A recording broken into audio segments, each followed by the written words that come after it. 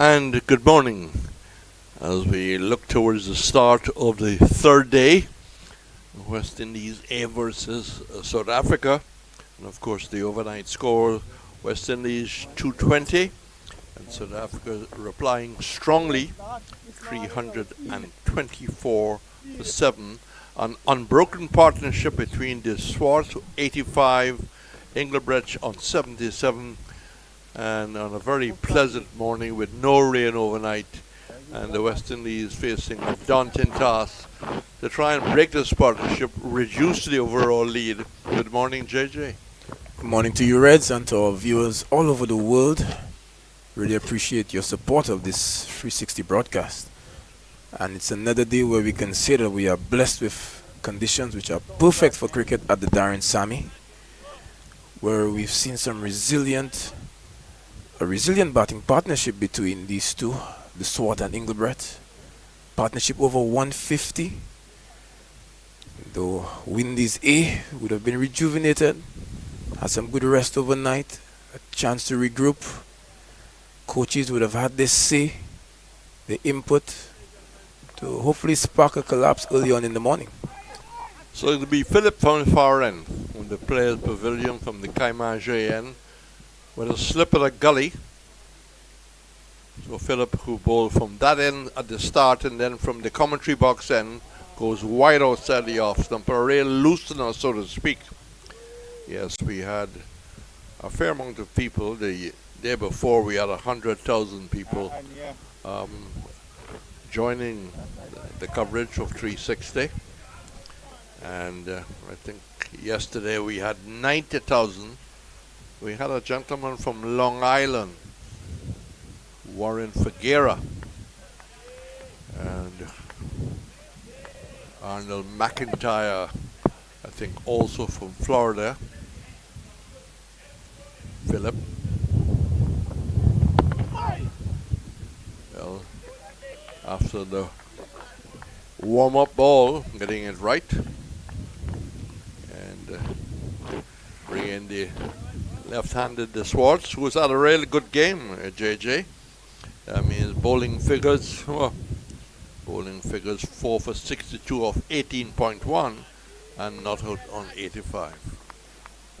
Well, South Africa, the land of Jack Callis, have produced some world-class all-rounders over the years. And the Swart certainly in that mold, 4 wickets and nearing a century. Philip. Aggressive intentions. Left-hander.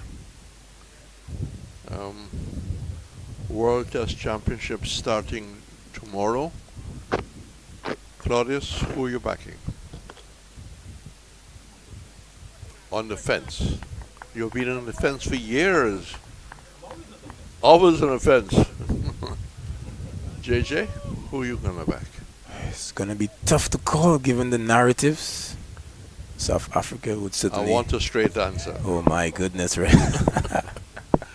Okay, I'm going to back South Africa. Oops, that wasn't too far away. Went back, changing the length there. And Philip could be pretty impressive with his figures, 3 for 63. He's bowled with a lot of heart, 22.4. I think we have to say good morning to a couple of people listening in Gordon. Guyanese journalist, a columnist in Trinidad. I think he loves cricket more than maybe being a journalist. Got the background of doing commentary. Remember him in, was it in Dominica or St. Vincent? Just trying to recall. Arnold McIntyre, who I think is from somewhere in Florida. A lot of people wanted to send little emails.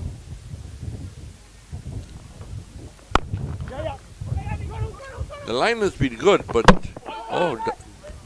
brilliant bit of work there by Anderson. offered maybe because of the good direct hit, offered an extra run, but they decided not to look for it. They say don't run on a misfield. Well, that was not a misfield, but once you hit the stump, it can go anyway. So a good sharp signal to get off the overnight total of 83. 7 fours, 135 balls yesterday. I don't like to be using balls when you have a 4-day contest. Number of balls is really related to the white ball game. The white ball game has lost Nicholas Pooran, retired. Didn't call a press conference. Maybe he should have. He's done enough in the white ball to have had a decent press conference.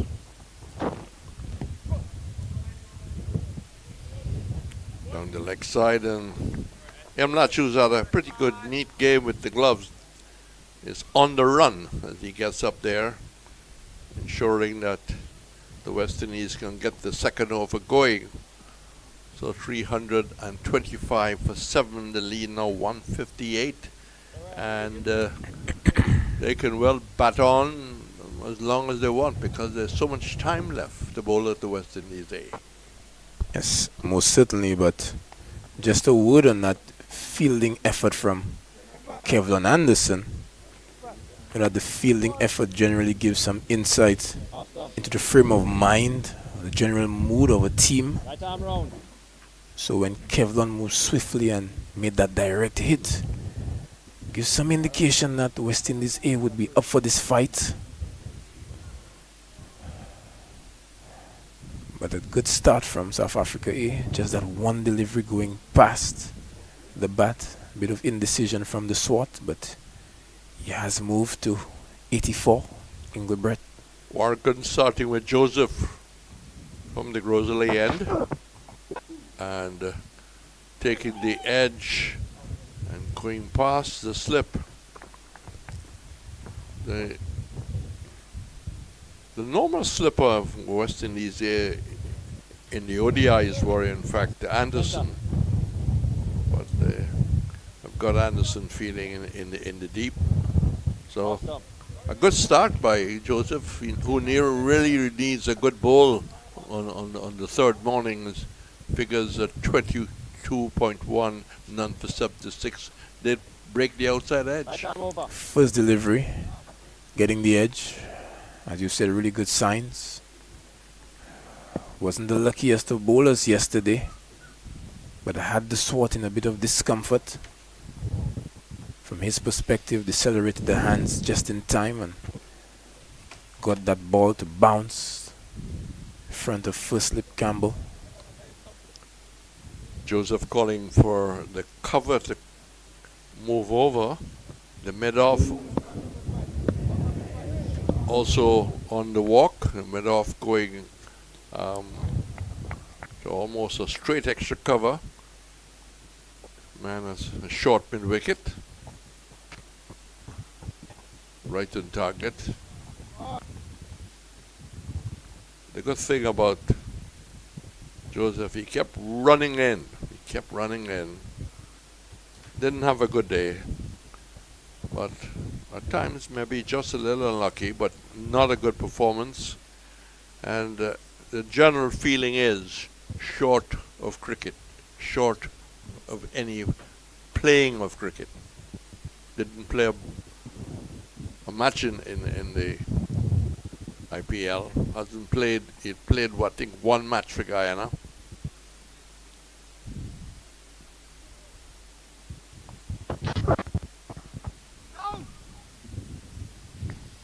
Yes, and that is why credit must be given to the board and the selectors to have gotten him into the squad in realization that he needs some cricket behind him, some overs in the legs. Has certainly had that into his 23rd over, albeit the results have not followed. Wickets in the fourth column. It takes a little bit of time to recover from shin splints.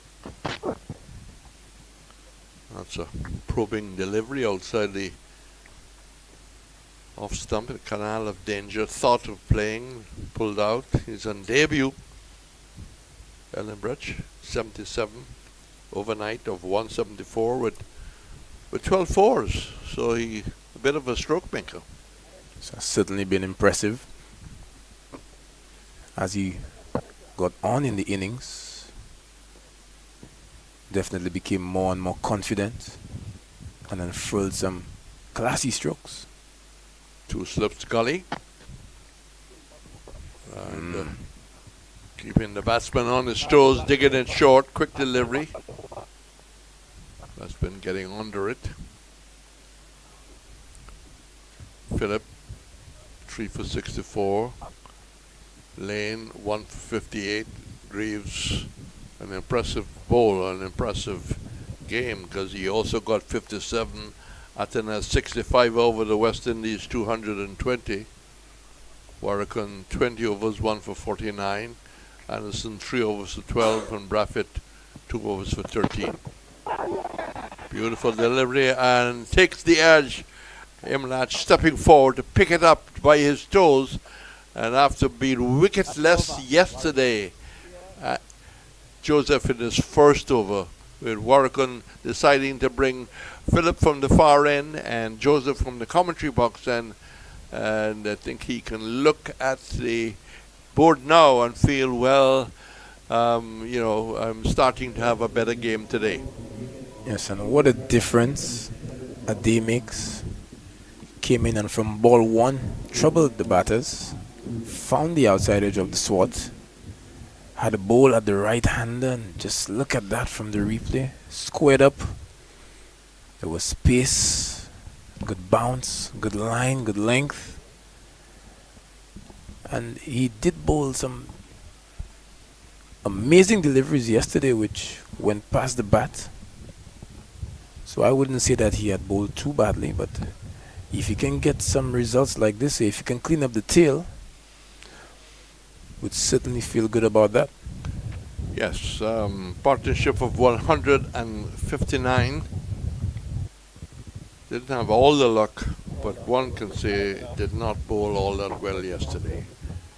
Didn't have not many Yorkers, if any, not even one. But today, a different day. 1 for 76 of 23 overs, and the team gathered together very quickly. His success has been long in coming. A partnership of 159. Good morning, good afternoon to you in South Africa and wherever you might be. We had a gentleman from Warwickshire sending us a little hello yesterday. Good day to you. Phillip, just driving well, getting square. Maybe looking to hit that squarer, peel off maybe just the outer part of the bat. So, Muriki, who had pretty good figures, the ODIs, but the sealer, when West Indies were bowled out for 220, Sealer bowled 3 for 52 or 15 overs. And of course, we mentioned the Swords 4 for 62.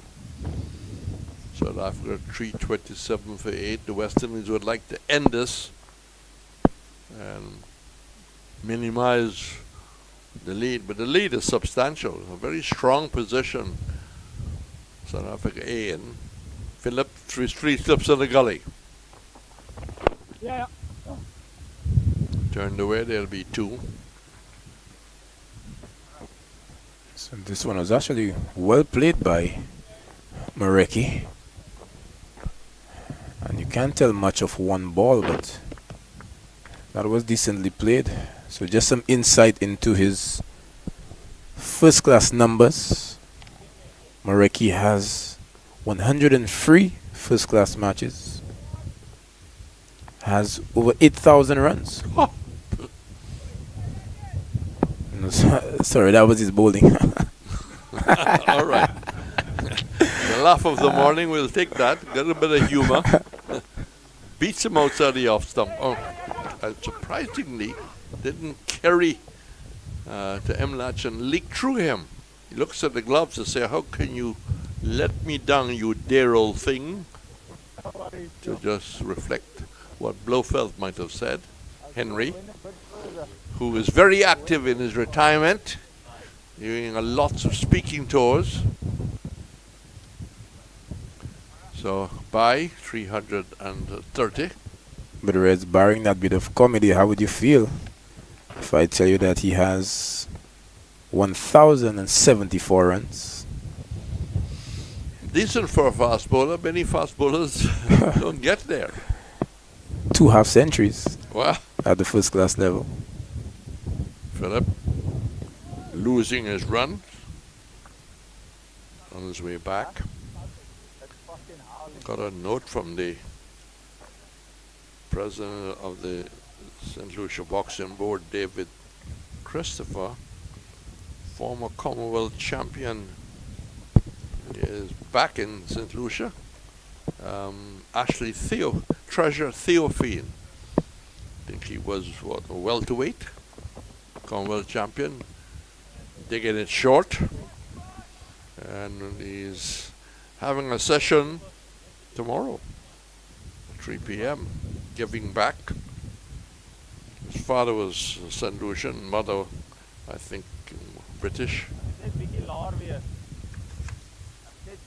Boxing, of course, have a new controlling body. World Boxing visit to Jamaica recently. I think we'll be invited to the Creole Championships coming up in St. Lucia by the St. Lucia Boxing Association, to the Pan Am president, so she can have a meeting here with everybody else.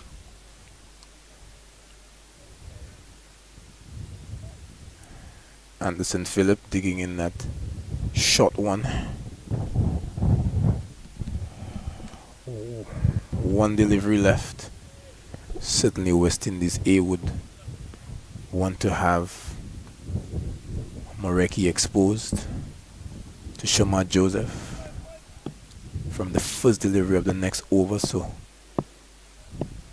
we'll try to block off the single. Slip in a gully. That's whipped away nicely and caught. Shot had good intentions, he didn't keep it down. And straight to the backward square. So the West Indies, who really struggled yesterday to break the partnership after having South Africa 7 down. And then came the partnership of 157. And in a very short while, they reduced South Africa for 330 for 8. The first wicket falling to Joseph. And Philip now picking up his 4th wicket for 67. Yes, the plan was clear, although we felt that he would have gone for the single to have gotten himself on strike, but chose to go the aerial route, looking for the boundary. The field well set by Warwican. And fair to say that the sword has played a good hand, but has given it away.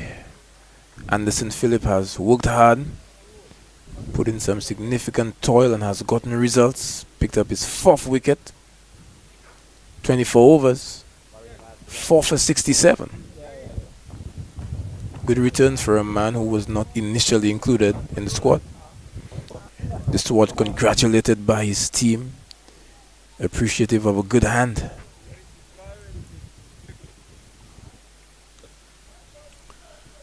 So, West Indies having early success in the 3rd morning. It's a beautiful morning. Not a drop of rain. There's a belief when you plant 6 stumps, the weather changes. Well, that didn't quite happen. It's a reminder to the viewers of the Fuller Energy series, starting with the women against South Africa from the 11th. And That's the today. Oval. Well, Sailor Didn't handle it all that well. And Joseph will be encouraged to bowl at the middle stump. Look for a Yorker. Picked. He can use the second wicket. His own confidence would probably was a little down yesterday afternoon. He charges away from the commentary box end. That looks... Hits the pad. There's a chorus of but not really an appeal. Nothing coming from Joseph himself. Yes. The appeal just went briefly, I think in acknowledgement that the batter would have gotten some bat on that. But Shamar Joseph has the right idea. He's going full and at the stumps.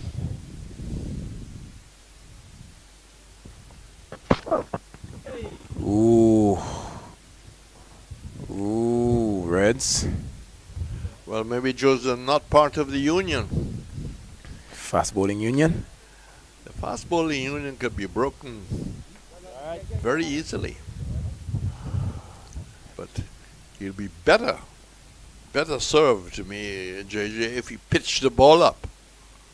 I think it's a better wicket to get if you clean bowl the tail ender.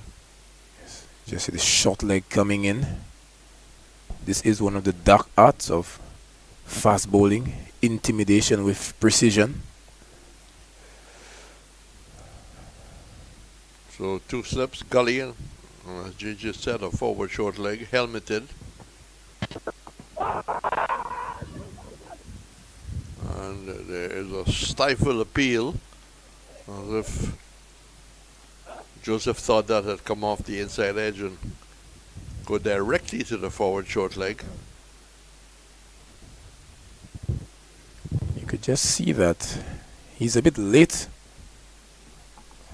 on that delivery. Batters in the lower order tend not to possess the technical prowess to contend with bowlers of this great pace. And defending there, managed to get enough bat onto it, but totally first thought was to defend it, run off the bat and picking up 2 runs. So total inching up to 332 for 9. So West Indies men playing today, and after that some of the backroom staff will be heading back to Barbados. I think there is a camp starting on Friday. No announcement of the squad, Joseph. And right on target, hitting the pad, but not the Yorker. At the over. So maybe missed an opportunity to pick up his second wicket. More from you, JJ, and then we'll have Claudius Emmanuel dressed like any proud St. Lucian. You can guess the color. Blue. Right, definitely a bit of trepidation in facing up to high quality pace. Jamal Joseph would have wanted to have lined up that delivery on or about the middle or the off stump, but the batters have seen him off. But Anderson Phillip has gone well, picked up the big wicket of Ruan de Swart for 86. That's 4 wickets to his name. Would certainly be looking for wicket number 5, a significant milestone for a bowler. Fast bowlers tend to really enjoy themselves on this wicket at the Darren Sammy. To welcome back a former fast bowler, Claudius Emmanuel. Good morning, JJ. Good day to all. Good morning for West Indies A. Philip, can he wrap it up and take this final wicket? That has come from the inside edge. That has hit the stumps. Ball lodging between middle and off, but the ball staying on, JJ. Wow. What luck. What blessing. Oh, goodness me. Anderson could have tasted the 5-wicket haul. That is inside edge from the left boot and then onto the stumps. But lodging actually between middle and leg, but not with sufficient momentum to remove the bails. It's just so ironic. Anderson has been stopped on a few occasions by the umpire because the bails have just kept falling off the stumps. He comes in to sail the ball Oh, them. yes. Oh, Right on yes. target. Oh, And yes. getting the 5-wicket haul. So good end for the West Indies A. Anderson Phillip on target. And Castelin Saley without scoring. And so all out South Africa A. 332 with Anderson Phillip finishing with 5 for 67 from 24.2, ending what has been a real good morning for West Indies A, wrapping up the 3 remaining South Africa A wickets. Well, he had hit the stumps the ball before, but this time opting to do so with a bit more force. Rocking back the middle stump and claiming a 5-wicket haul, and that was just what the doctor ordered for West Indies A, wrapping things up quite quickly on in day 3. The lead 112, so quite heightened pace of action this morning, with the South Africa A resuming 324 for 7 and losing those wickets quite quickly indeed. Those of the Swat, Engelbrecht, and now Saley. So Engelbrecht went caught Emlak Ball Joseph 77. The Swat caught Andrew Ball Philip 86. And Saley bowled by Philip for a duck. A good end for West Indies A. And so now with a lead of 112, it means as they now cross the boundary together, the West Indies A, opportunity to bat now in the second innings. Your assessment, JJ, on how they need to approach this lead of 112 as they start the second innings? Well, certainly the job would have been done by the fast bowlers, but now it is time to bat. And cricket is a team sport, but played by individuals, as we know. Each batter has to put his head down and come up with the goods. John Campbell certainly be looking to get a big score, as with all batsmen. In the first innings, it was only Afanese and Greaves who really contributed significantly. The rest of the batters would certainly want to make things right. The wicket would have flattened out to a good degree. And this is a batting paradise still, and they would want to at least knock off this total with minimal loss. We'll have to wait and see. Let's just bring you up to date with the scorecard. 106.2 overs the entirety of the innings. Let's get it from the top. Leseko Senukwane caught Atene's bowl Lane for 23. Jordan Herman caught Graves bowl Philip 18. Naba Peter caught Imlak bowl Warwick 50. Marquez Ackerman LBW Graves 22. Senatemba Kweshele caught Atene's bowl Philip 1. Luhandre Pretorius caught Emlach bowl Graves 20 exactly. Mishlali Pomguana bowled by Philip for 17. All of that was on day 2. Yesterday, today, Ruan de Swat caught Andrew ball Philip 86, 144 balls, 7 fours. Cork Engelbrecht caught Emlak ball Joseph 77, 181 balls, 12 fours, and the partnership between the two for the 8th wicket, 159. Shepo Moreke remained not out on 4, and Okushle Sele was bowled by Philip for naught. They had 14 extras, 5 byes, 1 leg by, 3 wides, and 5 no balls. South Africa a 332 all out from 106.2 overs. The bowling for the West Indies, A. Shamal Joseph, 24 overs, 4 maidens, 1 for 78. Anderson Philip, 24.2 overs, 6 maidens, 5 for 67. This is worth repeating. Anderson Philip, 24.2 overs, 6 maidens, 5 for 67. Johan Lane, we didn't see him today. 17 overs, 3 maidens, 1 for 58. Justin Graves, 16 overs, 1 maiden, 2 for 48. Jomel Warwick, 20 overs, 1 maiden, 1 for 49. Kevlon Anderson at 3 overs for 12 runs. And Craig Brafford, 2 overs for 14 runs. So that is the position now with the innings break. South Africa A being bowled out for 332. Time for us to take a short break of the remaining few minutes. Let's do so, and then we'll come back at the start of the second innings of West Indies A.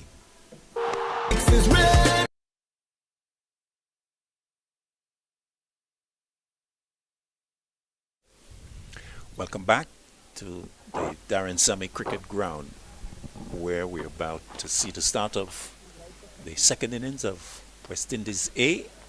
If you are joining us for the first time, South Africa A bowled out 332 this morning. They would have started on 324 for 7, so about 20 odd minutes, Coxie, of play. And so we're getting set for the start of the West Indies A innings. The two openers are out there, John Campbell and Craig Brafford. And we're about to see the first ball. Play, says umpire Basaraf. Shepo Moreki is going to be the man to start things off from the northern end.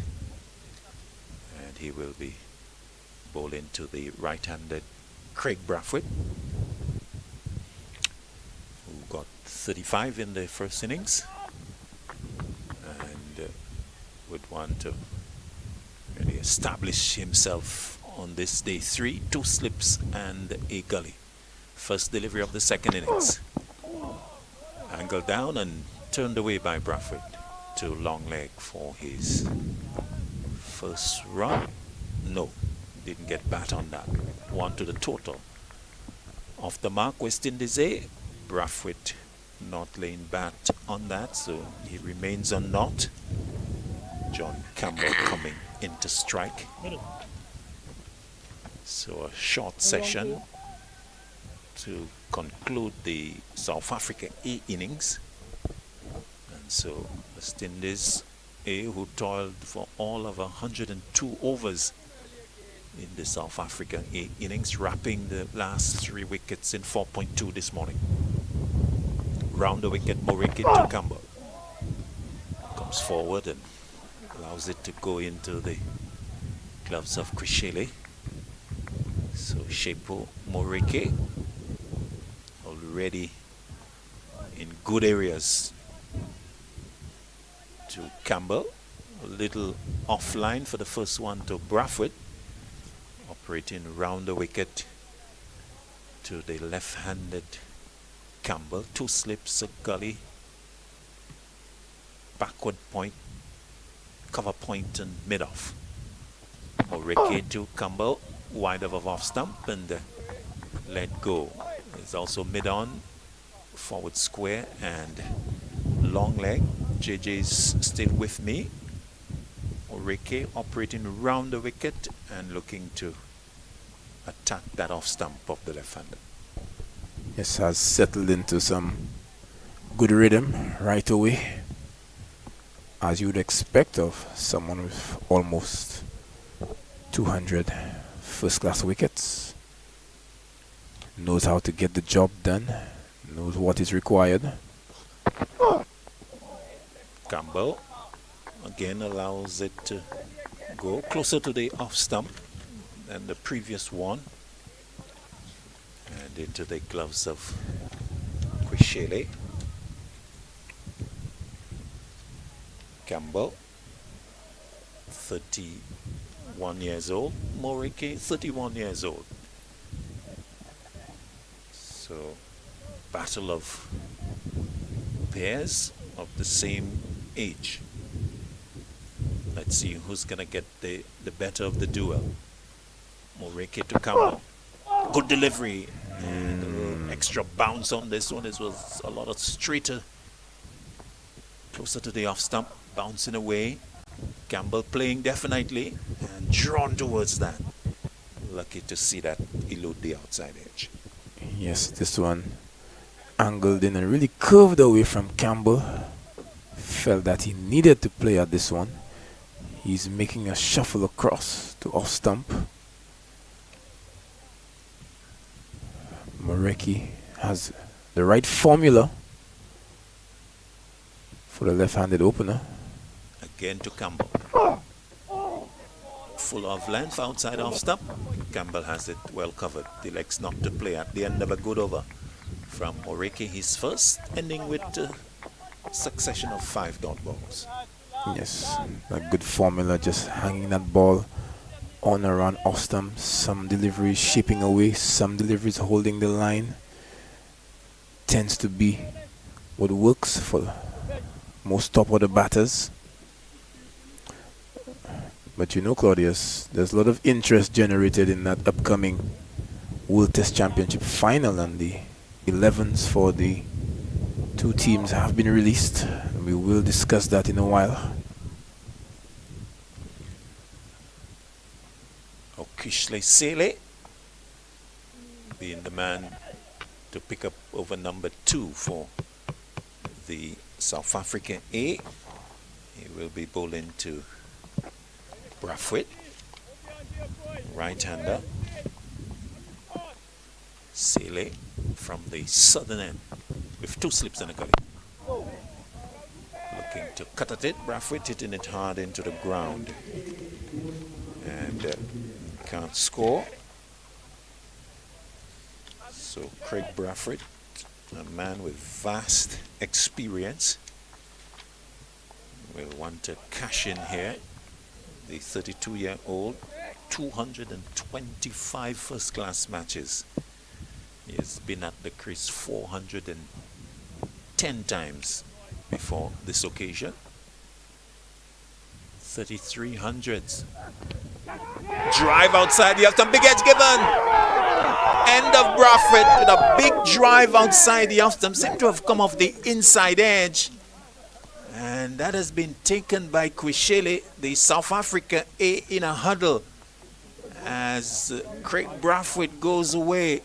Big drive, yes, inside edge from here. And taking that low down Kwishele, the end of Craig Brathwaite. Caught Kwishele, bowl Sele 1.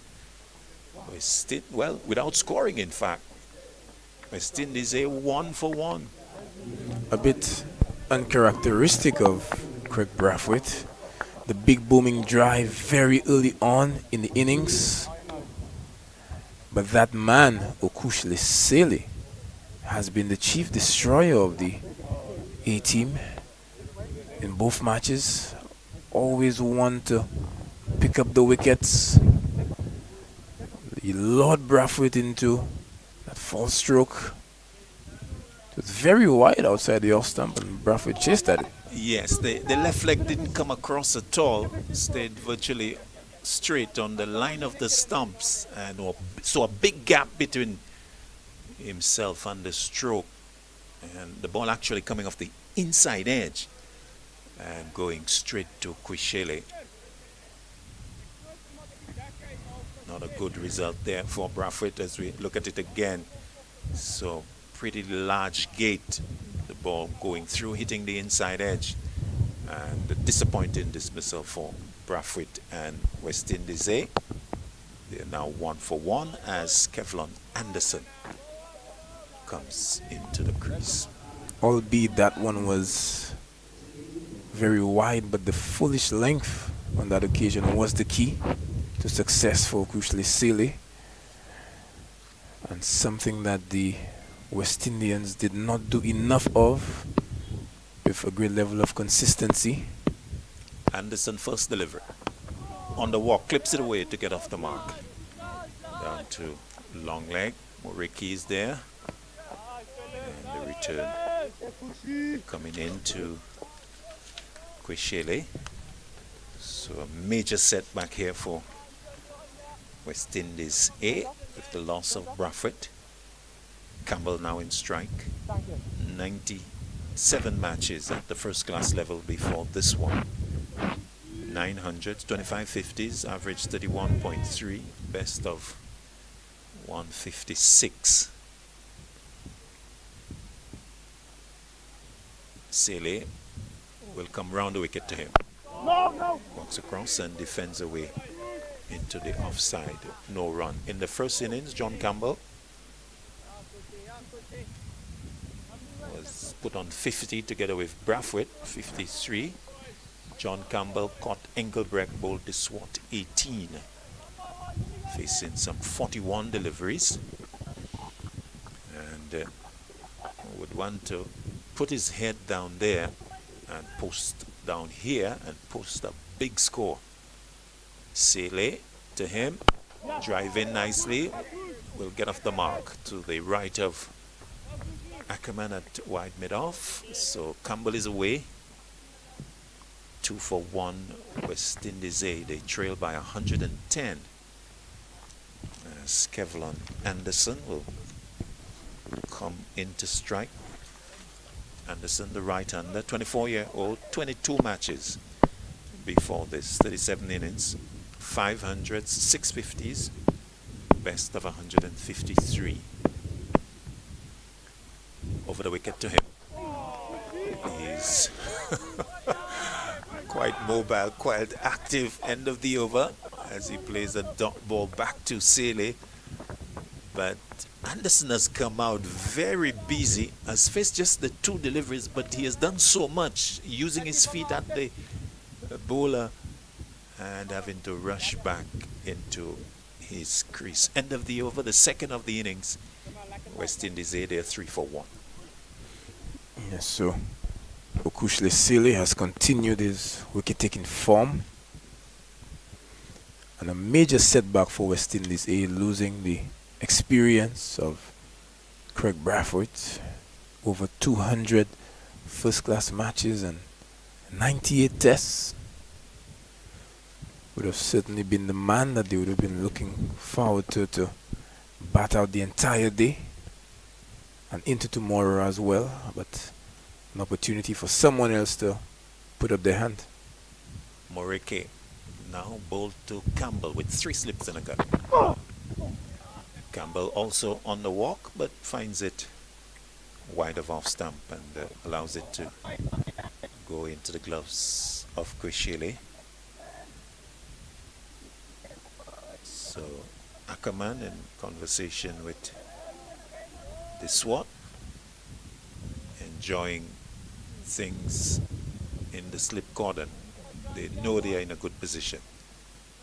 The lead 110. West Indies already losing 1 wicket in the second innings. Morike round the wicket to Campbell. Lets it go outside the off stump. So actually trailed by 109. Shepo Morike, vast experience, over 100 games at this level, 103. In fact, this is his 104th. He has 226 wickets, a best of 5 for 65, average a little high, 35.89. Comes into Campbell. Comes back. Plays back to Morike. So Campbell will have to negate the experience of Morike. Of course, he's a man that is on the verge of a return to the test team and would want to really capitalize. He didn't do so in the first innings and will want a good hand here. He's solidly onto the front foot. Good delivery coming into him and playing defensively, but as usual he's not getting much from Shepo Morike. Yes, the experience of the man. He knows that West Indies are under pressure. Knows that Campbell loves to feel bat and ball and to express himself and impose himself early on opposition bowling attacks, but hasn't bowled to his strengths. Has denied him scoring opportunities thus far. Succession of 4 dot balls. Morike to Campbell. Outside the off stump. Sufficiently wide for Campbell to take a look and say, no, I'll let that one go. So no run taken here. So Shepo Morike continuing in good areas. At the start of the over, we had the additional slip being put in. In his previous over, there were only 2 slips. But Ackerman has now given him 3, a gully, backward point, cover and mid-off. Morike to Campbell. Short wide and let go by Campbell. To complete a maiden over, good one from Morike. And at the end of it, West Indies A still trail by 109. They are 3 for 1. It's a good discipline again from South Africa A. Majority of their deliveries have posed a challenge. Morike tested the patience of Campbell, his willingness to flirt with that danger outside the off stump. Campbell is a batter who by nature injects some impetus into the game, tries to be dominant. So good plans from South Africa A to him. Sealy to Kevlon, who's been very mobile at the crease. For Sealy, just the 2 slips and a gully as he comes into Anderson. It's wide of off stump and going further away. And Anderson taking a good look at it as it goes into the gloves of Kwishile. Why do you think Kevlon has come out and has been so proactive, so mobile as he faces up? It's something that we've noted of him in the previous innings and in the previous game as well. Makes a concerted effort to come across his stumps, to cover off stump. Gives him a better chance to leave the ball. Sealy to him. Short and wide. And a little uncharacteristic of Sealy, so much so, Pamguana goes all the way up to him and has a chat, maybe suggesting, well, maybe you need to be of a fuller length at the stumps or just outside. I would certainly agree. So Kevlon is making that move so that anything outside of his left eye he's prepared to leave. Anything on the line of the body he would tickle it down to fine leg or backward square. But he needs to be careful not to play those deliveries on the move. Sealy to him. A play and a miss outside the off stump, a loose stroke. And that was not far from the outside edge. Yes, one of my coaches growing up had always said, you need to ask yourself, is this what the team needs at this time? And surely with a deficit of 109, flashing loosely outside the off stump, especially having seen the departure of Craig Brathwaite via that same route, Kevlon needs to ask himself, is this needed at this time? Sealy to Anderson. Short and bouncing chest shoulder height and allowing it to go into the gloves of the keeper. But it's a real test to the temperament and technique of the batsman to be able to play as the situation requires. And you just get the impression that Anderson has come out a little outside of what he needs to do, because it doesn't appear that the situation requires that type of approach from him. Sealy to him. Struck on the pad, big appeal. And all the South Africa A teammates, some of them are on their knees beseeching umpire Taylor, who was erect who remains as erect as one of the light pylons. Seeley's head was in his hands. In disbelief, even the coaching staff went up. But again, Kevlon was on the move, advanced down the track, a fairway. Difficult, I guess, for the umpire to side with the bowler. A bit of doubt created when the batter advances down the track. My word, that was mighty close, JJ. Ooh, trying to work it away. Saley again to Anderson, drives, finds the gap, out towards extra cover, and into the boundary for 4.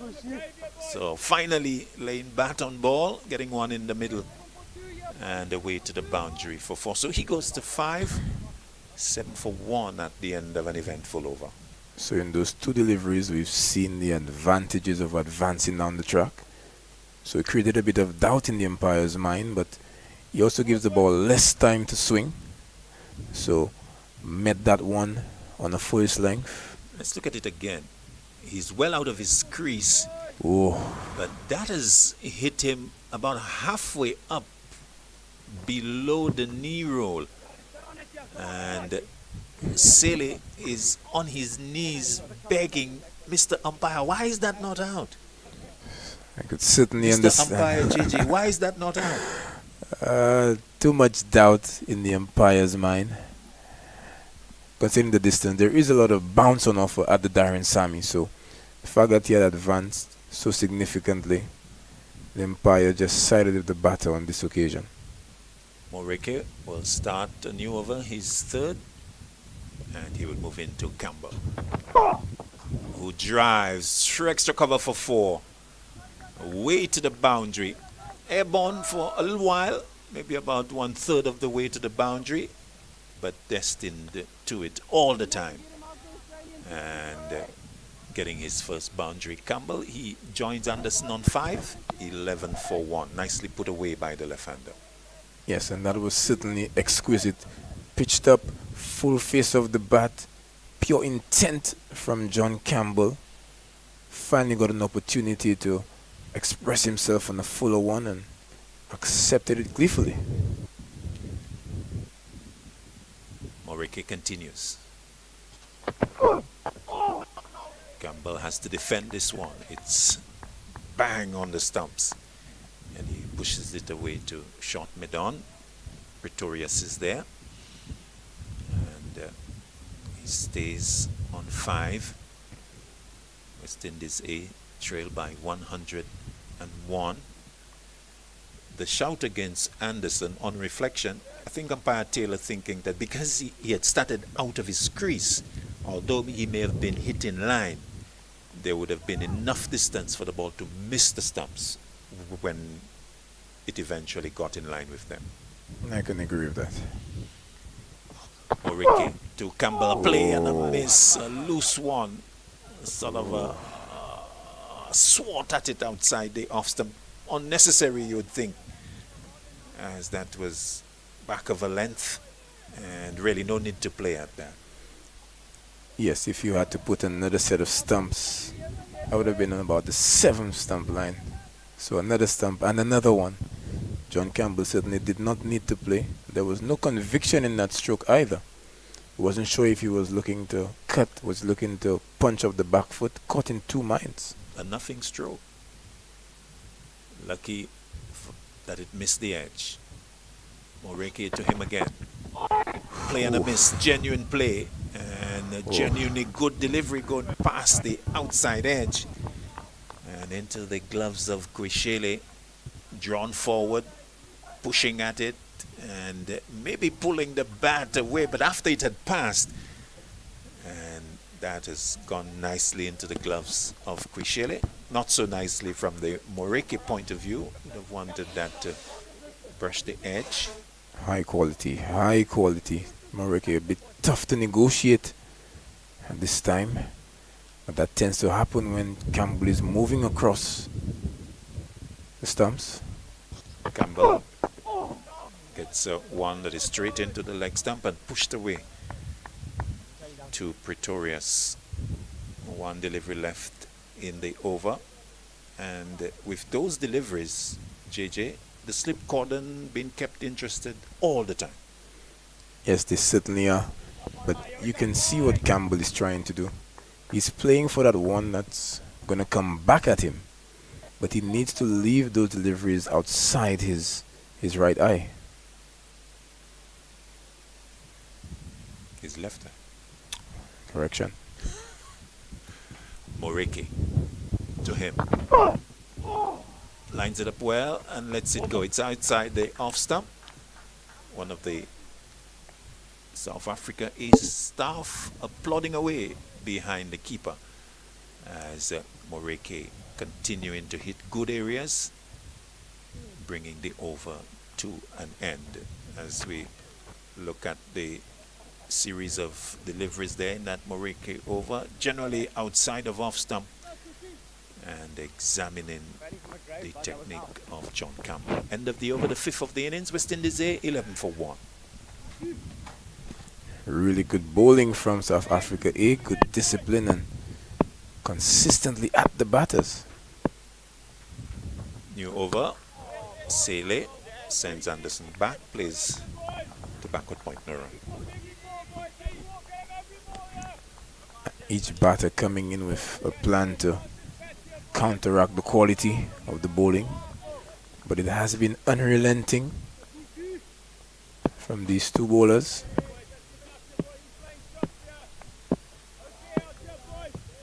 Two slips Really putting up their hand for South Africa, eh? for Sele. Anderson playing a miss. A genuinely good one outside the off stump. That one pitched and seemed away from him.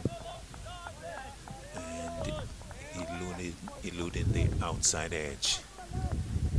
So Sele hitting good areas. And happy to see that, no doubt. Ackerman at the mid-off position. Sele again. Anderson helps that over the slips. Down to third man for 4. Short, had the width. And just staying with it all the way. And just helping it over the slips. And down to the boundary for 4. He goes to 9-15 for 1. Yes, intelligent stroke here from Kevin Anderson. And virtually risk-free. Once he got on top of that one, it almost served like a free hit. No real danger in that one. Sele to Anderson. Clipped away straight to the forward square. Mid-wicket fielder. And there's no run, so Anderson has gone to 9 from 12. Campbell is 5 from 19. If you are joining us for the first time this morning, bringing you up to date at South Africa A. They started at 324 for 7. They batted for 4.2 overs and were bowled out for 332. Outside the off stump from Sele and ignored by Anderson. Engelbrecht was the first to go at 326. He got 77. And then Deswat went at 330 for 9, falling short of the 100 by 14. And then Sele was bowled by Philip without scoring. Philip picking up 5 wickets. Sele to Anderson, goes back in defense. Back to Sele to complete the over. The 6th of the West Indies A innings. They're 15 for 1. Yes, and that's the word I'm using here to describe the bowling effort. Unrelenting. Although we did see a quality stroke from Kevin Anderson, but Sele returned to a good line and length. You've mentioned it, technique and temperament being tested. There's no doubt that if some of these batters are selected for the upcoming series against Australia, they would face bowling of an even higher and proven quality. Absolutely. Morike in conversation with his captain at the start of his fourth over. 3 overs, 2 maidens, not for 4. We'll move into Campbell. Campbell on 5 from 19. Morike being watched by a trio of South Africa A staff on the edge of the boundary.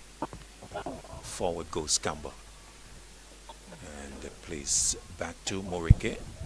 The South Africa A staff, JJ, they have been circling the playing area, making multiple rounds and picking up different vantage points and passing on information. At the top of the players' pavilion, we have other individuals taking the action. Morike in action. Bowls wide off stump, and Campbell doesn't play. Yes, so good of you to mention the support staff just patrolling the boundary. Saw them appealing when the bowlers went up. Just saw them clapping at good deliveries from Morike. So really playing the role of support. Walking, appealing, applauding, discussing. In fact, I think on the previous game, saw them picking up empty bottles as well. And very active. Good delivery. Campbell squeezes it out for a single towards square leg as he picks up his 6th run.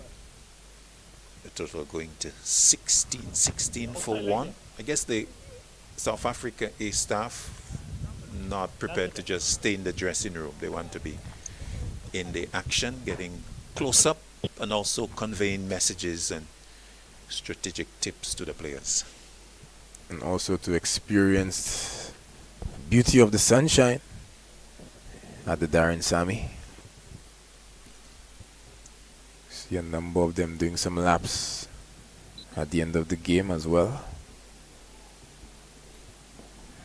But they've had good reason to support and to applaud.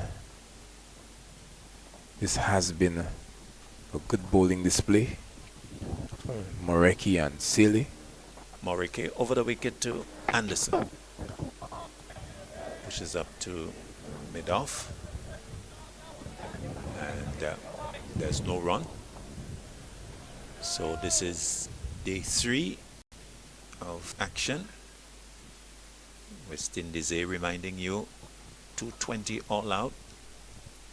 South Africa A 332. West Indies in their second innings 16 for 1. Nice breeze blowing. In fact, a lot stronger than we have had in the previous 2 days. Morike to Anderson on the walk, a big drive, but not getting hold of it. And the ball just dropping away in front of him. So Anderson continues to take that big stride towards the bowler and then looking to hit that in the region of mid-off, not getting hold of it. Yes, and we're all for aggressive intent, positivity of approach. But the question would always remain, is this required at this time? The head is back, the weight is back, he's looking to go over the top for a big swing. Morike to Anderson. Big drive knocked away by extra cover. Over. Parrying it to mid-off, who completes the fielding. Ackerman, the end of another Shepo Morike over, the 7th of the innings. West Indies A, they're 16 for 1. Hi, I'm Roston Chase, the new West Indies Test captain. It's a great privilege and honor to continue this legacy of West Indies cricket. The team's first assignment under my leadership will be against Australia in the Fuller Energy Men's Home Series, with 3 matches being played in Barbados, Grenada, and then Jamaica. So Maroon fans, please come out and support. We need your energy, we need your vibes. Get your tickets at windiescricket.com. Support from the fans been requested, pushed away by Campbell at the start of a new silly over as he goes to 17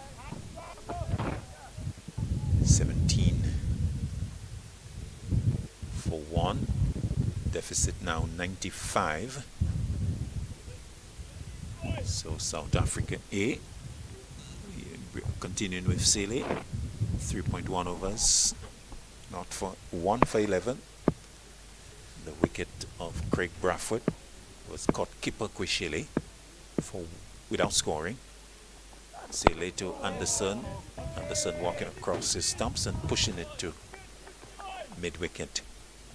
There's no run. Anderson, 24 years old, in his 22nd game, watched by the West Indies balcony. Looking quite relaxed, and of course waiting a solid second wicket partnership between these two. As he goes back, struck on the pad, maybe a little too high from here, as he's not so mobile as he received this particular delivery. Struck on the pad. The South African A fielders going up with the appeal, and looking a little high there, JJ. Yes, and the ferocity of the appeal, not like the last one from Sealy where he was on his knees. Comes in again to Anderson, who's on the walk, turns it through square leg, backward square leg is onto it. Moreke, but will not stop too, despite a good return coming into the keeper. So Anderson going into double figures. He's 11, 19 for 1. So Kevlon Anderson has played 22 games at this first class level, 500s, 650s, a best of 153, averaging 46.53. Sealy's into it. He struck on the pad. No, says umpire Taylor, shaking the head. And again, not for the first time, Anderson has been struck on the pad, this time on the front pad. And you reckon what, hit outside off on this occasion? Again, because he's making that advancement down the track and the bounce on offer at the surface, just not sure that it's going to go on to hit the stumps. Sele to Anderson. An ugly looking drive. It ends up at backward square leg. And they take 1, but he was again on the walk looking to hit that into the offside. Picking up 1 to go to 12 at the end of the Sele over. It's 20 for 1 West Indies. Yes, Anderson doesn't really look settled at the crease. But just a point, Claudius, you just see that when West Indies were in the field bowling, you didn't see so many appeals in quick succession, but all of a sudden the South Africans there's at least 2 or 3 appeals every over. Well, I think we had 3 in the last over from Sele. But I think Anderson is encouraging those appeals because he is on the walk and being hit on the pad quite regularly.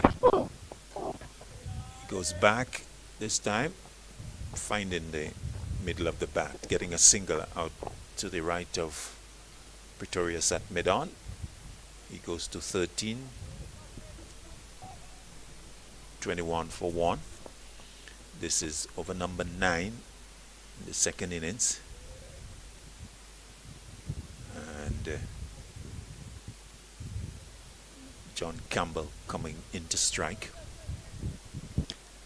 So for Campbell, we have seen 3 slips in the gully. But for Anderson, they are using 2. Campbell, a left-hander, waiting for Morike, who's round the wicket to him. Campbell now begins to be on the walk and clipping it away to mid-on. Straight to Pretorius. So also mobile now is Mr. John Campbell. Yes, both batters deciding that this is the way to go. Remains to be seen if that will be successful. Well, it's another umpire at this end, so that's umpire Basiraf. Morike going past him now. Campbell lets it go. West Indies A trail by 91. We are on day 3 of this 4-day game. Yes, but you know, we did see a lot of that from the South Africans, making big moves across the off stump, but they were stationary when playing the ball. Midway in the Moriki over to Campbell. Down the leg side, let go by Campbell, who's battling away as we push through in this, the first session on day 3. So Sele, correction, Morike, 2 deliveries left in his over. He wants a field change, sending the long leg fielder Sele to his right.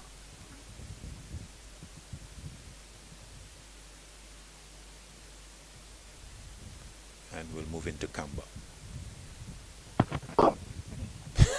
Who paddles it fine for 4 at the fine leg position, well to the left of Sele. Quite an audacious stroke there from Campbell as he gets to double figures. He's 11, 25 for 1. You'd think that Morike was a spinner. Yes, this is, what would you call that? The effect of modern day batting, T20 batting, T10. Yeah, but a bold stroke from John Campbell. Shot that he has played quite frequently in recent times. So he's 11. Morike to him, wide of off stump. Let go by Campbell to complete the over. Morike is 5th, the 9th of the innings. West Indies A, they are 25 for 1, with the batsman being dismissed. Craig Brathwaite caught Kweshile, bowled Sele without scoring. Brathwaite facing just the 3 deliveries and executing a big drive. The ball coming from the inside edge to the keeper, so not getting an opportunity to really get himself into some sort of groove for the upcoming test match. But I guess that's the way it goes. Going away is JJ, and with me is Reds G. So it's attack from the far end continues, looking to drive and hard into the ground. I think initially it was maybe looking for the straight drive, but I was just too early in the shot, but goes safely over the head of the bowler and picking up 2 runs. But I think the The whole plan was to allow Bradford to get a good long knock here, but he is the experienced West Indies opener.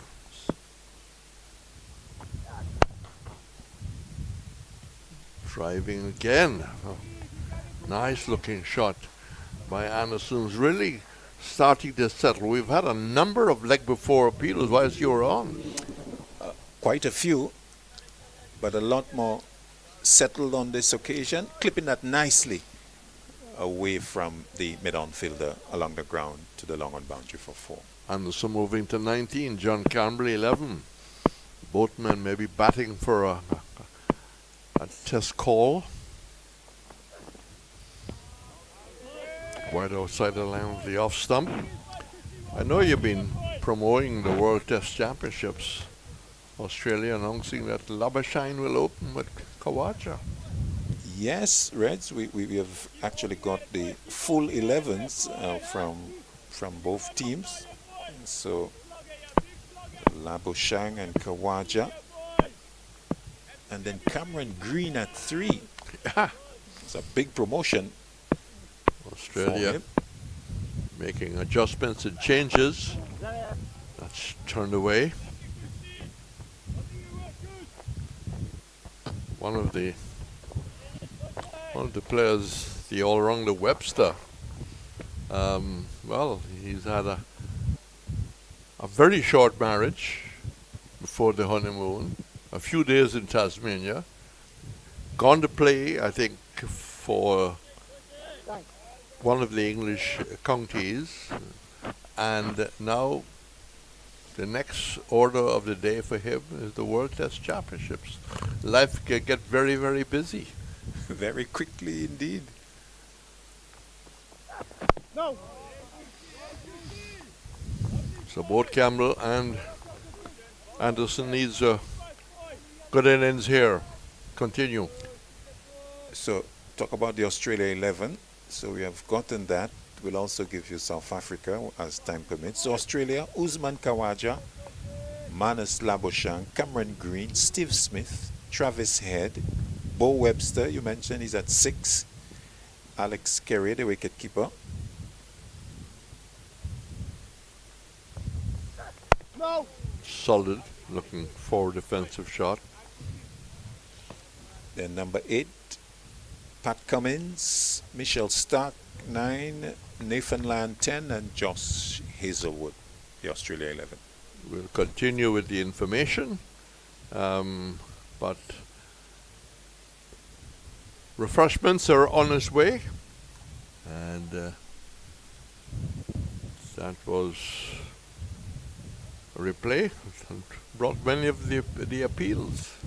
Yeah, Morike, his areas at Campbell around that off stump proving to be quite a handful to the left-hander. So drinks here at the Darren Sammy.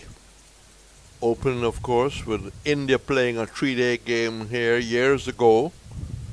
And with drinks coming on, the West Indies are 32 for 1. They are, of course, behind by 112. So work to be done by these two until lunch. Campbell 11, Anderson 20. And the West Indies are 32 for 1. We've had 10 overs.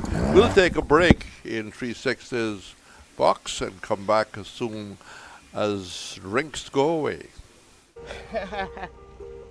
Shay, West Indies women taking the first straight this summer at home against South Africa. You know once our first ball's bowled, it's game on. Full of energy from the start. For real, Haley. The fans already lining up. Flags waving, drums beating. Because when we home, we full of energy. Let me add in quote Sammy real quick. See what the vibe is. Shay, Skipper, I was just about to call you. This will be a summer to remember. Action package with T20s, ODIs, and Test cricket. The tickets are now available. We bring in the fire, and the fans bring in the vibes. But we're missing that extra spark. Hold on, I know who to call. Coachman Sammy, you know I'm always ready. But where's he play? Teja, we heard you're the man with the vibes for this summer home series. We need a fire to light up this whole Delivered and completed by the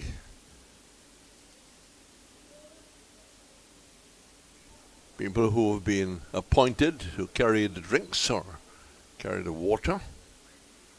And West Indies about to resume on 32 for 1. 32 for 1.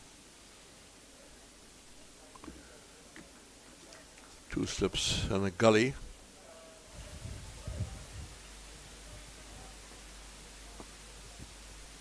Mariki was short steps on the run almost. And playing down the leg side and giving his wicket away. It was a nothing shot. And didn't even have to play. Edge taken. Up went the appeal. And Anderson on his way rehearses a shot or two. In fact, he rehearses a leave alone. So stranded down the leg side, and South Africa picked up after Braffett went without scoring. Anderson now going for 20, and the West Indies 112 behind are now 32 for 2, and not a delivery as Claudius just about to look at that dismissal. Not a delivery that's really worth a wicket. Yeah, soft dismissal, being strangled down the leg side, and it's the type of dismissal you'd reflect on, Reds, and feel that you really give it away, because really short delivery and getting the edge. Good catch by the keeper, moving across smartly. But I think Anderson would look back on that and feel that he has missed out here. Yes, and he might have really missed out. Coming wrong to you, Alex. So it's going to be Atenez, who was among the runs in the first innings. 65, and it needs a very solid knock. There are places to be grabbed against Australia.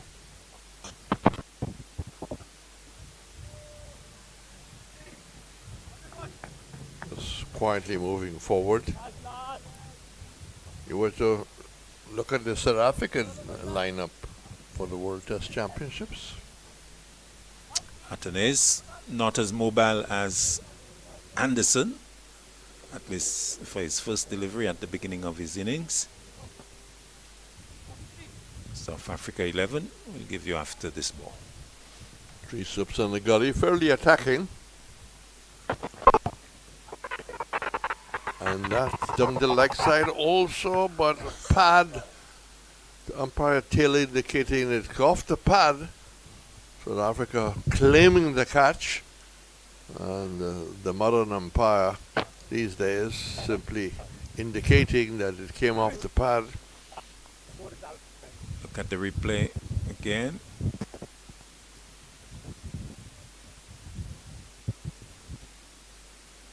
And well, Basiraf with the decision, saying that came off the pad.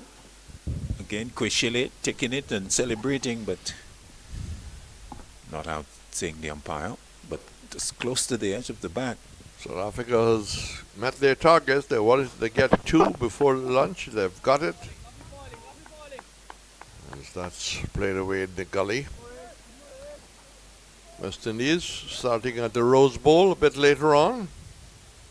And also taking place today now as we speak. Nepal 236 for 9. The Netherlands 65 for 2 when we last we checked.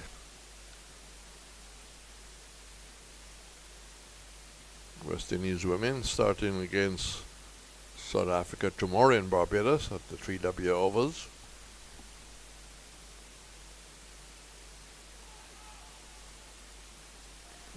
Try and turn that away.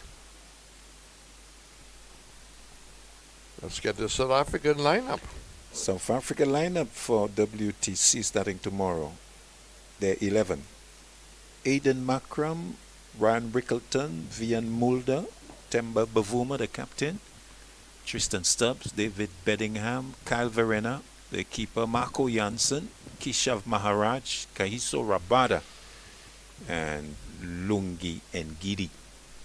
The So South that's the Africans selectors have really stayed with Mulder, who we saw here. And that's aggressive intentions, but maybe withholding the shot at the last minute. So the over is completed, 32 for 2. We've had 11 overs. So South Africa has achieved exactly what they wanted. The wickets of Braffett and, of course, Anderson. So best wishes to the West Indies today at the Rose Bowl up in Southampton.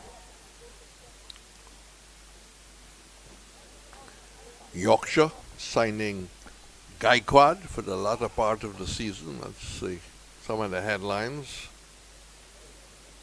Fair amount of football, of course, on today.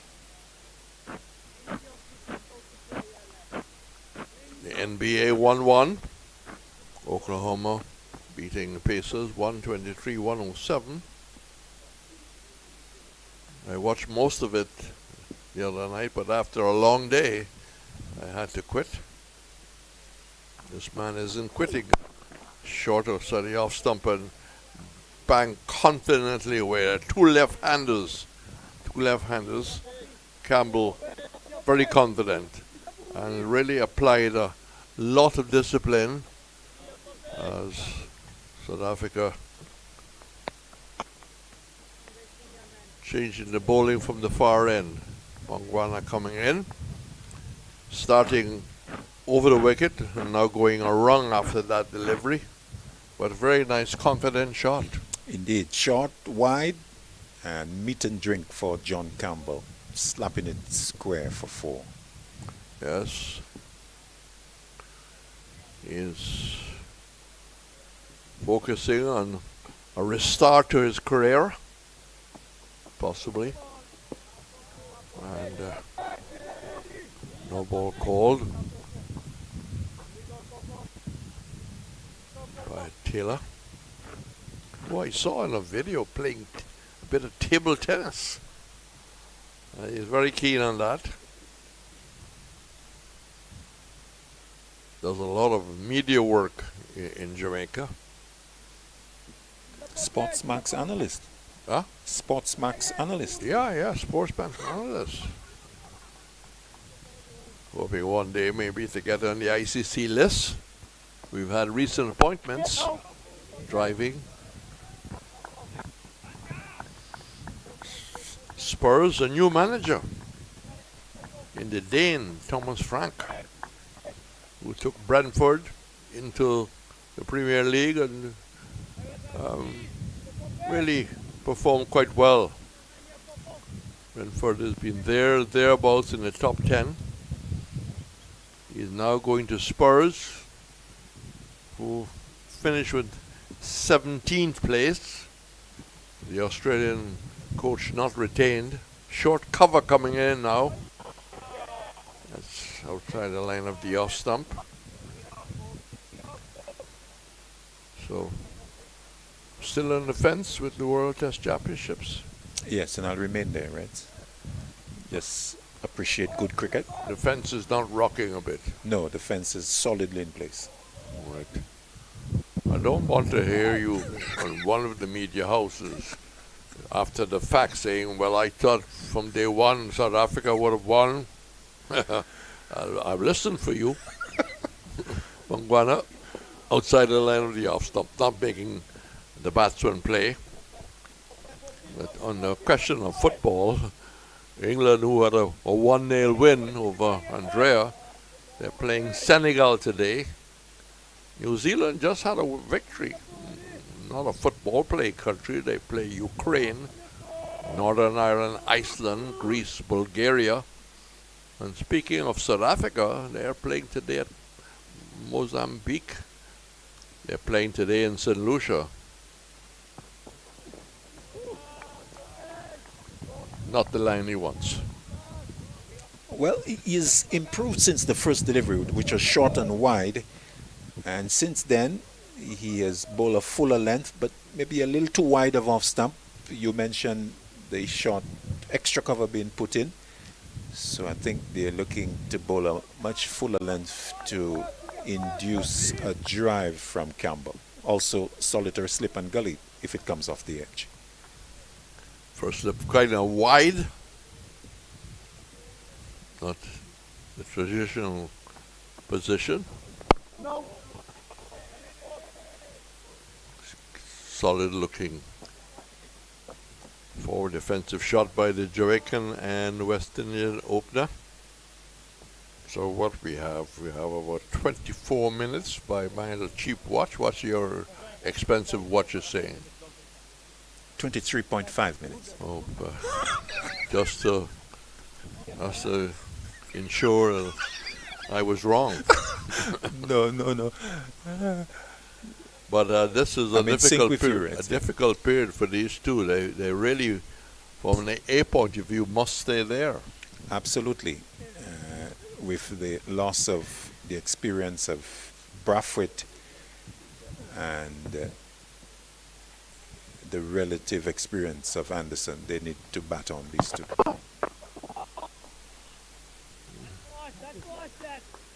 Just back and pushing on that.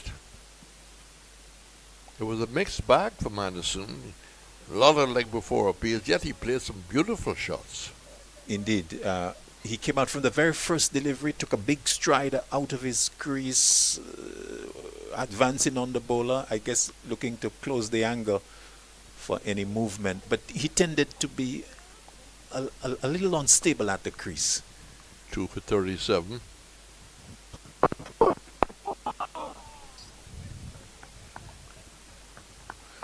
There's another young Atenes playing in Dominique. I think he's about 14 or 15 years of age. I assume that they're related, but a young talent coming through. Scoring hundreds? But is he scoring hundreds? I can't recall the score.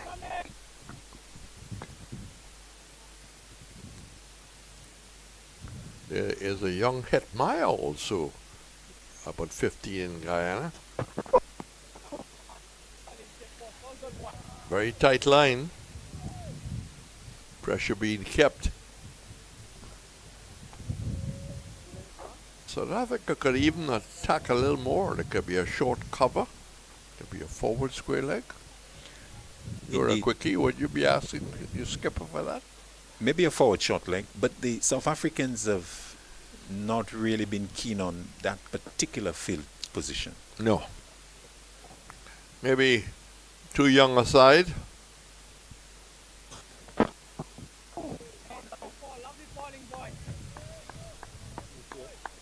Great control. Indeed, but just getting a little close to the return crease, so umpire Basiraf just indicating to Moreke that he's getting too close, and so he needs to be careful or else he'll be called.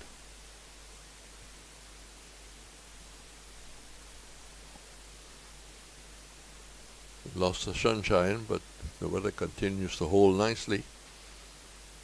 So a lot of activity on the third morning so far. Well, just a wayward delivery. So Philip will be the star of the morning with a fiver. Indeed. Good returns for him. We'd have to say yesterday he was the pick of the bowlers. He had picked up 3 wickets, so 2 this morning, and I think deserving of the 5-wicket haul. I was just trying to pick up his figures at Lancashire. That probably helped him a great deal to tighten his game.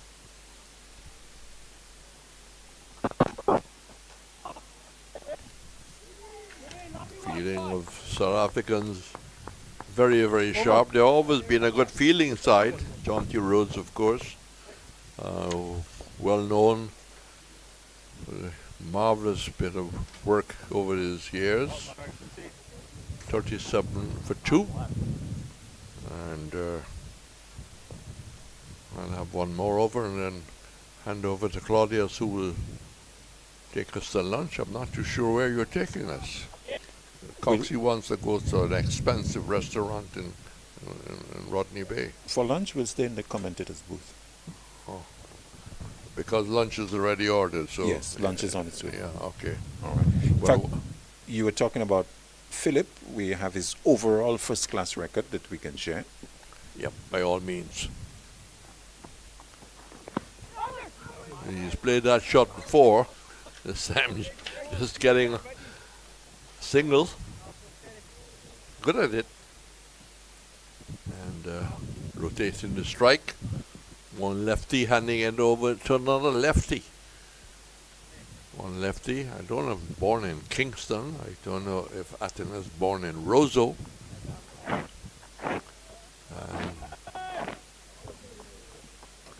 Gambler just coming down to have a few words, maybe just saying something about the bowler. 38 for 2.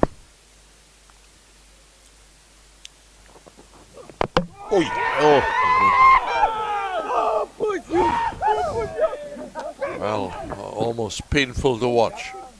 Claudius. Painful indeed. Big drive from Atenes, inside edge onto the leg stump.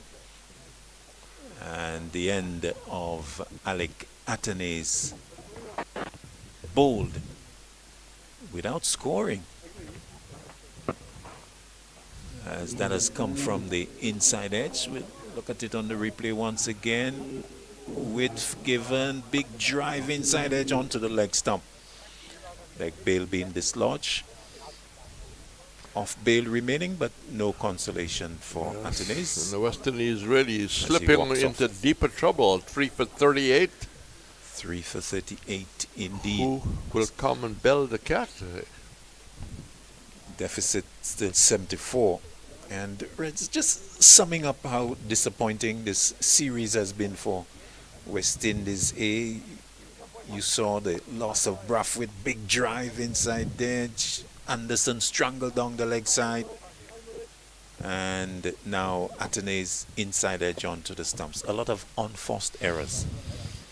Well, captain could have made an adjustment and set a more experienced batsman in Imlach, but he decides to stay with the lineup that they've had, and young Andrew comes out to the middle. Very difficult period for a 17-year-old, but this is where you can judge character. So 38 for 3. 38 for 3. Now this has been an extensive over. I don't know what Claudius is coming up. He's digging into Roland Cox's information. So a little hold up in the play.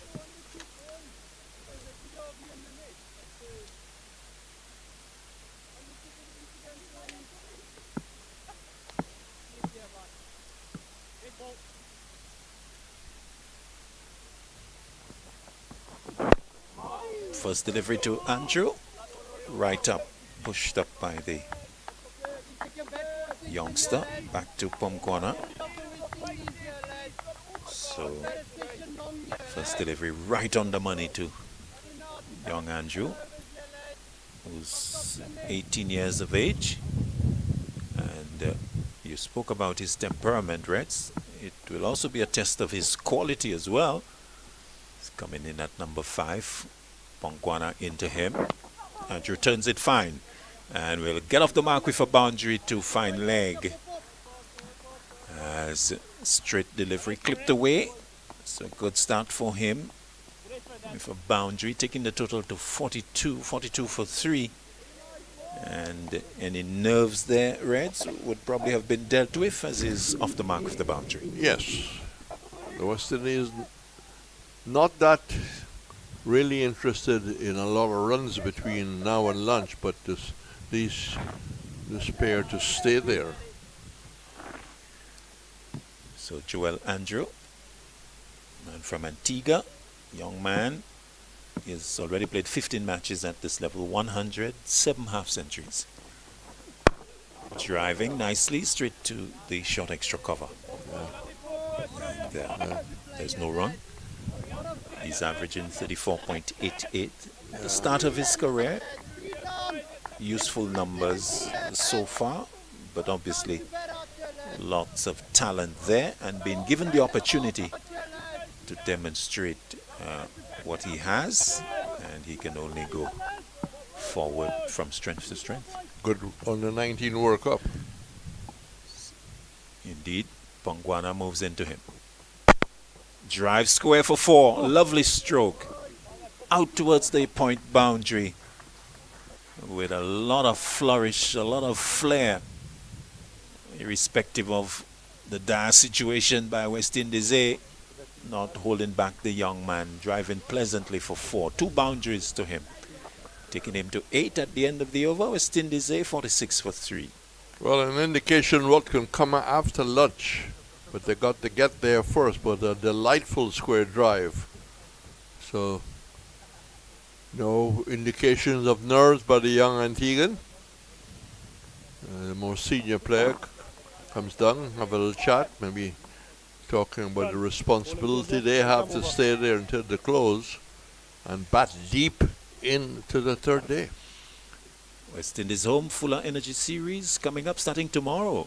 West Indies women versus South Africa women, followed by West Indies men versus Australia red ball, West Indies versus Pakistan white ball. So I knew I was about to start. Time for a change of voice. Here is Claudius. Sele has been swung around to the northern end. Balls to Campbell and let go outside the off stump. So Sele, 5 overs, 1 for 21 from the southern end. Now being switched to the northern end in conversation with umpire Basaraf. So Sele will continue to move in to Campbell.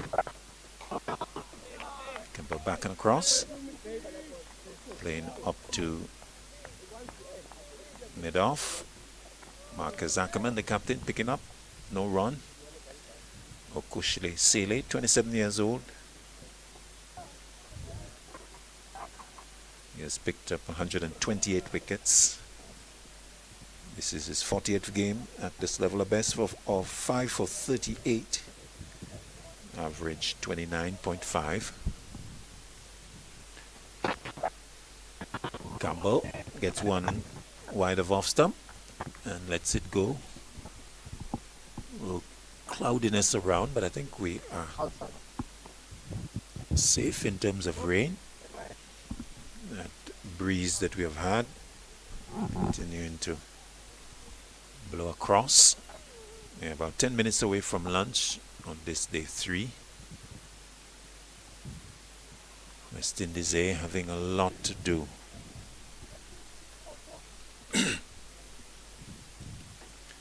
Sele to Campbell. Playing it down to the point region. No run. Sele in the first unofficial test, 5 for 43 in the first innings, as West Indies were bowled out for 240. In the second innings, they got 272. South Africa A winning by an innings and 88. Sele 1 for 33. Comes into Campbell. Straight to delivery. Campbell pushing it up to mid-on. Getting applause from the slip cordon. A series of 4 dot balls, 5 dot balls, and Sele switch of ends, but as tight as ever. Yes, Campbell's put together a pretty nice innings here. Hardly a rash shot. He's known to be an attacking left-hander along the lines of the late Roy Fredericks. Campbell turning it to forward square fielder to complete the over. A maiden from Sele, the 15th of the innings. West Indies a 46 for 3. The deficit reduced to 66. So South Africa picking up some important wickets as they move to their, no doubt,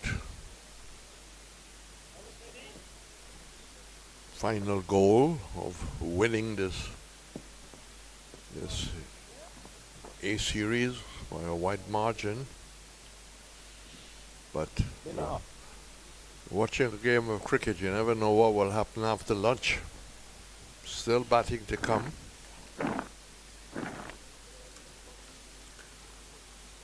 Bamguana up for his 3rd over. He'll bowl to Joel Andrew. Slip in a gully and a short extra cover. Down the leg side, no ball called. By a Taylor, if the single. So Joel Andrew, young man coming up through the ranks of under 15 and under 19 cricket. Still under 19. Yeah. And getting the opportunity to play at the senior level, just below the top level. Brought forward by this Bamguana delivery.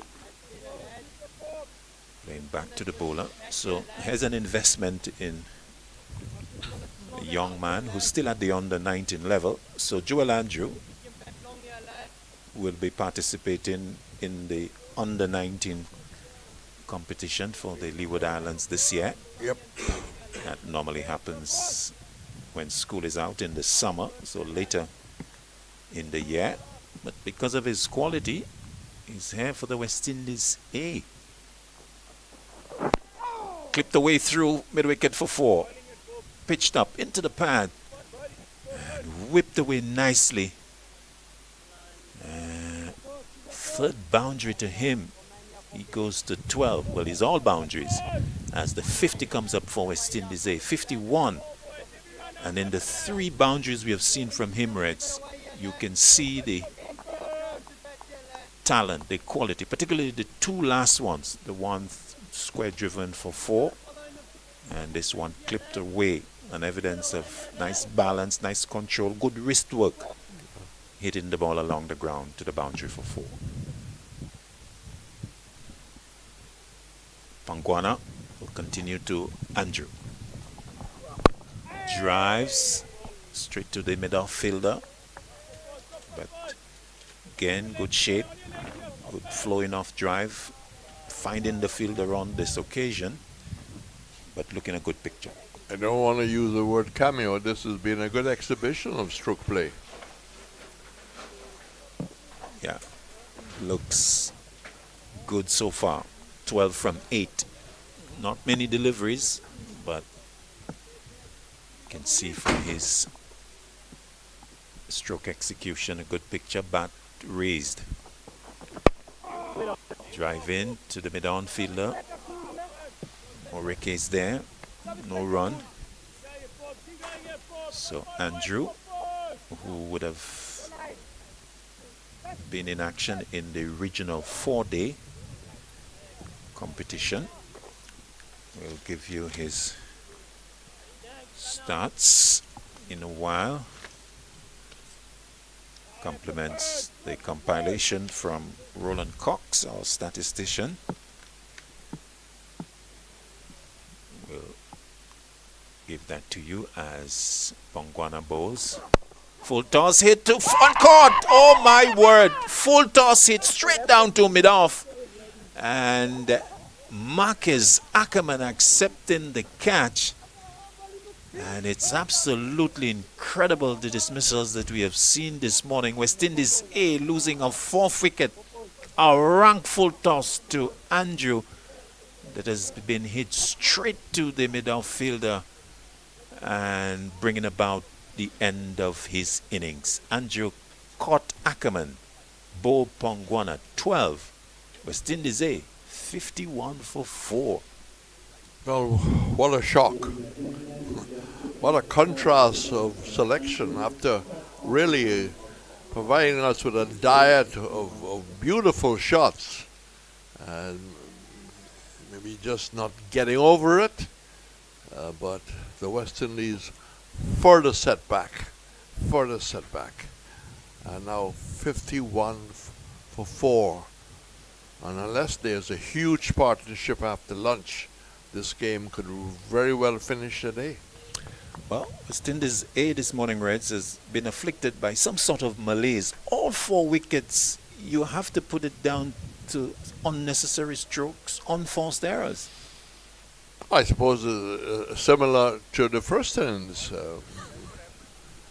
Very average score of 220. So 51 for 4 as the new batter is coming out, Justin Graves. And coming in at number 6. The deficit still to be wiped off, 61. And Reds, this is not looking good. We can be out of here on day 3. Because on the evidence of this, well, this game may not go into the 4th day tomorrow. So Graves, number 66, has come out. Unfortunately, young Andrew didn't even allow us time to review his regional 4-day championship numbers. Graves' first delivery. Pushed away to mid-on as Pongwana completes a successful over. At the end of it, West Indies A 51 for 4, still in deficit by 61. Well, those figures are still probably interesting to read. People can have some idea of what he did in the 4-day as a young man. But pity he didn't last until they walked off at lunch, because he really, in fact, demonstrated some class batsmanship, but just an error of judgment. It was almost a shock to us in the commentary box to see his downfall.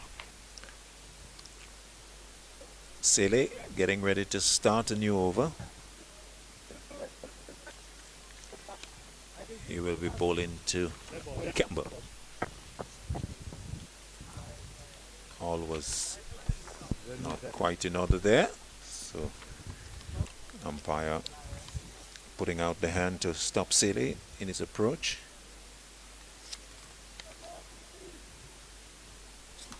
Maybe the last over to lunch on day 3. Don't think we'll be able to get another one after this one from Sele.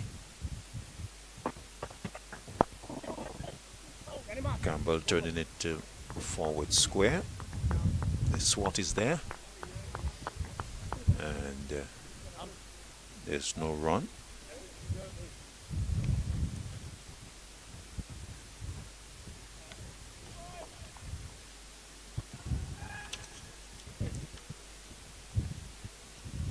So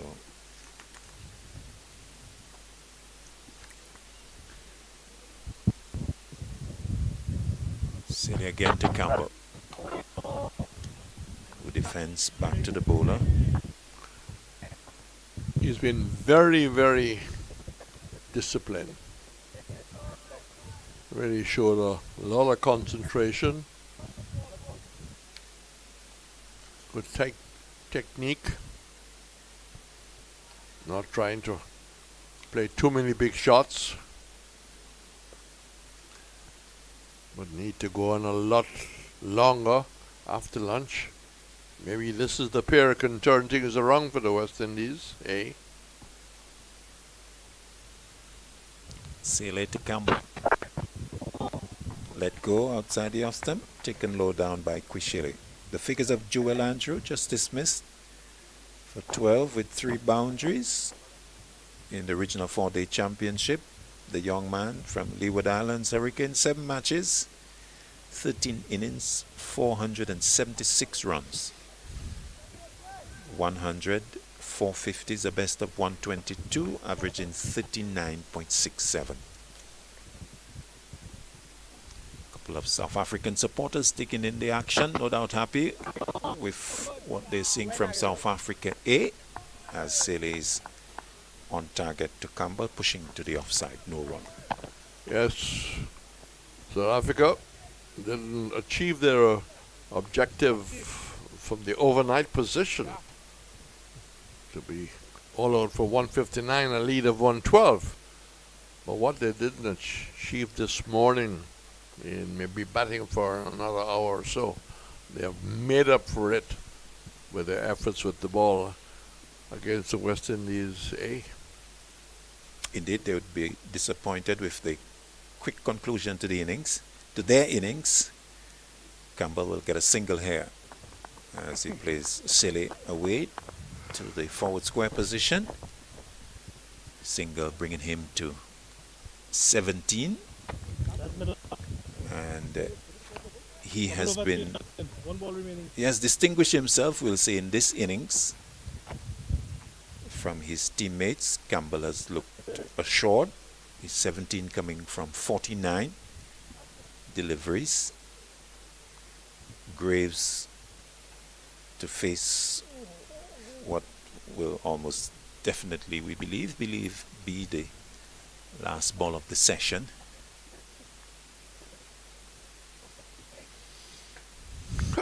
Bale's been swapped by the fielder. Yes, I was just and often we see the batsman swap it back to the original position. Graves didn't do that. And defends away. Ball bang on target to signal the end of session 1 on day 3. West Indies A 52 for 4 with Graves yet to score. Campbell is 17. They still trail West Indies A by 60, but it's a session that belongs to South Africa. And the West Indies would really need a dream session between lunch and tea to get out of what is almost a jail sentence in the making. So Graves and Campbell walking off very slowly. But an incident just before they walked off, the swapping of the bails by the mid-wicket, and we've seen that where I think Labashine in particular will just, in fact, return from the original position. But Graves didn't seem to be too bothered and just looked very solid at the end. Indeed, we're at the Darren Sammy Cricket Ground, the palm tree fluttering away in the breezy conditions. Let's just wrap up for you session 1 on day 3. West Indies A go to lunch at 52 for 4 with Campbell 17, Graves not. And that was after the South Africa A when they resumed from 324 for 7, bowled out for 332 with the overnight batsmen not adding many to their partnership. They took it from the 157 to, in fact, they added just the 4 runs. They got it to, in fact, 2 runs in the partnership, taking it to 159 with the SWAT getting 86 and Engelbrecht 77. They were eventually bowled out for 332 with the pick of the West Indies bowlers being Anderson Phillip, finishing with 5 for 68. Anderson 5 for 67 with a wicket for Shamar Joseph, finally getting one for 78. So the lead overall at the start of the West Indies innings was 112.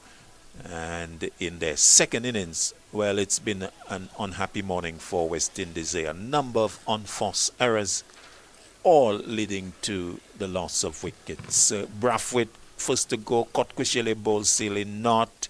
Kevlin Anderson caught Kwishele ball Morike 20. Atenes bowled by Pongwana off the inside edge for a duck.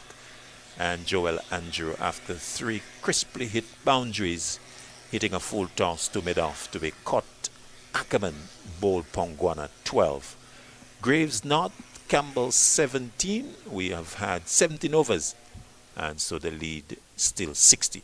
So that's the position at lunch as we take a break and ask you to join us in about 30 minutes time. Shay, West Indies will be taking the first straight this summer at home against South Africa. You know once our first ball's bowled, it's game on. Full of energy from the start. For real, Haley. The fans already lining up. Flags waving, drums beating. Because when we home, we full of energy. Let me add in quote Sammy real quick. See what the vibe is. Shay, Skipper, I was just about to call you. This will be a summer to remember. Action package with T20s, ODIs, and Test cricket. The tickets are now available. We bring in the fire, and the fans bring in the vibes. But we're missing that extra spark. Hold on, I know who to call. Coachman Sammy, you know I'm always ready. But where's the play? Teja, we heard you're the man with the vibes for this summer home series. We need a fire to light up this whole region. Haley, say no more. Hi, I'm Rustin Chase, the new West Indies Test captain. It's a great privilege and honor to continue this legacy of West Indies cricket. The team's first assignment under my leadership will be against Australia in the Fuller Energy Men's Home Series, with 3 matches being played in Barbados, Grenada, and then Jamaica. So Maroon fans, please come out and support. We need your energy, we need your vibes. Get your tickets at windiescricket.com. Shay, West Indies will be taking the first straight this summer at home against South Africa. You know once our first ball's bowled, it's game on. Full of energy from the start. For real, Haley. The fans already lining up. Flags waving, drums beating. Because when we home, we full of energy.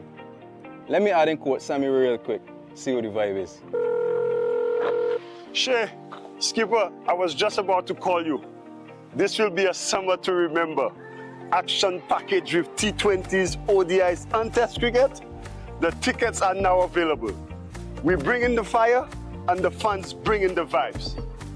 But we're missing that extra spark. Hold on, I know who to call.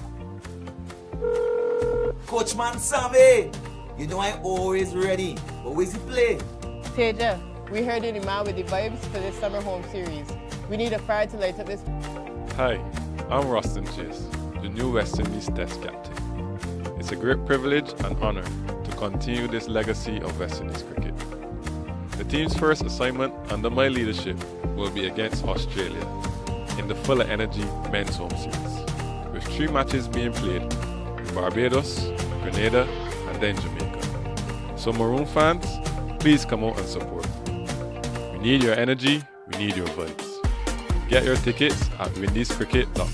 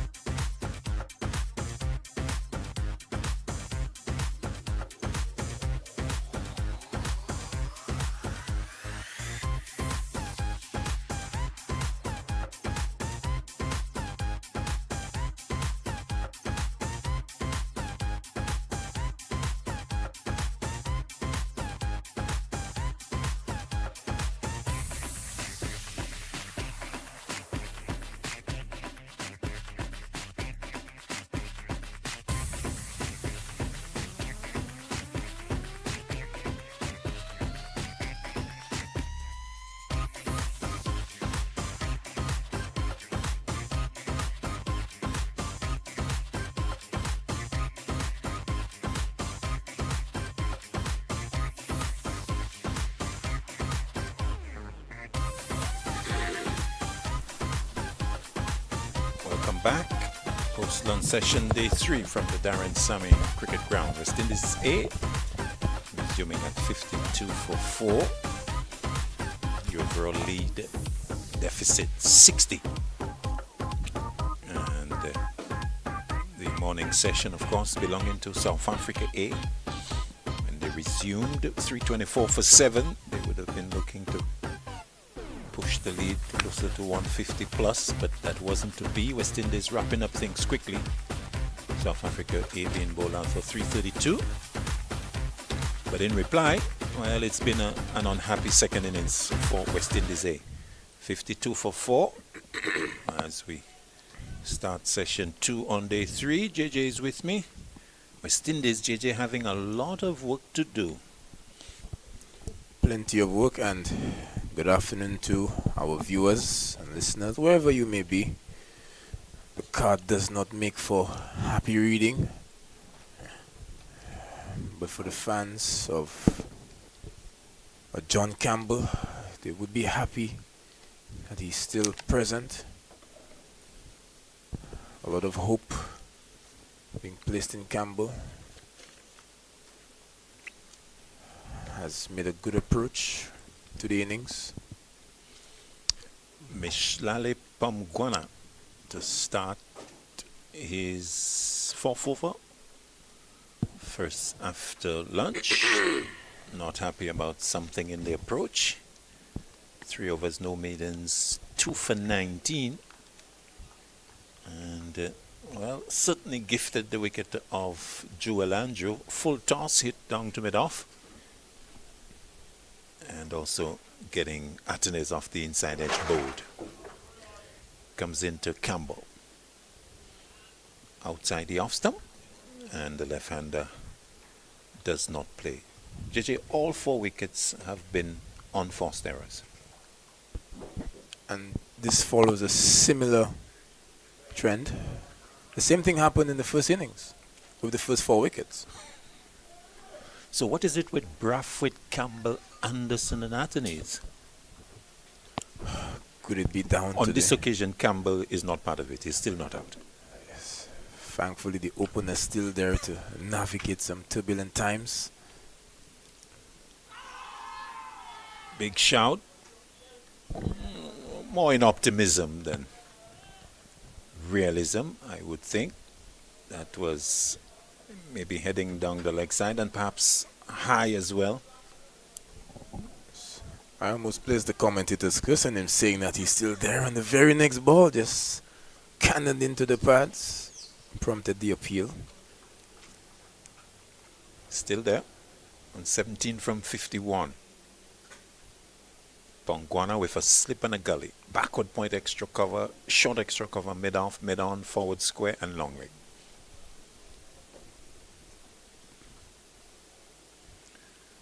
Campbell lets it go. It's too wide of off stump. Yes, but I think of the wickets to have fallen thus far. Afanese was a bit unlucky. This one came in off the inside edge and cannoned into the stumps. Well, interesting you say unlucky. Another view might be that he was loose. It was a fairly innocuous delivery outside the off stump. Pongwana to Campbell. Lets it go. Keep it ticking. It's a good one. You know, sometimes when the team is under pressure and you feel you can latch onto one, you go at it, and unfortunately saw his dismissal. Okay, let's go one by one. Brathwaite, big drive outside the off stump, inside edge, caught keeper. After this delivery.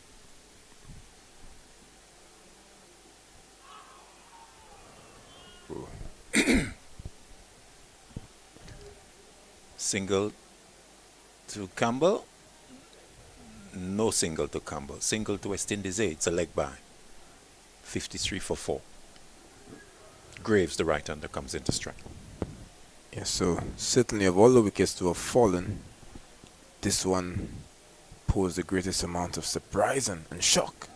Craig Brathwaite, you mean? Craig Brathwaite, for sure. Just the very on Bradford-like type of approach. Big, aggressive drive outside the off stump. Yes, a man known for putting the highest value on his wicket. Certainly uncharacteristic, especially given the situation of the game. West Indies, big deficit, over 100 runs.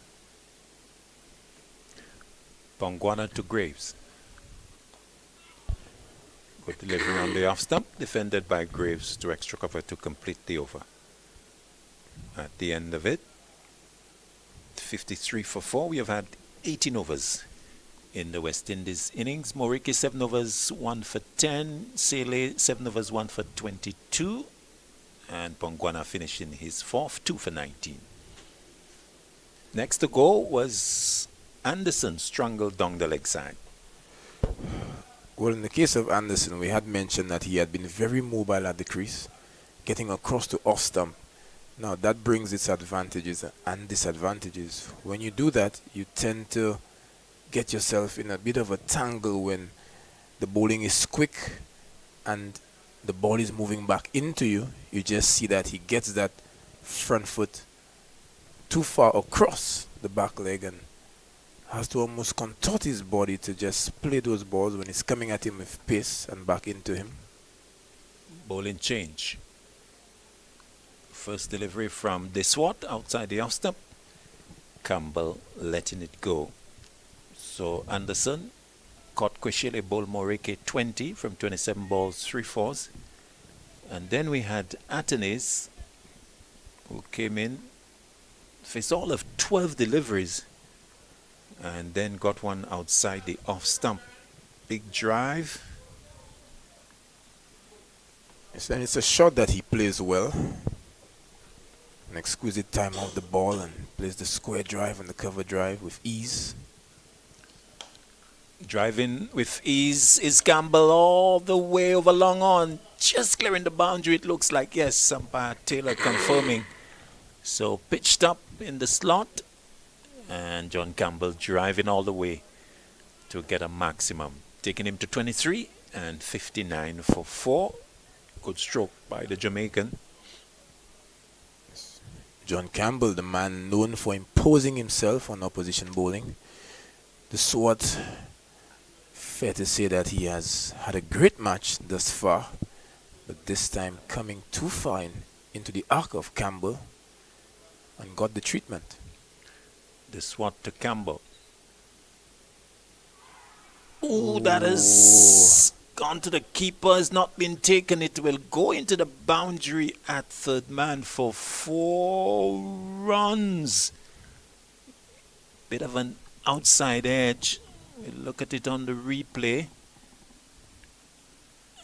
That has gone low down to Kweshele. He didn't take it. And the umpire saying that came off the bat.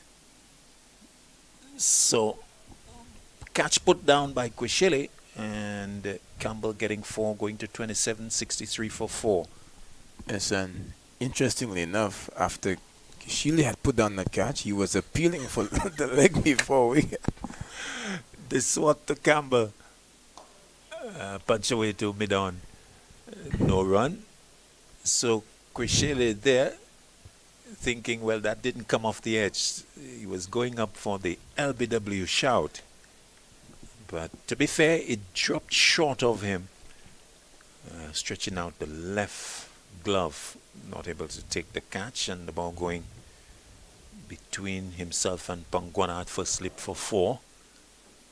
63 for 4. They swat in his first over. To Campbell, who's getting one that keeps a lot lower than he was anticipating. And getting the bat down in time.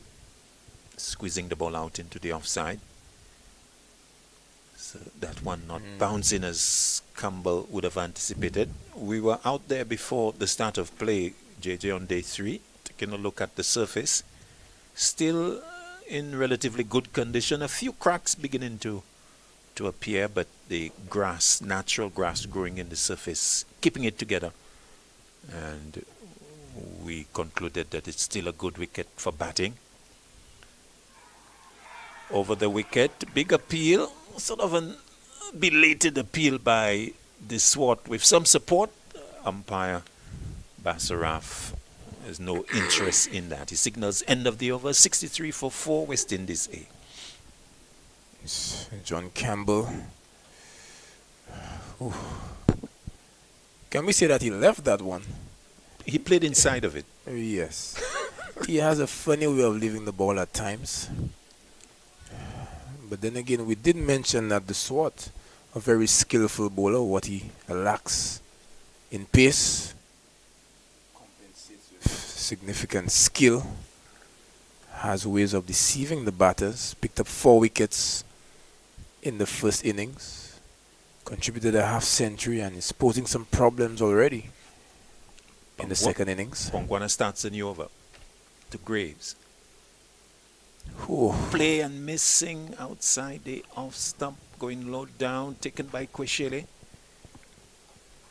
And well, this post-lunch session has been quite a nervy one for the West Indies A batters. Graves been drawn towards that and just going past the outside edge. Left a big gap between bat and pad as well. The cool conditions at the Darren Sammy Cricket Ground. Pangwana to Graves. Graves comes across and lets this one go. Much more in control. Got a good sight of it, lined it up well, and says, no, I'm not playing. His concentration needs to be at its peak against a bowler like Pongwana. He's making a concerted effort to push that ball in, and possibly with the help of that cross breeze, takes it away from the bat at the last moment. Pongwana to Graves. Similar type delivery, if anything a little fuller, and let go by Graves. Away shape in evidence there for sure towards the slip. So Graves needs to be watchful of the one that's full on the line about middle and off stump. He has been very watchful. Played a good hand for West Indies A in the first innings, getting a half century. Slip on a gully. Pongwana to Graves. Graves gets one that comes the other way, comes back in. Played away to long leg. Silly is there. One more to the total. Graves getting off the mark with the single. 64 for 4. Pongwana showing that he can move it both ways. Yes. All South African bowlers on display have been very impressive. Just remember Reds mentioning that about 8 or 9 of them, you could well imagine that in the near future you could see them at the international level representing South Africa. Campbell in strike to Pongwana, who goes round the wicket. Oh, That kept very low and missed the off stump by a veritable quarter vanish. My word, that didn't bounce as was expected. goodness me, and that came back a long way as well, and thanks to the quality of the camera work, you just saw that seam was bowled upright, hit the seam and jagged back. Yeah, I think it was more the bounce that troubled Campbell. It wasn't so close to the off stump in the end. Ooh. Pushed away to mid-on. Mid-wicket. No run. The end of the over. Good probing one from Pongwana. It ends with West Indies A 64 for 4. The deficit now 48. So we were going through the dismissals. We had gotten to 3 of the 4. The 4th one to go was Joel Andrew.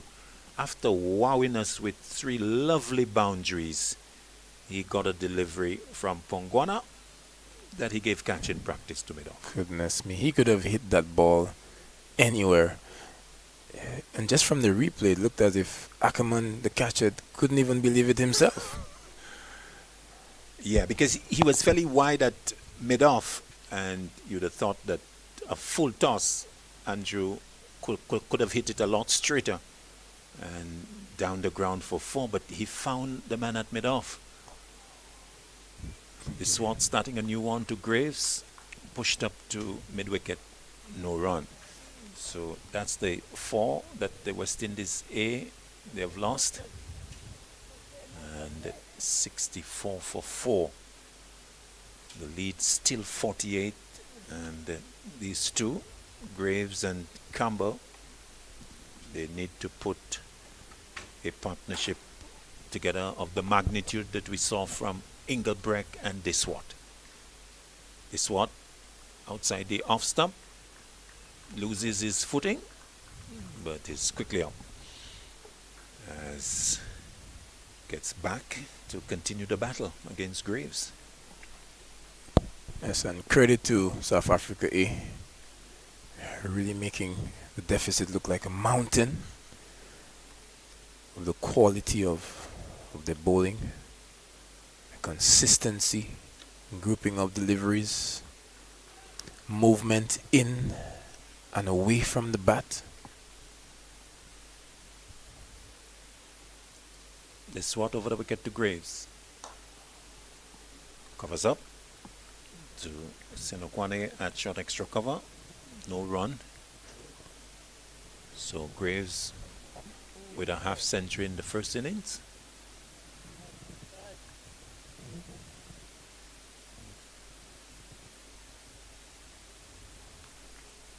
Getting himself sorted out. Yes, 57 from 100 balls. 9 fours. Atenes also getting a half century, 66. This swat to Graves. Graves drives nicely, but straight to the short extra cover, who knocks it down. No run. So good half century in the first innings. JJ Graves would be looking to go one better and get to 3 figures. Of course, he needs support from John Campbell and company, but he's one of the 2 who got past a half century in the first innings. Yes, good technique, temperament, batter willing to dig in deep. The swat to him, driving. The swat again losing his footing in the follow through. This time ball going straight to mid-off. Ackerman picking up, rubbing away. Be a happy man, no doubt. Didn't get off with the bat in South Africa.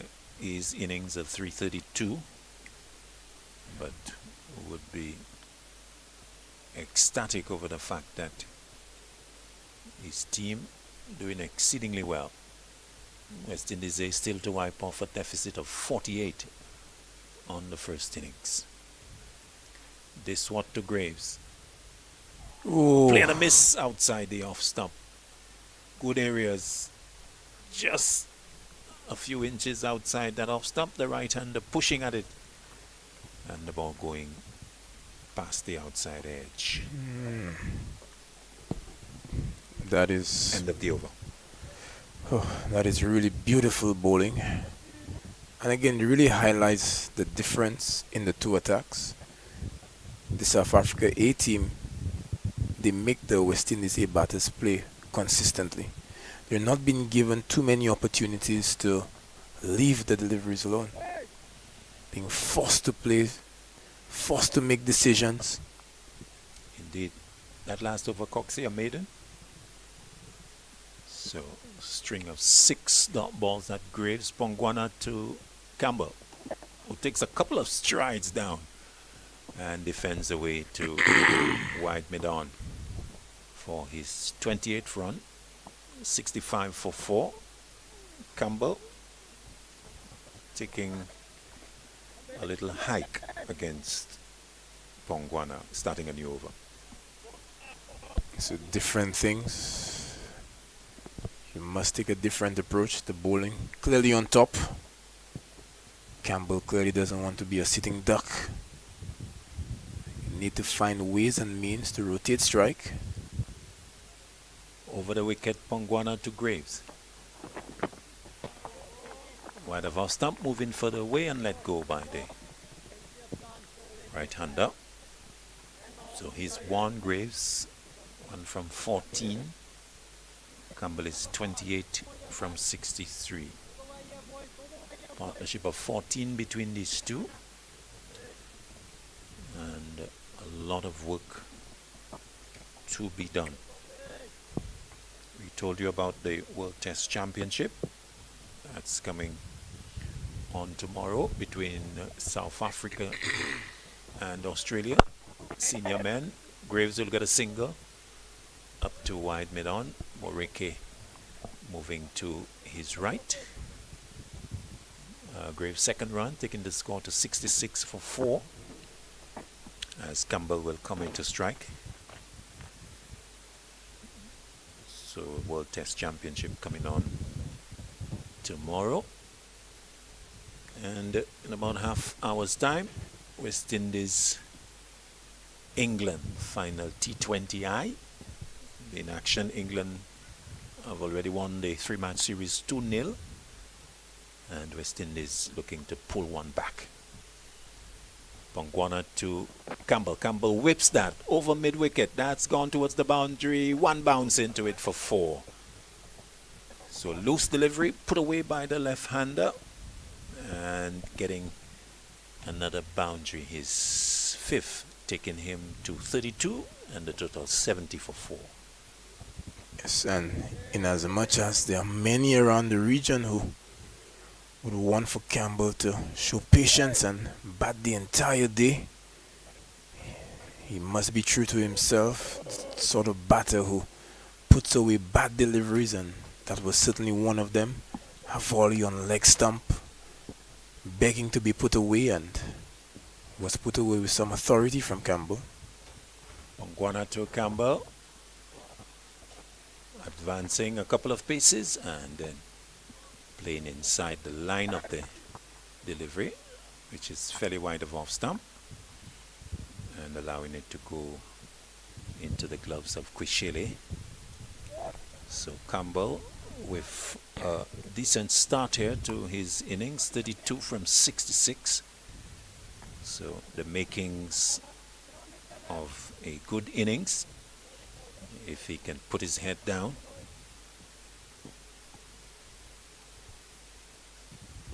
Pongwana round the wicket to him. Short cut away for 4 at the backward point boundary. So the width was there and the length was fuller, and so Campbell was able to step across and hit that away powerfully, beating the diving fielder at backward point and away to the boundary for 4. So 2 boundaries in the over for John Campbell. And as it comes to an end, he's 36, Campbell 74 for 4, West Indies A. Truly superb from John Campbell to get that one to the boundary. Just getting into his own. Made the initial investment of time. 46 of 66. Hasn't had it all his own way, but seems inclined to take his scoring opportunities when they come, and as he should. The sword starts anew over the Graves, played away into the offside. There's no run. Deficit reduced to 38. So with the World Test Championship coming on tomorrow, the ICC also naming 7 new inductees into the ICC Hall of Fame. Interesting. And of course, these are performers at the international level that have made an indelible impact on the international game. Turned away by Graves through square leg for a single, as he goes to 375 for 4. So the inductees are Matthew Hayden, Hashim Amla of South Africa, MS Dhoni, Graham Smith, Daniel Vittori, Sana Mir, and Sarah Taylor. So 2 women, 5 men. And these are those who have made an impact. Hall of Famers totally now 122 outside the off stump, as Campbell pushing at it.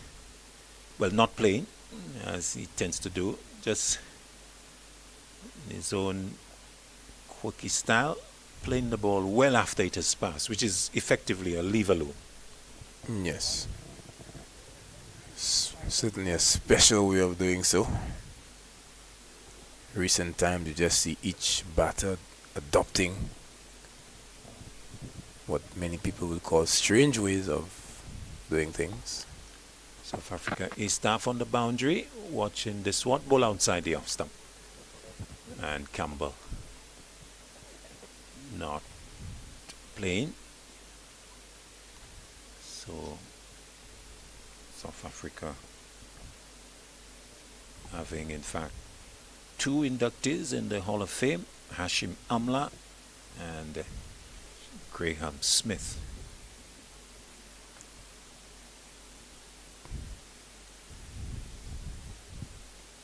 The swat to Campbell. Campbell plays a different version of the leave alone, pushing the left pad with the bat held high above his head. More orthodox on this occasion from Campbell.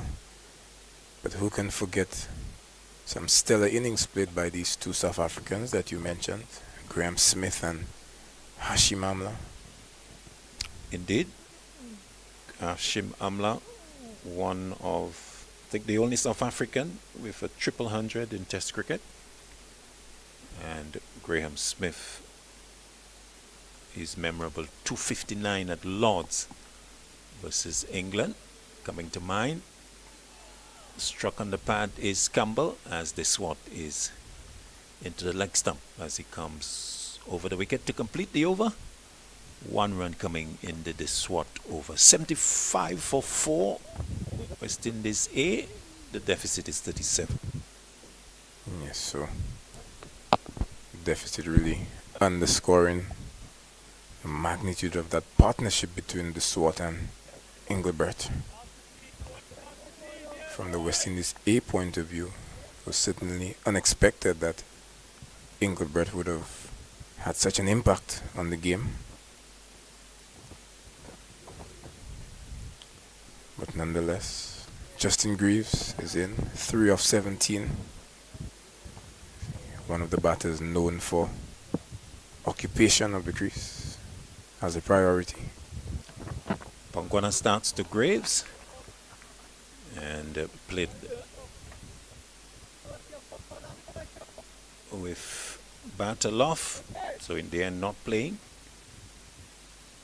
The ball going into the keeper. So one of the inductees, Hashim Amla, the South African, just to relive his overall record, 9,282 runs, 46.64 average in 124 tests. Graves is in behind, a good one from Ghana, pushing up to mid-on, no run. Hashim Amla also 8,113 runs in 181 one-day internationals at 49.46 and 1,277 runs at 33.6 in 44 T20Is. So 46 in tests, 49 in ODIs, 33 in T20Is. Pongwana to Graves, keeping a trifle low. Graves in behind it, punching it up to mid-on. No run. So Hashim Amla getting that 311 against England at the Oval in 2012. The first South African to score a triple century. He also led South Africa in 14 test matches, captaining them to victory against Sri Lanka in his first test series as the permanent captain. The bearded one, a really solid performer for South Africa. Good performer there, good performance there from Graves, defending a good delivery from Pongwana, pushing to mid-off, no run. So Hashim Amla, a formidable top-order batter for the Proteas. He was a special player and certainly a treat to watch. He would whip those deliveries from off stump to leg. Good drive of the ball as well. Pongwana to Graves. Down the leg side, clipping at it, and no touch. Quishele taking. And you reminded us of Graham Smith yesterday, JJ. He's also one of the inductees. One of the 7 announced by the ICC in 2025. 9,265 runs in 117 tests at 48.25. Also picked up 8 wickets for South Africa. Pongwana to Graves. Graves defense and pushes to extra cover. The over coming to an end. A maiden from Pongwana. His second successive maiden to Graves, is that? And so keeping Graves on a tight rein. 75 for 4, West Indies A. The deficit remains at 37. Yes, and this is again one of the things that we didn't really see from West Indies A. The ability to bowl maiden after maiden to a particular batter to heap up the pressure on him. So, but you know, growing up, Graham Smith was certainly one of those that I looked up to, the way that he played the game. Remember when I fell in love with cricket and I was fearful of fast bowling, and I just saw the way that Graham Smith used to handle himself as an opening batter and put those fast bowlers under pressure. Yes, a good performer. Thrown in the deep end of captaincy at a very tender age, and came out with a decent record. We'll give you more of that overall record after this delivery. The swat to Campbell. Campbell defending to short extra cover. No run. So Graham Smith, 9,265 runs at 48.25 in 117 tests.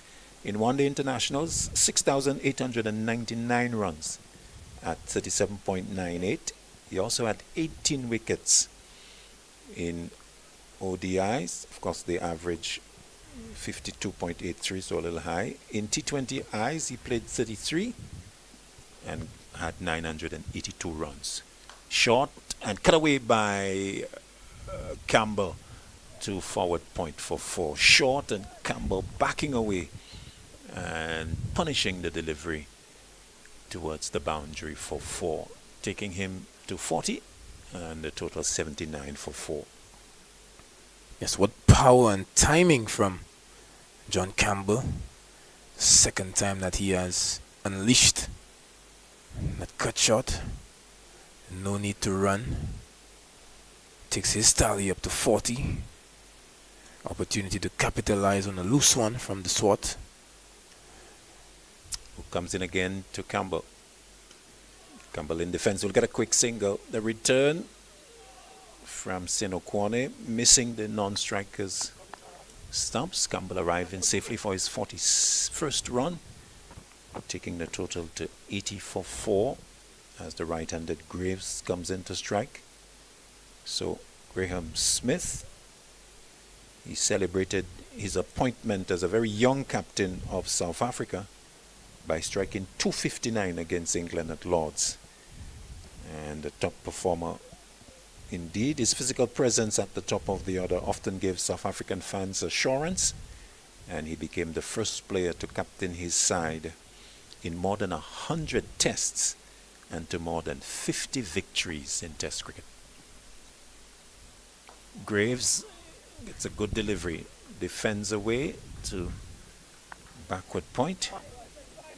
That is a stellar record. No run, indeed. Stellar.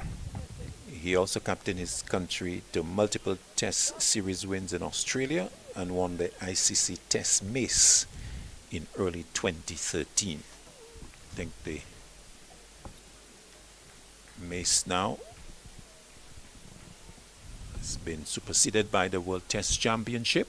That's coming out, starting the 2025 version tomorrow against Australia. Forward goes Graves, riding it nicely, defending away and keeping the swat out.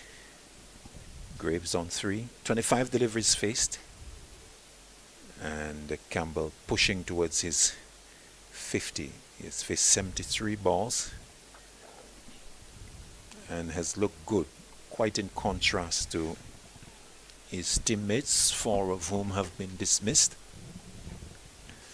John Campbell looking good. The partnership pushing to 29, early stages. Graves would want it to go on and on. He lets it go, it comes back, and this what falls in frustration as that went very close to the off stump. Shelley taking it low down. Oh, that was mighty close to that off pole. The end of the over, 84-4, West Indies are battling on, the lead 32. It's good challenging bowling from the Swat man with a lot of skill. West Indies home series, full of energy coming up. Action starting tomorrow in Barbados at the 3Ws Ovals. West Indies women versus SA women. And then West Indies versus Australia red ball. West Indies versus Pakistan white ball. Yes, so. But this partnership has been going well. 29 from that 55. And this is what the West Indies need at this time. Occupation of the crease. Deficit still 32. So we're about to see the introduction of spin. Looks like it's going to be Naba Peter, the leg spinner from the Players Pavilion end. Peter, the leg spinner being introduced. And he's going to bowl to the left-handed Campbell with a solitary slip. So Ackerman not being overly aggressive, maybe giving Peter a couple of deliveries to settle. Starts round the wicket. Campbell, big drive out towards the offside. It's going towards the extra cover, not well timed, so it will not go all the way. And being pulled back by the fielder at mid-off. Campbell getting 2. Going to 43. 82 for 2. Campbell signaling his intention to go after the leg spinner, not even allowing him to settle. Let's see how that goes. Partnership 31 between these two for the 5th wicket. Peter to Campbell, goes back as the leg break turns into him, punches it up to wide, long on. Pongwana is there, and the Jamaican takes 1, taking him to 44, 83 for 4. We saw that in the first innings when the very first ball of the spinner, Engelbert, Afanes deposited him for 6 with the slog sweep. So possibly a definite plan by West Indies A not to allow the spinners to settle. Graves the right-hander in strike. Solitary slip. Peter. Graves clipping that. Beats the short mid-wicket. Out towards the boundary. Sliding away is the mid-on fielder. Can't prevent 2. Graves pushing on to 5. 85 now for 4. Peter asking and getting a field change. Or is it just a change of personnel between Pretorius and Senokwane? Changing positions at short mid-wicket and short backwards square leg. Graves goes back, defends away to square leg. There's no run. So Naba Peter, who did quite well as night watchman from day 1 into day 2, picking up a half century, in fact exactly 50. Will want to continue to perform with the ball. Graves is brought forward. pushing back to Peter. No run. This is his first over. Looking to land in good areas. Just a solitary slip as the attacking fielder. Graves goes back, struck on the pad, well outside the leg stump. And so no seriousness in the appeal. End of the over, the first from Peter. 85 for 4. The lead, the deficit, to be more strictly correct, 27. Yes, West Indies inching closer to erasing that deficit. Just for the first sign of spin. Captain Ackerman introducing Naba Peter. Let's have more thoughts from you, JJ, and then we'll bring in Red Sparrow. SWAT to continue. Campbell 44 of 75. Has played a good hand thus far.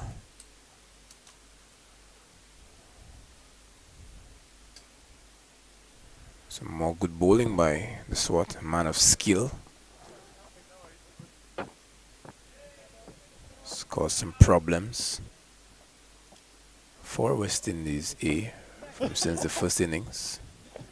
And with bat in hand, we had mentioned that he's one of 2 batters in the South Africa A lineup to possess an average of over 50 in first class cricket. That's himself and Pretorius. As we welcome back Red Sparrow to the combox. It's the SWAT, and that's over the bowler's head, and wouldn't have the legs to go. But good plan shot, ball pitched up, it was in the slot and hitting straight. A good put together innings here by Campbell as he moves to 46. The West Indies, of course, were reeling at 52 for 4 after when they came out. 17 overs. Campbell on 17 and Greaves not.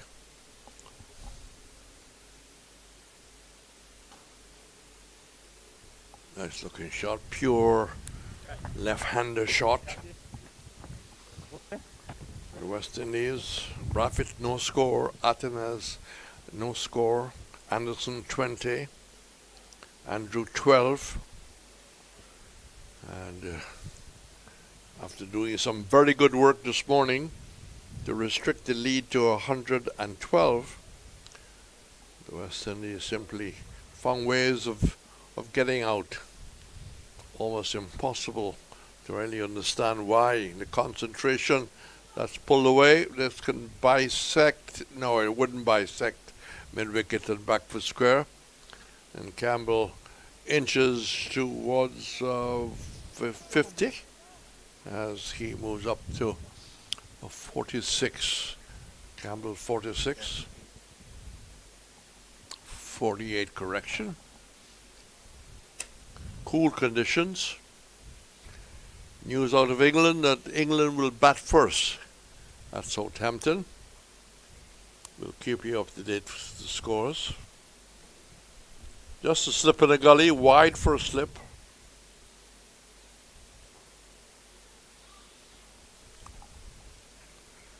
It's almost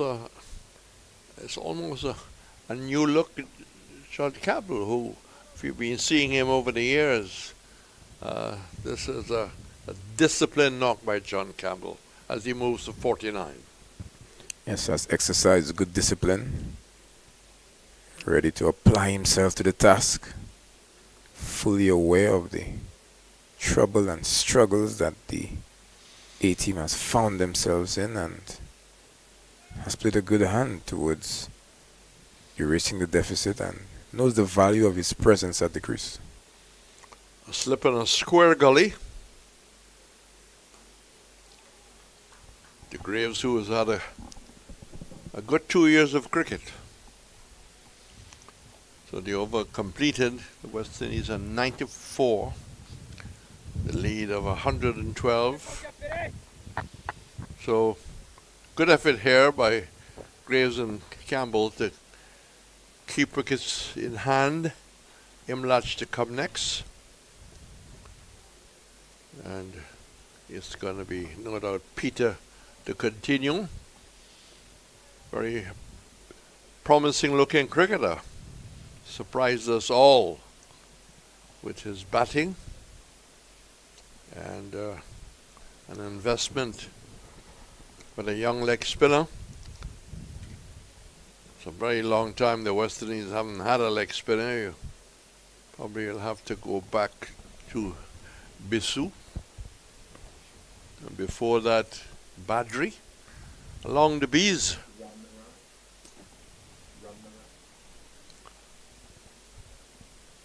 You mean at test level or in any cricket? And of course, we could go back further to Ramnarine. In recent times, they've had Hayden Walsh Jr., Yannick Carraya. That swept and trying to keep it down, which is why the man is there, that short, fine leg. First, remember A.P. Scott, a young Jamaican who played in 53. Leg spinner. Ivan Mandre, who played in 57. Leg spinner.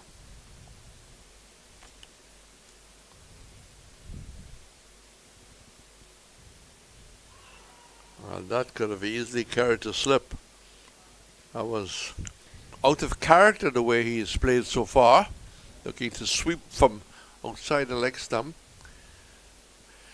I remember Robert Haynes against the tourists picking up, I think, 8 wickets just before the test match. Haynes was expected to play in Trinidad on that kind of a surface. But they went for the extra fast bowler. And in this mood he's in, he's a sweeping mood. On the edge, ball running down to the boundary for 4. So that brings up the 100. 53 it is. Total moving up to 94. 94 for 4. But partnership now coming up to 43. But it's been an interesting over. Campbell just seemed to have lost concentration. Yes, but has gained a milestone, registering a half century. The temptation was there. The ball was in the zone. There was no deep backward square targeting that area. But There's one now. Yes, reinforced. He dances down the track. Half stopped. They'll come back for the second. I thought for a moment using the feet he would look to go straight over the head of the bowler, but got to the pitch. Good effort by the cover fieldsman.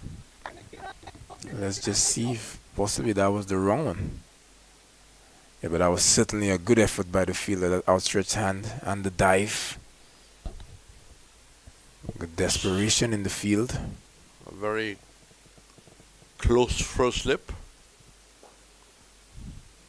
And Campbell just seemed to be changing gear as the West Indies move towards wiping off the lead of 112. 100 on the board.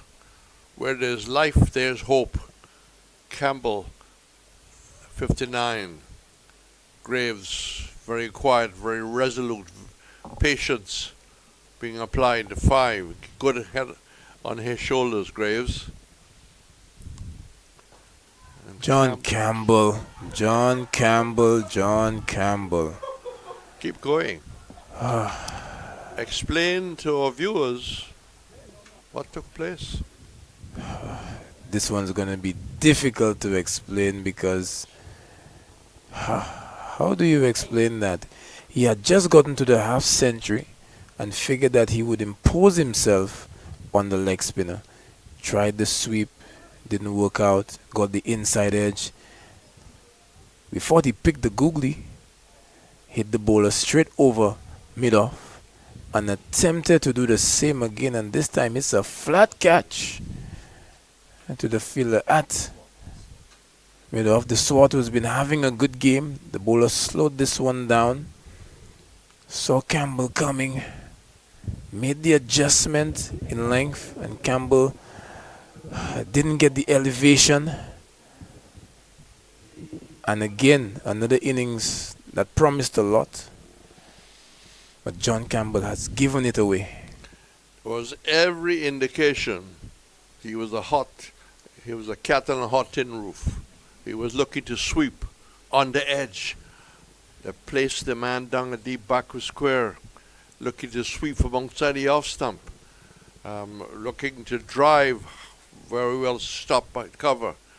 And it just built up and built up. A real cat in the hot tin roof situation on the West Indies, nearing to clear off the 112, with Campbell seeming to put together a very good half century. The solid Graves at the other end, and the script just was not written that way. So Imlach comes out, slip in a gully, comes head over the ball, plays it back towards the bowler. So we'll give you the details of the 59. Campbell caught the Swart, bowled Peter for 59, 87 balls. Roland Coxtell's been 9-4 and 1-6. And Peter's figures 1 for 15 off 2. He wouldn't mind that he's given away a 15 or conceded 15, but he's picked up an important wicket. This is an important partnership here. Custer's last stand. Whether that's a true story or not, I don't know. But there's been a movie off of that. But we are seeing many partnerships in the middle turn things around. Remember Sir Garfield Sobers and his cousin David Halford against England. Well, all seemed to be lost. All seemed to be lost. Lloyd and Gomes in Trinidad, when all seemed to be lost too. That beautiful delivery, that didn't come back. He played for the ball moving back in on the front foot. You can think of many partnerships, Dujon and Gomes in Perth. Lloyd and Murray in the last test in 1974, with Murray getting into the 90s and Lloyd 242. It would be too ambitious to think of anything like a double today. But these two will be celebrated by most West Indians following if they're still there at the close. Yes, and the seam presentation from the Swart. In fact, all the South Africa A bowlers has been impressive. Just when you take a look at that in slow motion, you can just see it, and there's still so much on offer for the fast bowlers. Claudius mentioned, Reds, that we took a look at the wicket and it has preserved its integrity. The live grass there has held the wicket intact. And the Swart, albeit not the quickest, still causing some problems. And getting some support. There's now 2 slips and a gully. More into the line of the leg stump. He had to play straighter.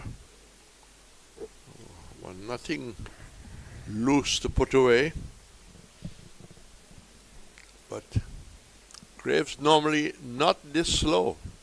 He's 5 of 35. But he reads that is the responsibility. That is the demands of the moment. At this moment, there's no sunshine, but still pleasant.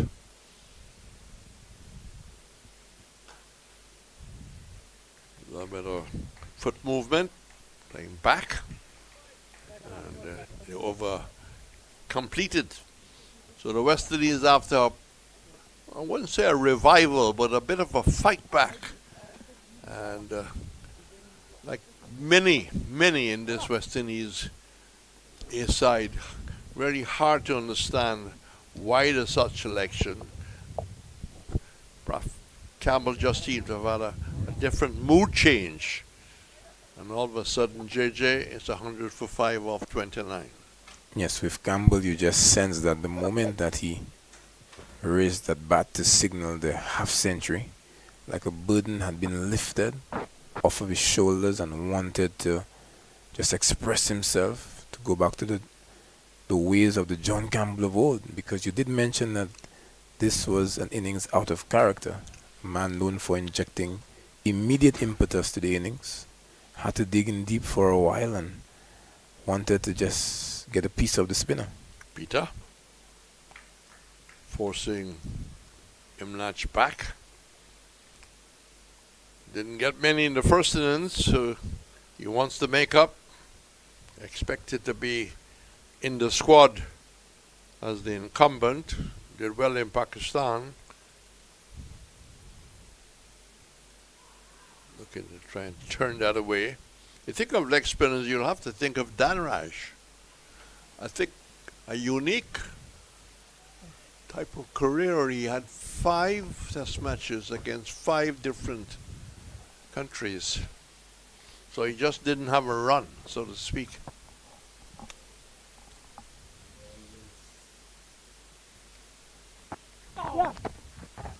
That's tucked away. One of the early leg spinners was Wilfred Ferguson.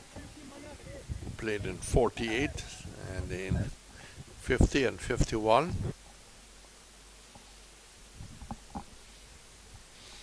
Well, 2 hopeful supporters having a late lunch.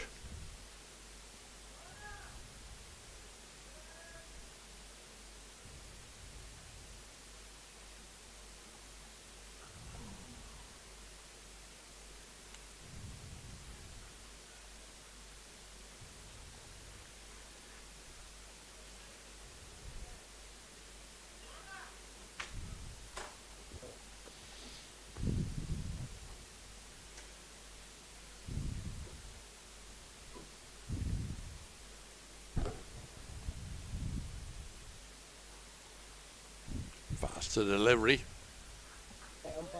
Just trying to remember the leg spinner under Clive Lloyd in 1974 from Jamaica. Had a short career.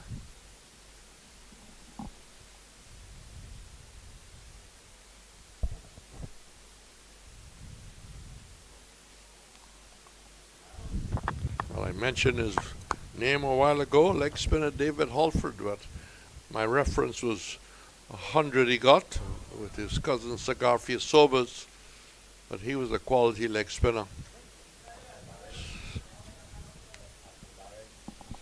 And Roland Cox helped me to remember Arthur Barrett. Not a bad leg spinner. So no more cricket momentarily because the drinks have come out. It's happy refreshment time for South Africa because they have the West Indies on the ropes, 101 for 5. And the 2 batsmen together in the middle as the ground staff go out to remark the crease. And a lot of gear being given to the ground staff because yesterday we had a different color, today a color closer to maroon. So thank you, Roland Cox, for Arthur Barrett.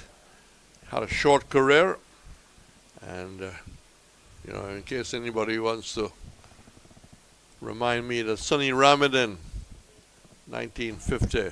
Well, he wasn't just a leg spinner because he turned it both ways. So that's the position now. Refreshments being served in a cool afternoon on this Tuesday. So 101 for 5. We'll take a break and come back as soon as play resumes. Shay, West Indies will be taking the first strike this summer at home against South Africa. You know once that first ball's bowled, it's game on. Full of energy from the start. For real, Haley. The fans already lining up. Flags waving, drums beating. Because when we home, we full of energy. Let me add in quote Sammy real quick. See what the vibe is. Shay, skipper, I was just about to call you. This will be a summer to remember. Action package with T20s, ODIs, and Test cricket. The tickets are now available. We bring in the fire, and the fans bring in the vibes. But we're missing that extra spark. Hold on, I know who to call. Coachman Sammy, you know I'm always ready. But where's the play? Teja, we heard you're the man with the vibes for this summer home series. We need a fire to light up this whole region. Haley, say no more. Hi, I'm Roston Chase, the new West Indies Test captain. It's a great privilege and honor to continue this legacy of West Indies cricket. The team's first assignment under my leadership will be against Australia in the Full of Energy Men's Home Series, with 3 matches being played in Barbados, Grenada, and then Jamaica. So Maroon fans, please come out and support. We need your energy, we need your vibes. Get your tickets at windiescricket.com.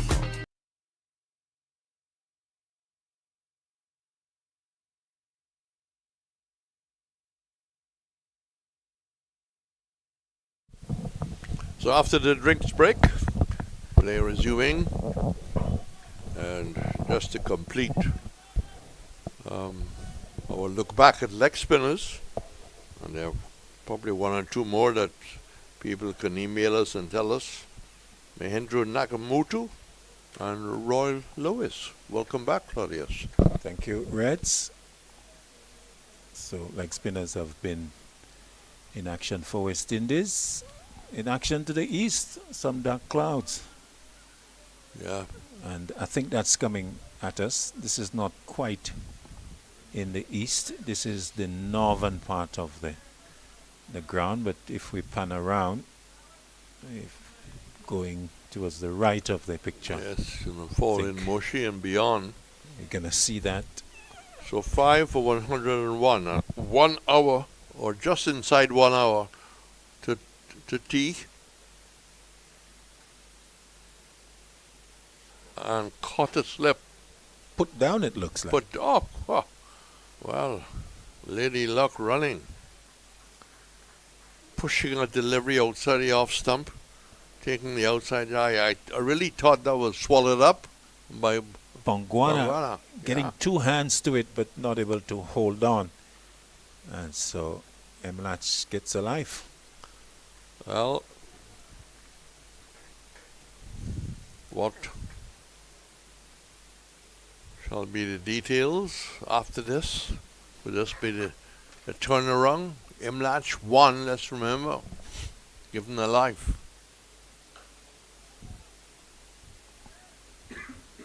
Looking for a single that is not on. So the West Indies has lost Campbell. Interesting innings. I thought that it was a disciplined Campbell. And then all of a sudden, as I said, a cat in the hot tin roof. He just looked edgy. Decided to attack the spin. As soon as Peter was brought on, he just changed his approach. Well, good leave alone. Batsman appreciating the movement. But disappointing for Campbell if we go back to him, because he had done pretty well up to getting to 50. He had distinguished himself from the fall of the 4 wickets, which we have said were to a lot of loose strokes. Yeah. And then all of a sudden, with the introduction of Peter, Campbell was like a man possessed, going after almost every delivery. Something strange seemed to happen to the concentration, to attitude. And South Africa not helping the West Indies cause by being ragged in their length and ragged with the width. on target all the time. Morike, well, this is his 8th over Reds, and he's 1 for 10. Huh. 4 maidens in there. Imlach go for a little walkabout to square leg. That seemed to be a little way of him concentrating. He needs to right now. And forward and plays inside of it. Well, offered a life, will he take advantage of it? Not very often you see Graves, Claudius. Graves, 5 of 40 deliveries. He's got a few more shots in his armory. He does, but he hasn't really been given the bowling to really execute them. Morike on the verge of a 5th maiden in his 9th over. I think we had 8th 5 over, maidens correction. in the first innings. Well, no pressure there. Peeping at it, the red cherry 5.5 ounce passes. And there's a famous story of a Welsh fast bowler bowling to Viv Richards, and he bowled a bouncer. And Richards forced him to duck, and he said, "It's 5.5 ounces, it's red." And he goes back to the mark. Next delivery, Richards hits him into the river. He walks up and said, 5.5 ounces. And when he left it was red. Morike, we saw the string of deliveries from him. Dark clouds around. The ground staff actually in their overcoats at Peter? their ready. Faster delivery. The next spinner is always faced with control. It's easier for the off spinner. Driving nicely. He normally picks the gap a lot, but the pressure is really on. And short extra cover in a catching position. Well, they've taken quite a few in that department. The West Indies have been testing the catching ability of South Africa, of the West Indies. Gogali, I think, coming in, turned away nicely. Imlach would grow up playing on spin, coming from Guyana, or as any Trinidad and Tobago batsman would. Greaves, a diet of fast bowling. And our women working overtime. We've had some very good work by the 360 crew. All dressed up, but right now, nowhere to go, or no need to go any further.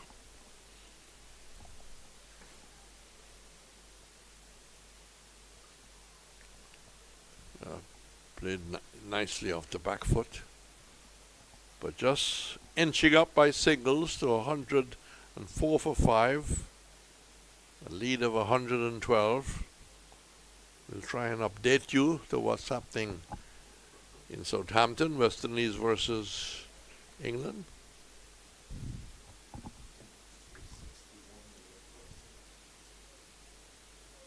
Roland Cox whispering. That's pulled away, and not more than the single, short, pulled away. The weather does not look good at all. The weather does not good at all. The wind is certainly picking up. The ground staff still at the ready. And the West Indies 105 for 5. England 61 without loss after 4.4 overs. What's wrong? The length is wrong, the width is wrong. That's a lot of scoring. The England batters are aggressive. They've gotten off to a flyer in the power play and laying a good platform for a 200-like total. Yes, it's almost dark now. I think Imlach and Graves will welcome going off at this stage. Just pulling the length back a bit. So Braffett, no score. Campbell standing like a lighthouse, 59. Anderson, 20. And the rain is with us. Interrupting my reading of the scorecard, Andrew 12, Graves 7, Imlach 3, and Graves, as I said, 12. So the rain has come. It's not really heavy, whether this is going to blow over, but looking to our far left where the rain comes from, it doesn't look very encouraging, and indeed the ground staff is bringing on every piece of covers. So 105 for 5, needing to score 112 advantage South Africa. Very much so. The deficit reduced to 7. Still a struggle for West Indies, a 105 for 5. So we have rain. The much referred to APREDS showing rain around this time. 37% chance. And how much percentage? 37. And that's so frightening. no, I think it's with us. So just confirming that rain was going to fall. So we are actually having it. But the good news is thereafter 3 p.m., 4 p.m. going up, we are clear. The chance of rain reduced significantly. So we are going to have an interruption with quite a bit of dark cloud to our left. That's way in the east where the weather is coming from. And so we have an interruption. So for our viewers, we can just briefly look at the England start. We can tell you that as the covers come on, Claudius will be checking that in a minute with his fancy, expensive phone, which he got as a gift. I wouldn't say from where he got it. 5 for 105, Graves 7, Imlach 2. And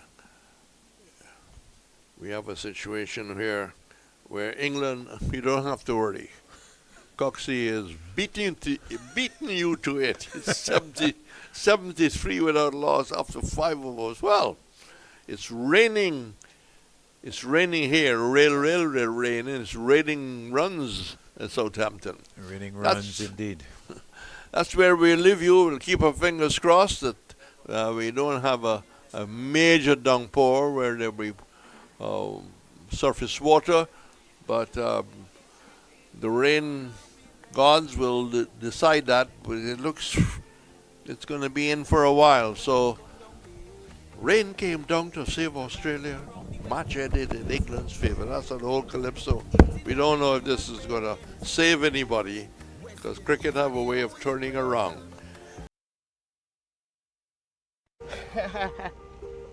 Shay, West Indies women taking the first straight this summer at home against South Africa.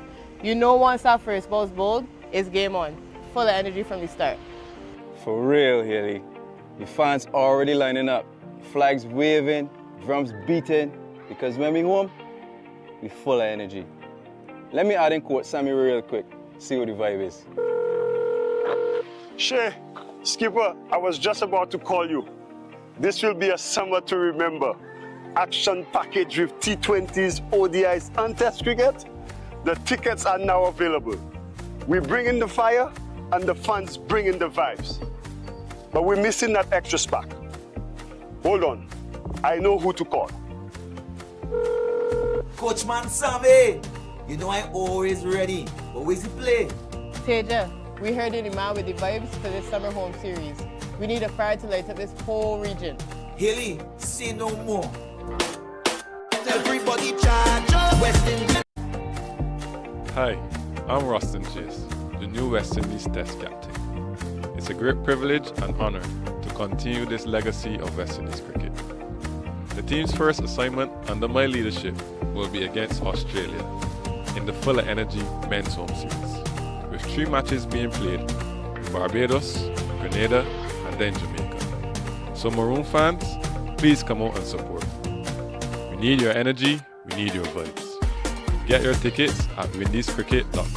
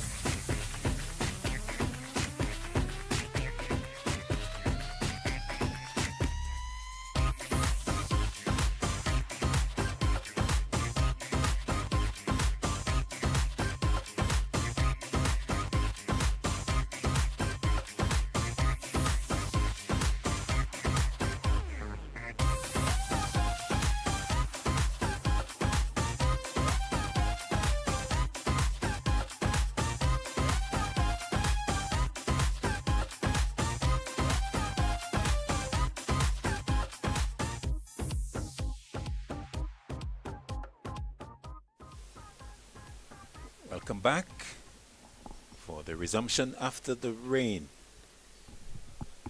West Indies A 105.45. So we are going to resume with Morike taking up the bowling. I think he had bowled one delivery in his over, so it's an over that he's going to continue. And the news is that the players have actually taken tea, so early tea because of the rain. Morike, first delivery after the break, pulled away in the air, but single. To Mlach, he goes to 4. 106 now for 5. As we resume. So JJ is with me. So not a lot of play lost because of the early tea. We make it about 16 minutes or so. So the battle being re-engaged. Morike will now bowl to Graves. 2 slips and a gully. Graves pulls away to backward square leg to get his 8th run. 107 now for 5. And an opportunity for West Indies AJJ to see if they can push this game into day 4. Yes, and sort of effort required of players who wish to represent the region at the international level. And in Imlach and Greaves, you have 2 of the batters who possess the natural inclination for application and occupation of the crease. Morike to Graves. Turned away. One more. To Mlach, goes to 5.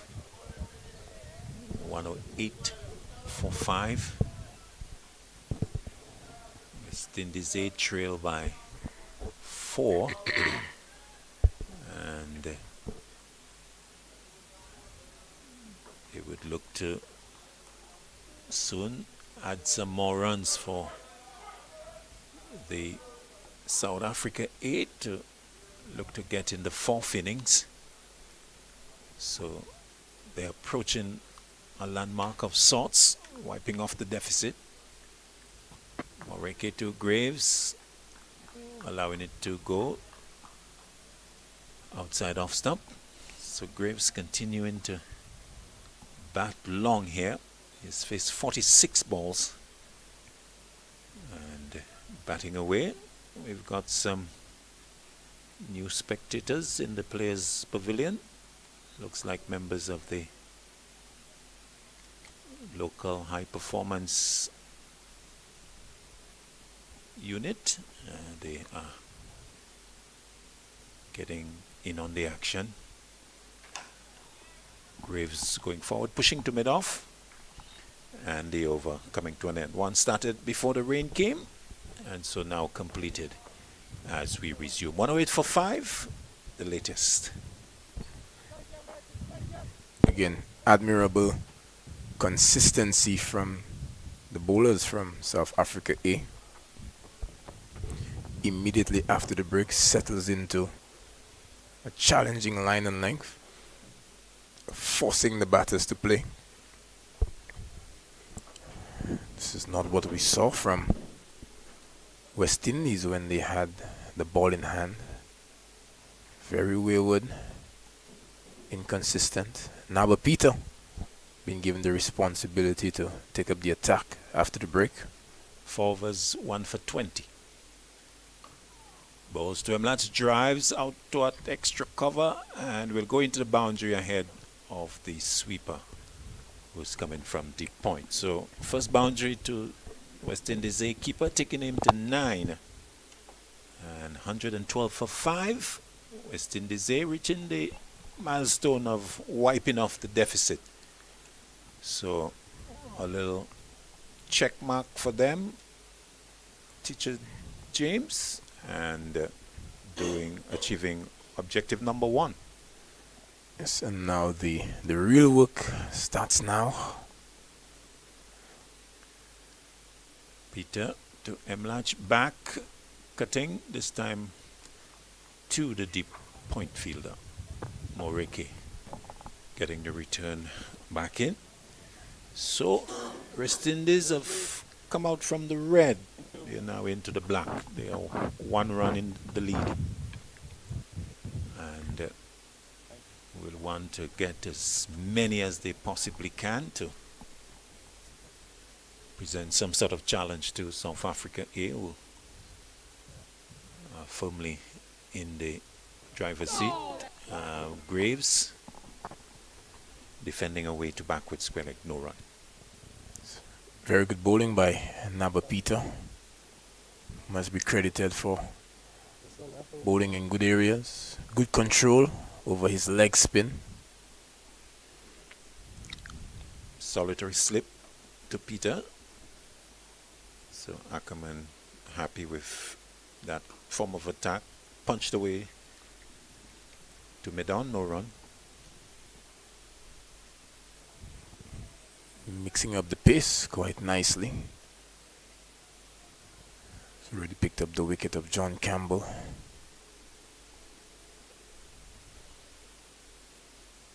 Peter to Graves, flighted, driven, can't beat extra cover.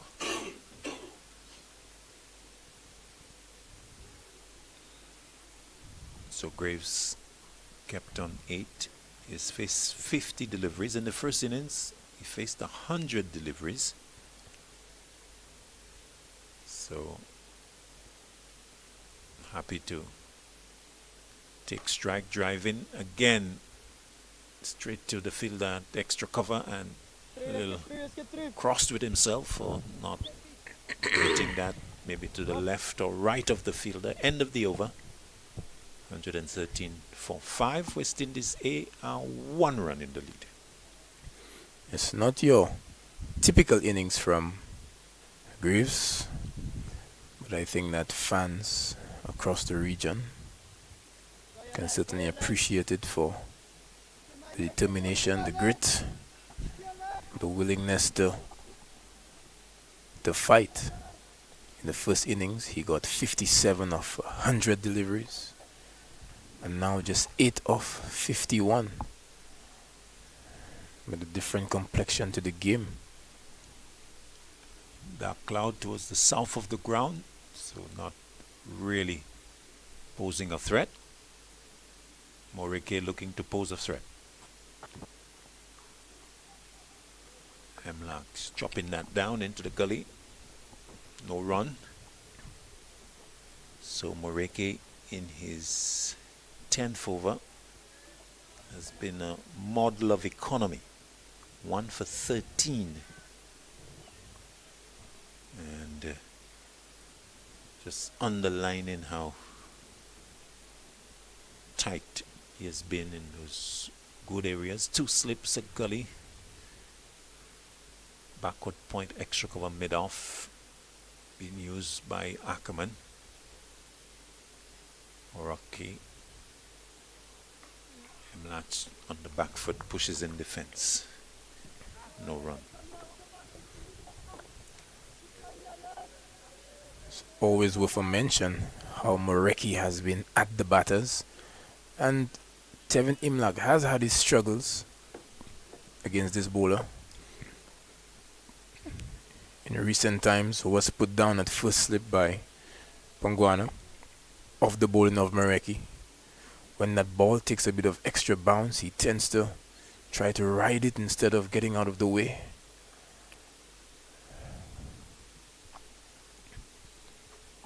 Sunshine coming back. Moreke. Black walks across and pushes it back to the bowler. In fact, he was on 1 when he was put down by Pomguana. It wasn't a difficult chance. Tall man going two-handed low down to his left. Not able to come up with the catch. Emlach would want to really capitalize on this opportunity. the incumbent West Indies keeper, wanting to put in a good performance with the bat. Pushes away to a good one, angled in, coming in, and playing into the offside. No run. So we saw Emlak with good glove work in the toe of Pakistan, where he kept mostly to the spin. A lot of spin from Warrican and Moti. And also good with the bat.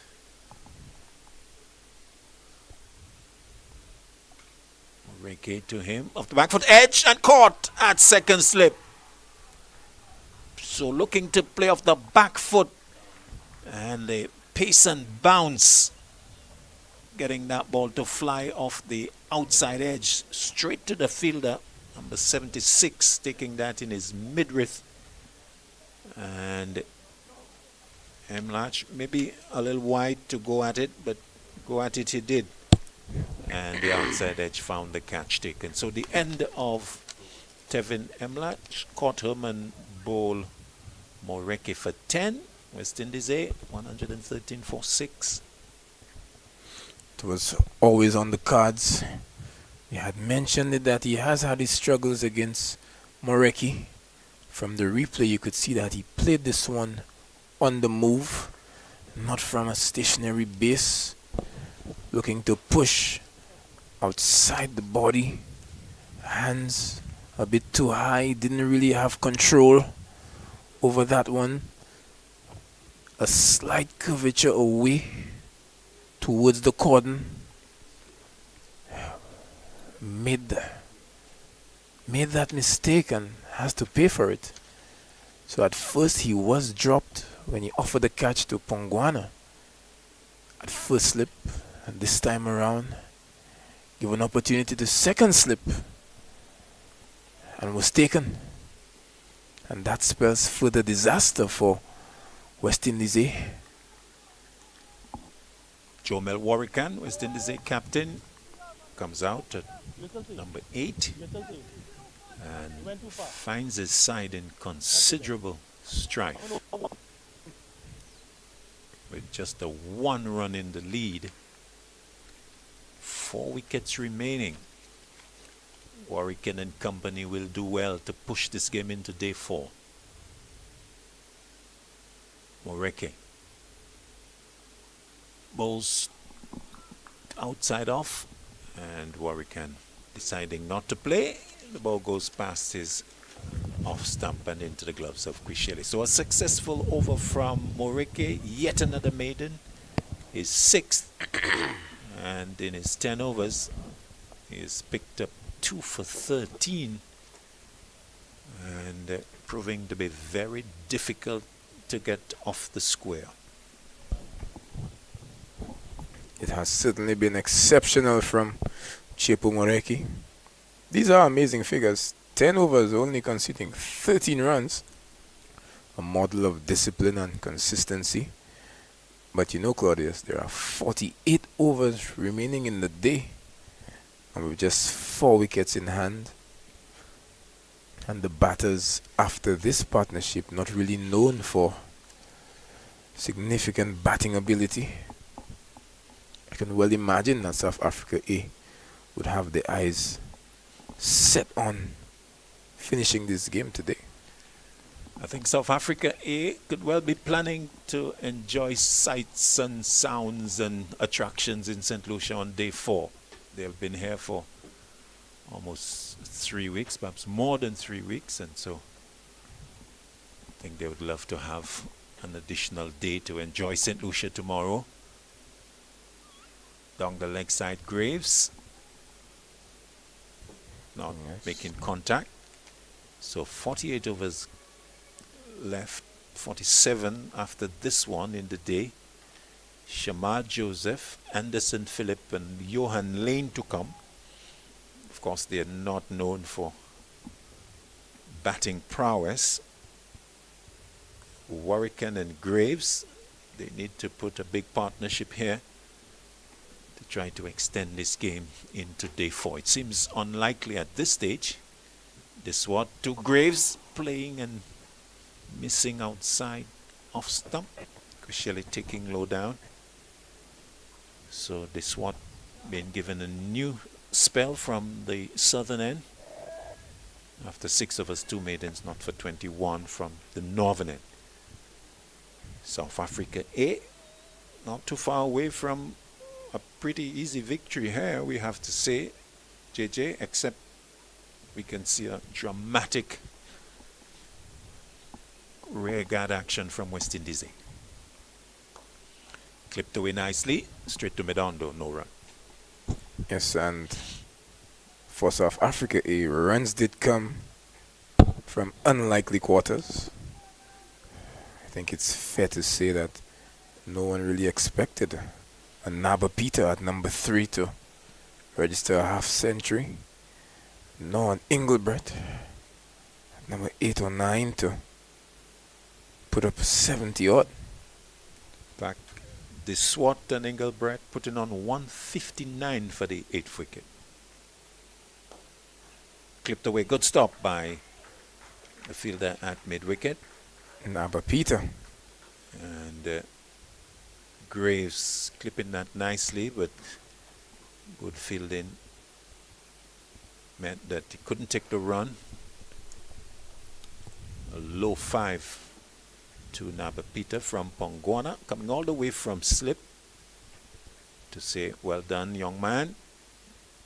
You have kept Graves in strike and allowing this swat to come into him once again.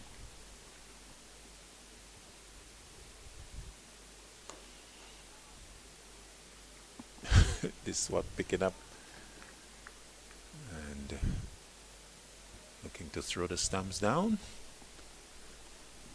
but he thinks the better of it. Graves 8 from 56 deliveries. Batting on and on and on and on.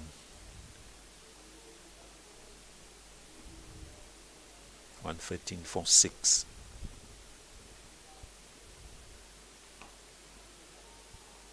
Attempted Yorker dug out by Graves and bringing the over to an end. A maiden from Diswart, and it's the 36th of the innings.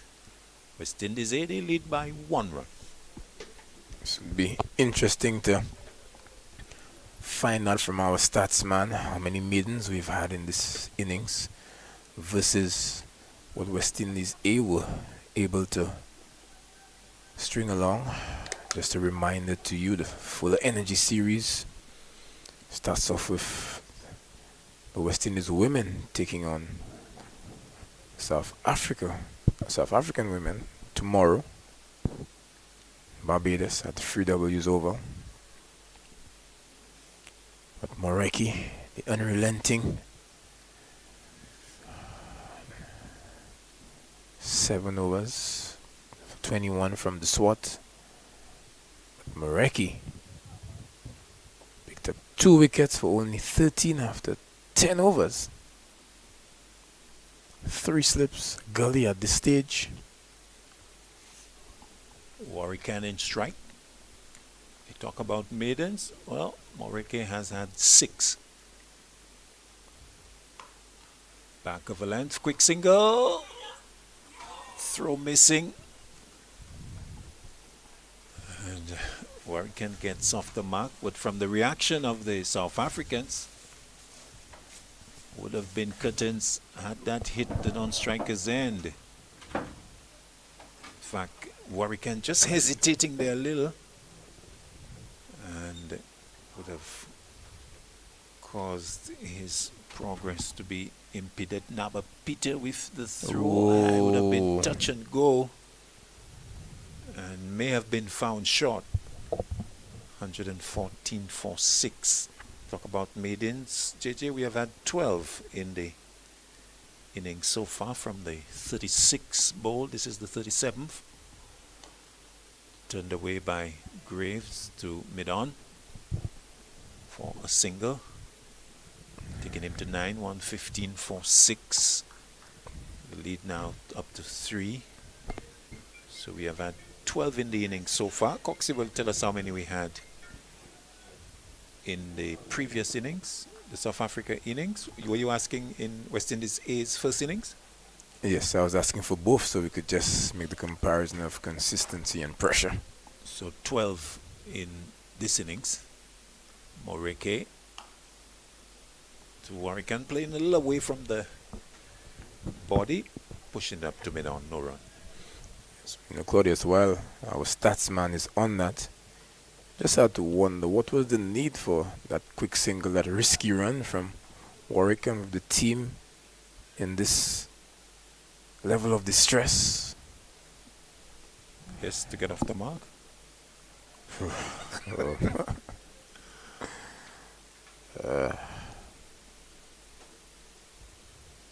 Oreke to Warwican. Off the back foot, punched away. Possibility of 2 there for him. It will not have enough to go all the way. And they will have enough time to come back for 3. As Ackerman picking up just inside the extra cover boundary. So Warwican going up to 4. 118 for 6. So I guess it's a case of looking to be positive, but I think you do have a point. There's no need to take those unnecessary risks. Your side already in a lot of strife at 6 for 118. Moreke to Graves now.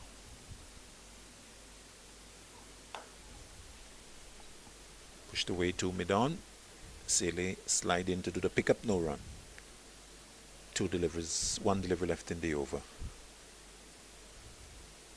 West Indies A leading by 6 runs with 4 second innings wickets in hand. This is day 3 of the second unofficial test between the 2 teams.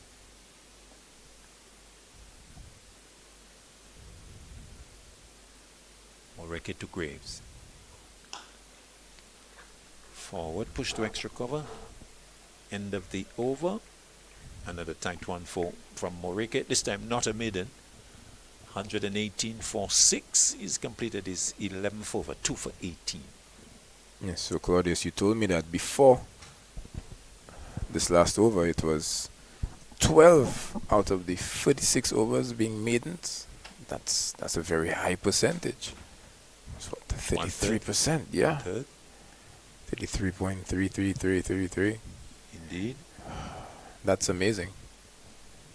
Yeah, it's not usual to have such a high percentage of maidens, reflecting the fact that West Indies A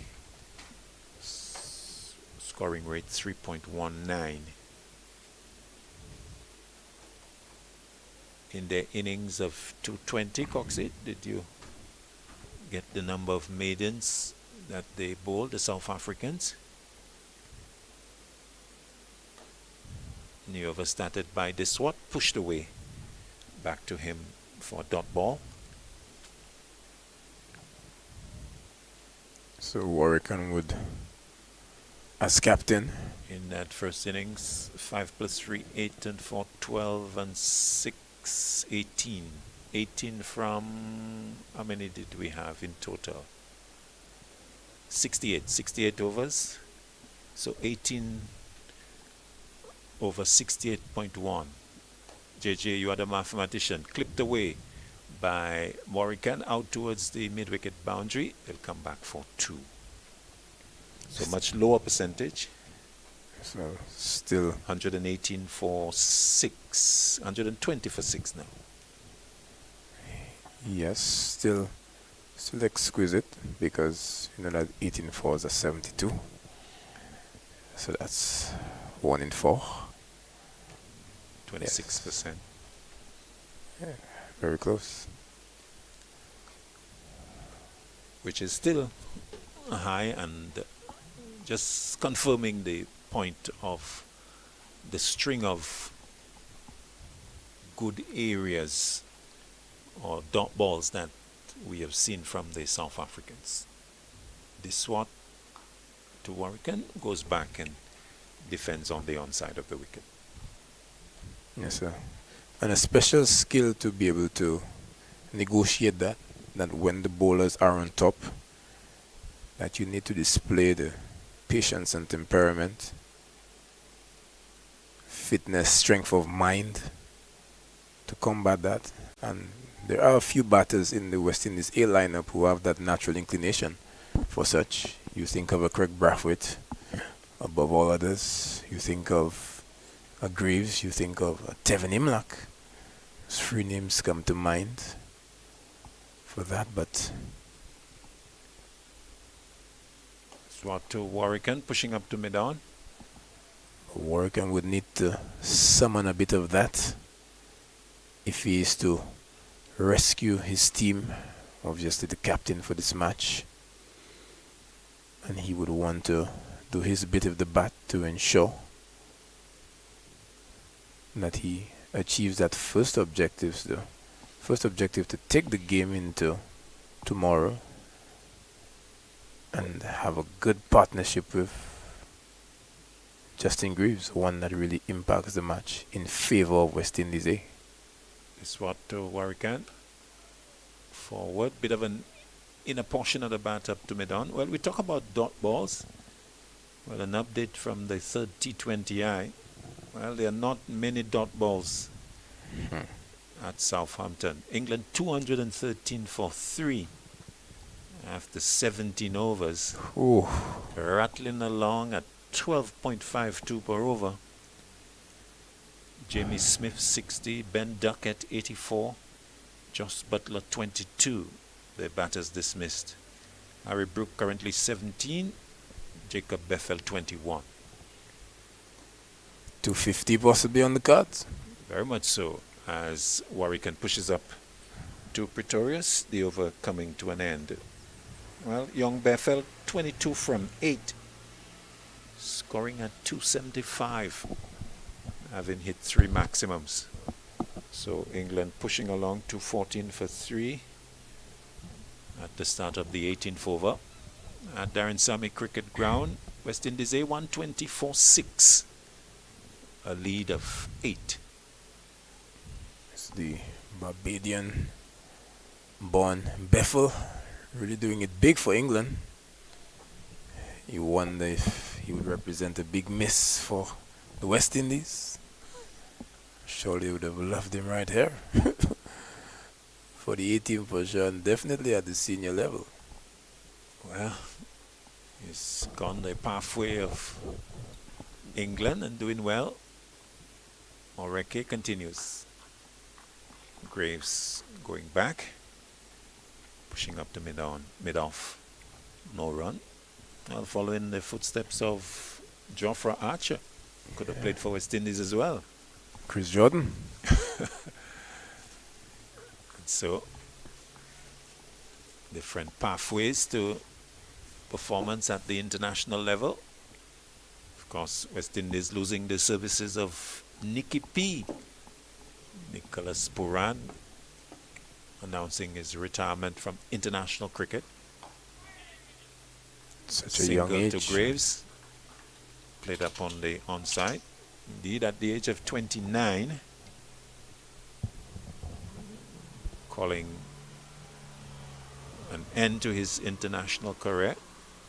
But that's not the end of him for white ball. I think we'll see him operating in the various franchises. Yes. So much talent. In fact, Nicholas Puran, the embodiment of talent. Our highest rated batter in the T20 format.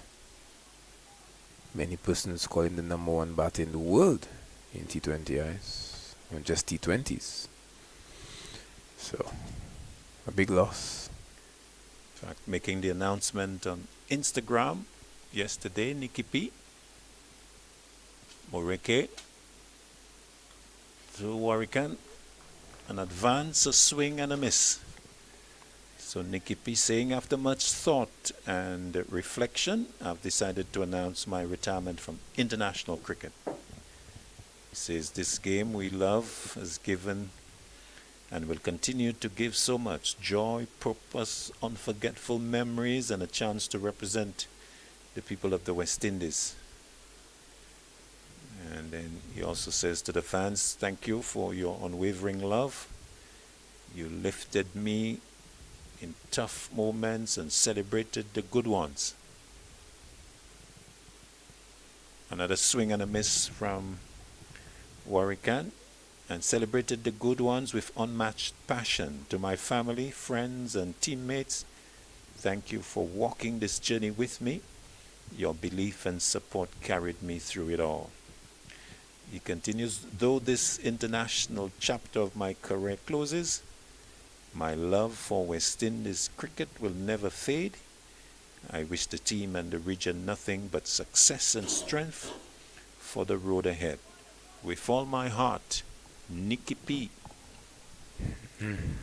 That's the statement on social media there from Nicholas Puran, calling an end to his international career. Cricket West Indies subsequently responding with a press release on the news by Nicky P. Short, and Warwican going under it.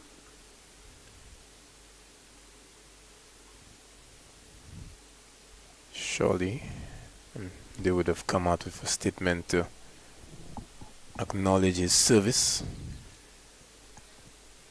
Indeed, the West Indies board statement. We'll get it to you after this delivery, which will end the over from Moreke. Over number 39 of the West Indies A innings. Warwican getting a single on the offside. And so the over coming to an end. So West Indies A leading by 9, 121 for 6. And the statement from Cricket West Indies on the news from Nicholas Puran. Cricket West Indies extends sincere gratitude and appreciation to Nicholas Puran for his outstanding contributions to West Indies cricket. Nicholas officially informed the leadership of his decision to retire from international cricket, bringing to a close a significant chapter in his career. A world-class player and a game changer, Nicholas leaves the game as the most capped West Indies player in T20 internationals. Start of a new over from the SWAT, let go by Warwican. As the most capped West Indies player, continuing in T20 internationals with 106 matches and the leading T20 run scorer with 2,275 runs. His performances on the field and influence within the team have made a lasting impact on West Indies cricket. Take a break as the SWAT comes in again. Warwican defending. And the CWI statement ending, quote, we salute his achievements and thank him for the moments he has given fans across the region and beyond. We wish him all the very best in the next phase of his journey. CWI's statement in response to the announcement by Nicky Puran calling an end to his white ball career internationally. Forward goes Warwican, plays up on the offside.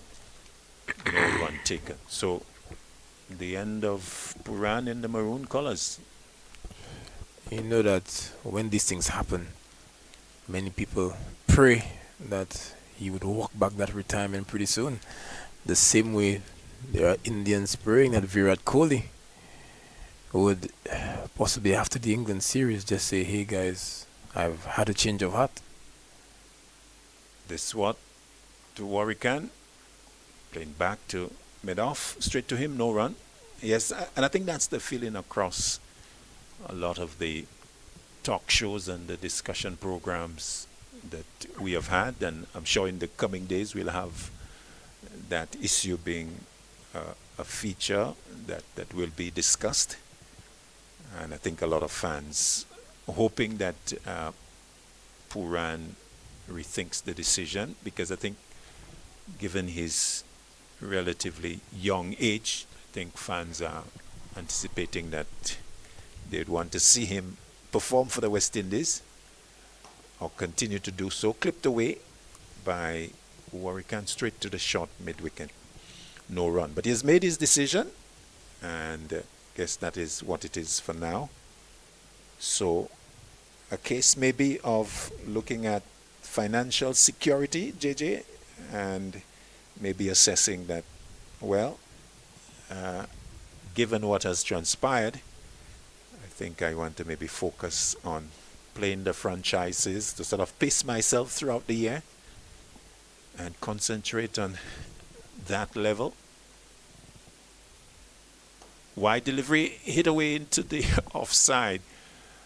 Airborne for a while, but will go into the boundary ahead of Ackerman for 4. So boundary to Warwican, taking him into double figures as the total goes to 126 for 6. The lead now to 14 at the end of the over. Yes, Warwican trying his best to seize on that opportunity. A full toss. Just angled the bat nicely to get that gap and had sufficient pace on it to take it to the boundary. But as you were mentioning concerning Nicky P, so many factors would have gone into a decision like that. Remember in recent times, Glenn Maxwell also retired, and from his statement, he expressed that it has been difficult in terms of his body, having to put a lot on the line, whether it is with his bowling and just the soreness dealing with that after a game. Didn't feel like he was giving 100%. Moreke to Graves, pushed up to short extra cover, no run. Also calling a close to his international career, the South African wicketkeeper. It's Henrik Klaassen. Henrik Klaassen. That's a big miss as well. One of the best middle order white ball players in the world. Fearsome ball striking. Really put the spinners under pressure. Sometimes slow bowlers look lost when operating to a Henrik Klaassen. Morike to Graves, struck on the pad, the gun given. The end of Graves looking a little bemused by the decision by umpire Bazirov. Came across the off stump and, well, did that hit bat? Oh, that has hit the knee roll from here. Big appeal from Moreke, getting the decision from umpire Bazirov. And Graves, well, get a closer look of that just above the knee roll. What say you, JJ? I just love the celebration from Moreke, to be honest. There is pace, there is passion, but Justin Graves, it pitched in line. Impact in line. Wickets hitting. Well, Claudius, in all fairness, in South Africa's innings, you did mention when that happened to Captain Ackerman, you felt that he's not a very tall man. Graves is taller than Ackerman. Okay then. Above the knee roll. Okay then. So you were saying missing the bails? That's what you're saying, JJ? Don't think I can confidently say that one. But what are you saying? I'm saying that he played right across the straight one. This one nipped back of the seam, was beaten for pace. Yeah. But yes, was it going to hit the stumps? That's the key question. What say you about it hitting the stumps? Well, the umpire felt so. No, what say you? Sitting on the fence, JJ. Okay. We're getting an opportunity to look at it. Big celebration for by Moreke. He's gotten the nod from the umpire, but Graves looked shell-shocked that the index finger was raised as Shamar Joseph comes in to join his captain. West Indies have slid West Indies A to 7 for 126. Shamar Joseph is a left-hander. It's one of those decisions where I'm sure Graves would go into the dugout to review that immediately.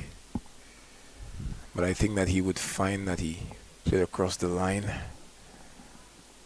Rain around as free slips in the gully in place. Short pulled away over mid-wicket into the boundary for 4.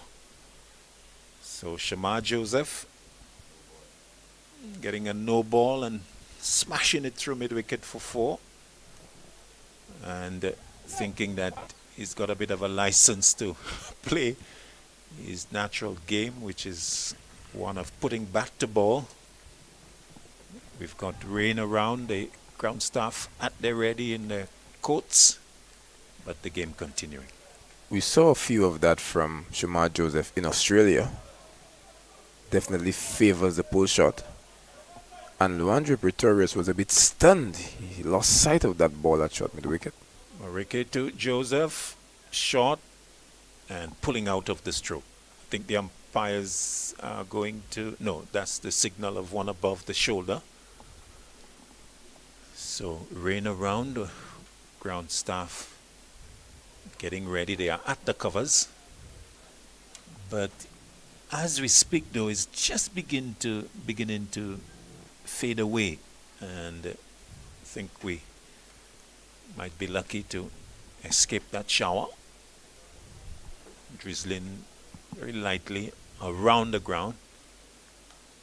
Chopped away, square, out towards the point boundary for 4. So Joseph, very busy into his stroke play, hitting that away, backing away, really opening up and hitting that through point for 4. He goes quickly to 8, 135 for 7. Yes, Joseph, not your traditional tail-ender. Does have batting ability. Doesn't seem to be too fazed by fast bowling. We saw him take it on in Australia. Prefers the cross-batted shots. Loves the pull. Loves the cut. Moreke shifting from over to round. Round to over. And now he's back. Round the wicket again. 2 slips in a gully in place. Moreke to Joseph. Advancing and catch taken by the keeper, but not really a confident appeal. I think Joseph indicating that has come from his left thigh, but quite an audacious stroke there from Joseph, charging and backing away towards leg, and with a violent swing at that, missing. And the ball going to Kweshele, taking it, but no edge involved. Yes, so good bowling from Moreke to follow the batsman. Saw him backing away. I think he'd want to attack the stumps of Joseph. Last ball of the over. Moreke. Joseph smashes that into the offside. The sweeper will come across. Joseph will come back for 2.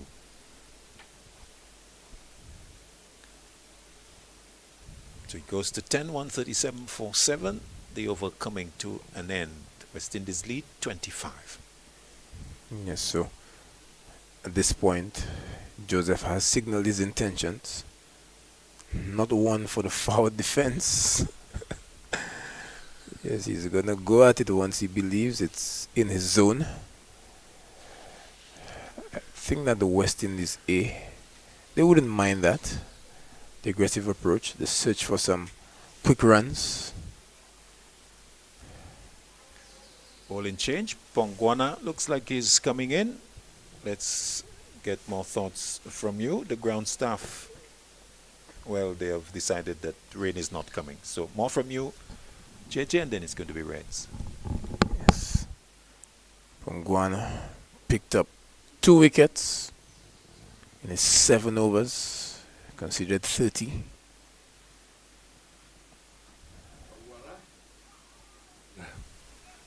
looking to work that away. So, trying to prevent the inevitable, but today is not the last day. A lead of 25, so South Africa A will have to bat again. Warrican, a fighter.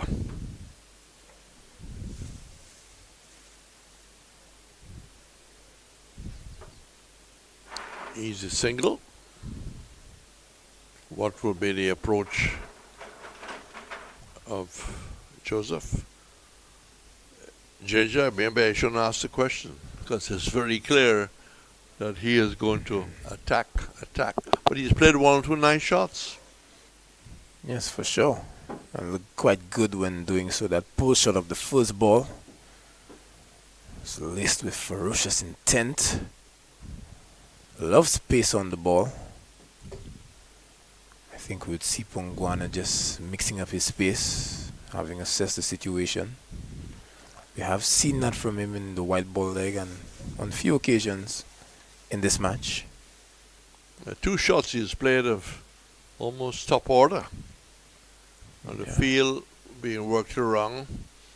You've got a deep backward square, a long leg, a mid-on, a wide first slip, gully backward point, cover and a short extra cover, mid-off.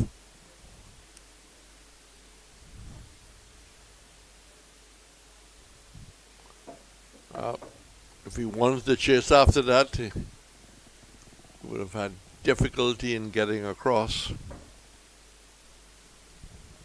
A bit surprised not to see the man posted at deep point or third man. But just as we mentioned that, Captain Ackerman deciding to make that change. Well, there'll be a top edge. They are visualizing.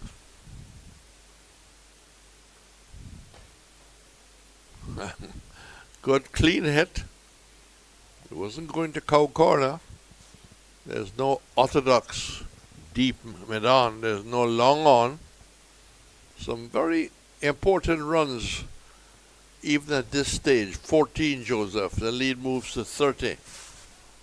Is there a twist in the tail? Hard to believe.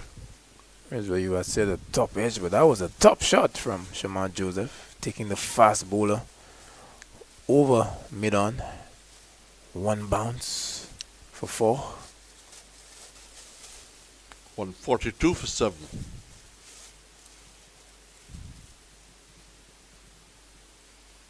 Well, that was a woof. And rehearses a different shot. But still there. Seemed to be enjoying himself. Some would feel after toiling so hard with ball in hand that he might have earned the right to do so.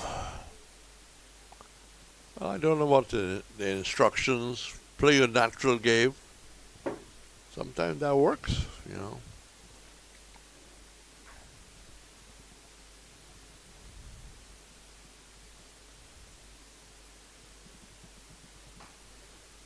That's gone through mid-wicket, but just a single.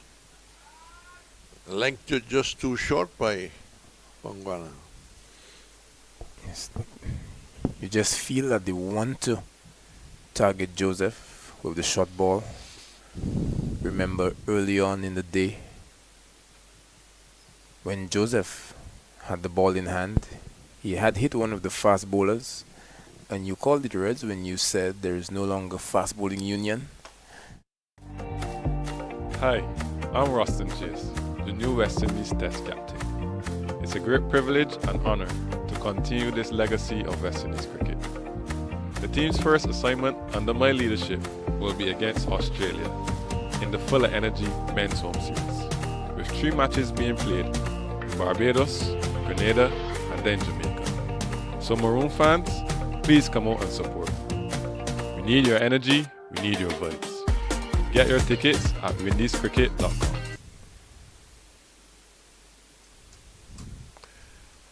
Well, we're going to continue. 3 for 31 of 13. Conditions are cool, but where the bad weather comes from looks quite clear. The wind is up.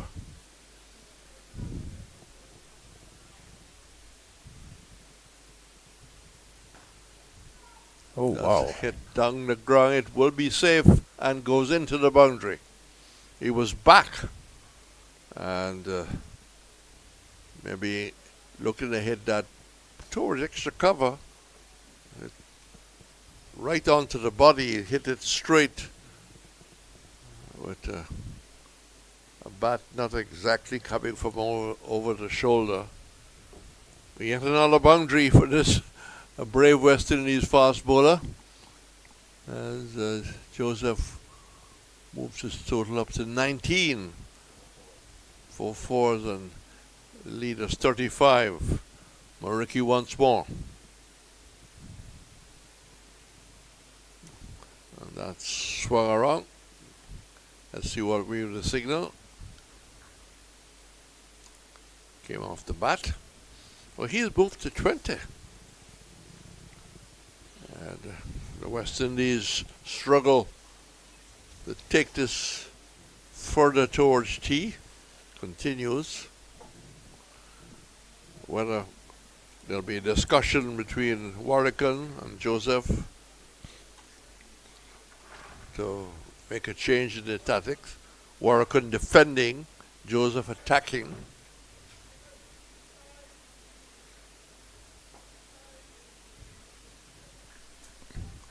Play straight enough. JJ? You just feel that same delivery that he just bowled to Warrican, that might be the delivery that he needs to bowl to Shamal Joseph. He has yet to attack the stumps, has been a bit predictable. Joseph expecting and preparing in his setup for the short delivery. As you were talking, as all viewers will see, rehearsing leave alone, rehearsing playing straight. It's working to play.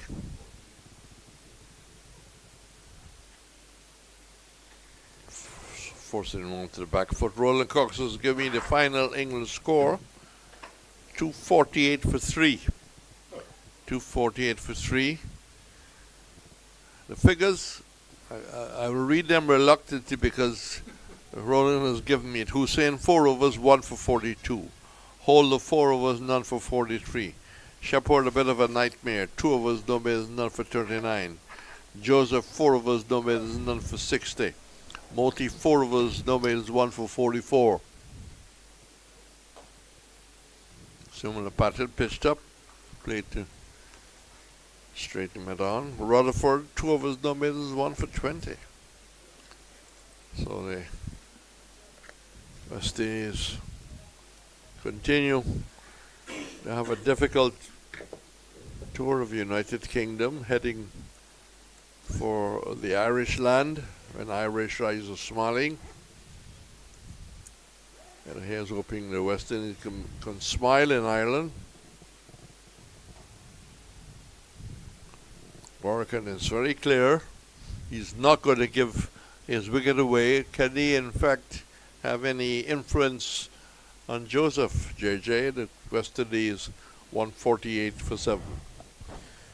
Well, it's clear that Joseph is prepared to play in one way, and that is attack. And thus far it has paid off, getting to 20. Very few batters in the lineup got to 20. Thus far it's just been Campbell with his 59, Kevin Anderson with 20, and the next in line is actually Joseph.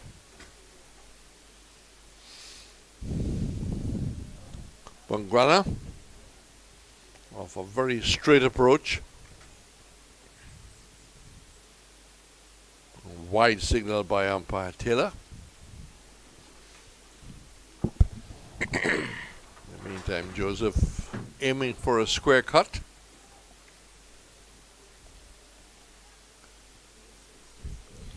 But you know, Reds, just speaking about that game, you mentioned 249 for the West Indies to win.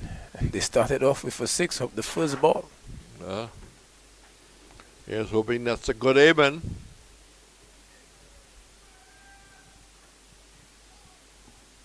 Joseph losing his shape, he just swung across the line. A long way to go. They lead many more, and I think we've got a drizzle with us. So this might be an off and on afternoon. Our clock saying 25, 26 past 3 o'clock. So off they go again. Where the weather is coming from, it doesn't look all that bad, but it's with us now. It's a blowing drizzle. Ground staff having difficulty in controlling the main covers, the blanket over the actual pitch, and out comes the main colors. How long this will last? Maybe not as long as the last time. It's not pouring all that much, but West Indies still trying to fight to save this. 149 for 7. An uphill task. Tomorrow, of course, is well away from us. The lead is 37. And the ground staff has stopped their advance as if it was maybe JJ just a passing drizzle. It's possible. As you mentioned, a start-stop time in store. Possibly trying to come to terms with the wind to cover the pitch first, and then the big blanket will come over it once they've secured the playing area.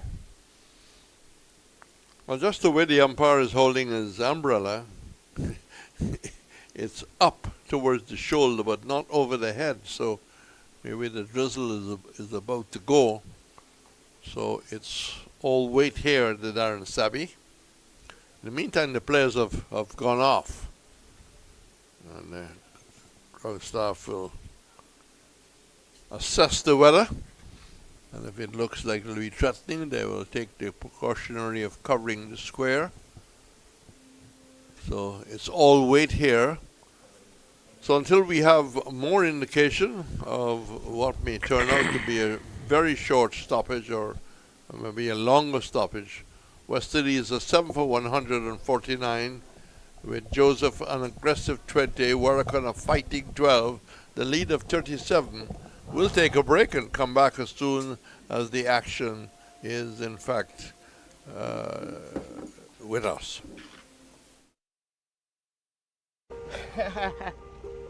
Shay, West Indies women taking the first straight this summer at home against South Africa. You know once that first ball's bowled, it's game on. Full of energy from the start. For real, Haley. The fans already lining up. Flags waving, drums beating. Because when we home, we full of energy. Let me add in quote Sammy real quick. See what the vibe is. Shay, Skipper, I was just about to call you. This will be a summer to remember. Action package with T20s, ODIs, and Test cricket. The tickets are now available. We bring in the fire, and the fans bring in the vibes. But we're missing that extra spark. Hold on, I know who to call. Coachman Sammy, you know I'm always ready. But where's the play? Teja, we heard you're the man with the vibes for this summer home series. We need a fire to light up this whole region. Sweet steel drums. Well, as we get indicated, it would not be a long delay. Very brief. Just lost a couple of minutes. Bongwana. Joseph hits it out to mid-wicket. Chance for a catch. Running catch and taken. Couldn't just resist it. It's like someone who decided that has got to be the attitude. So he goes just after the break for, I would say, a well-played 20. And the West Indies 149 for 7. 149 for 7. Running catch.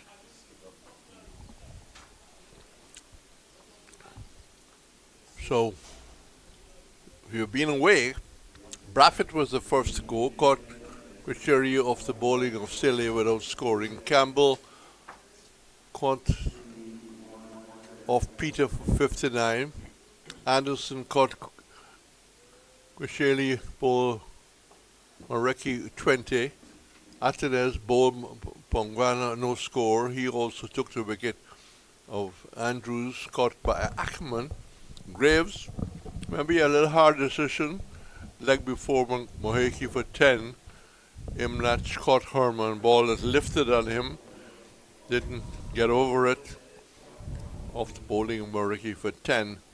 Warrican not out of fighting 12. And Joseph just caught Ackerman off the bowling of Pongwana, whose figures are getting better and better just about each over. He's now taking what? 2 for 37. 2 for 37. Sele, 1 for 22 off 7.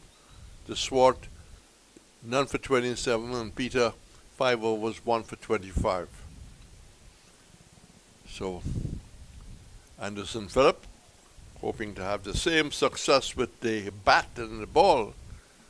And JJ, the weather has improved very, very quickly. Yes, and unfortunately that was the end of Joseph, but a chance for Anderson to put his hand up for the team in a, albeit a different aspect of the game. So Pongwan looking for his third scalp. And struck outside the line of the stump. It struck the off stump, Reds. He's bowled. Bowler. Thought for a minute he was just struck in the pad. And just pushing forward. The body language just didn't suggest that.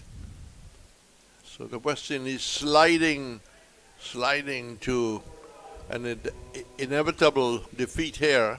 A lead of 37. First delivery. And he has now picked up his third wicket. The big tall. In fact, he's now picked up his fourth wicket, 4 for 37. I thought he had 3 initially. So I think the end is just around the corner for West Indies. 220 batting first, and now 9 for 149. And so that we'll have the rest of the afternoon to right now chase 37. What will be the final score, JJ? We just have to wait and see. What's the latest with the West Indies reply? Well, unfortunately, Johnson Charles has just been dismissed for 9 of the bowling of Luke Wood again. So after 2.3 overs, they are 19 for 1 in pursuit of 249. Yes, Luke Wood, a new left armour. England using the opportunities to expose a number of players. So, how long would Lane last? How long he will support his captain, who's leaning on the bat with the non-striker's end with the foot crossed, as if he has a number 6 coming out and very confident. So Lane is in strike. Badly lined down the leg side. So we felt very early in the day that this will not go into the 4th day. Unless there's a thunderstorm, JJ, I think it will end very quietly, but well before it's 4:30. Yes, you can well imagine that would be the case with 40 overs remaining in the day. Field getting more attacking. It's an educated edge. Didn't carry the first slip.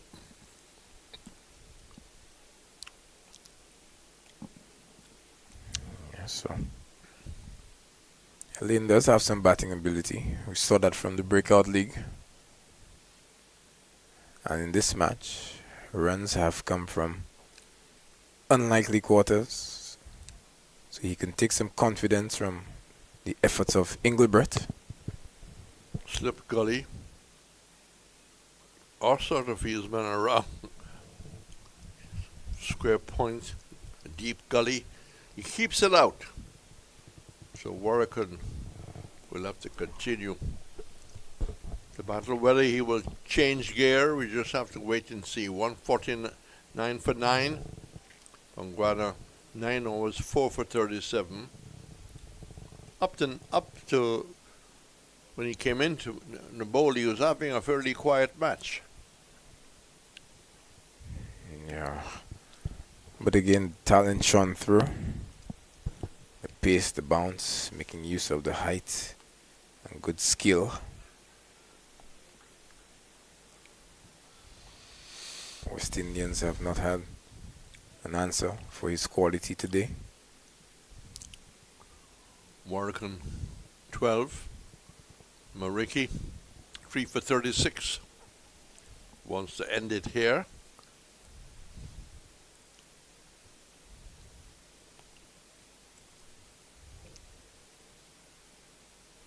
Well, giving Lane the strike straight away to just back up the assessment by JJ that he's got good batting skills.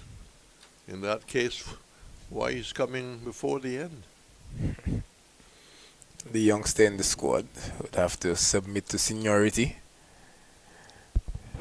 Allow for the seniors to go ahead of him. That's sometimes the way it works. Well, Warrigal is the man who will write the order. But he's got some pride. And he'll want to get into double figures. But a little away from that. 150 has come up quietly. The lead has gone to 38. Well played, shipping well. Can you recall his highest score in the breakout? No, I can't. But I remember him clearing the boundary with some consummate ease. So he's one for the big hits. I don't believe he'll be looking to clear the boundary. I think from the indication he's looking to play orthodox.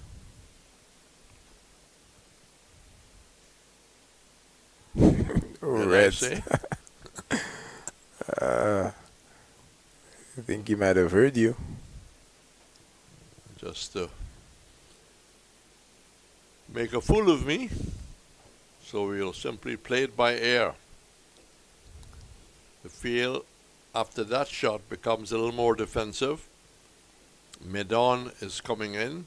Mid-off is dropping back.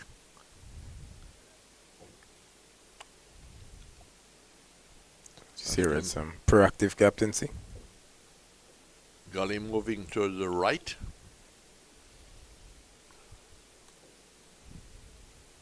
Moriki bowls.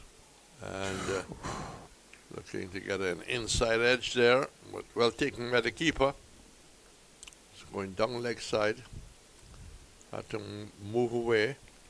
And that would have passed between the right leg and outside of the leg stump.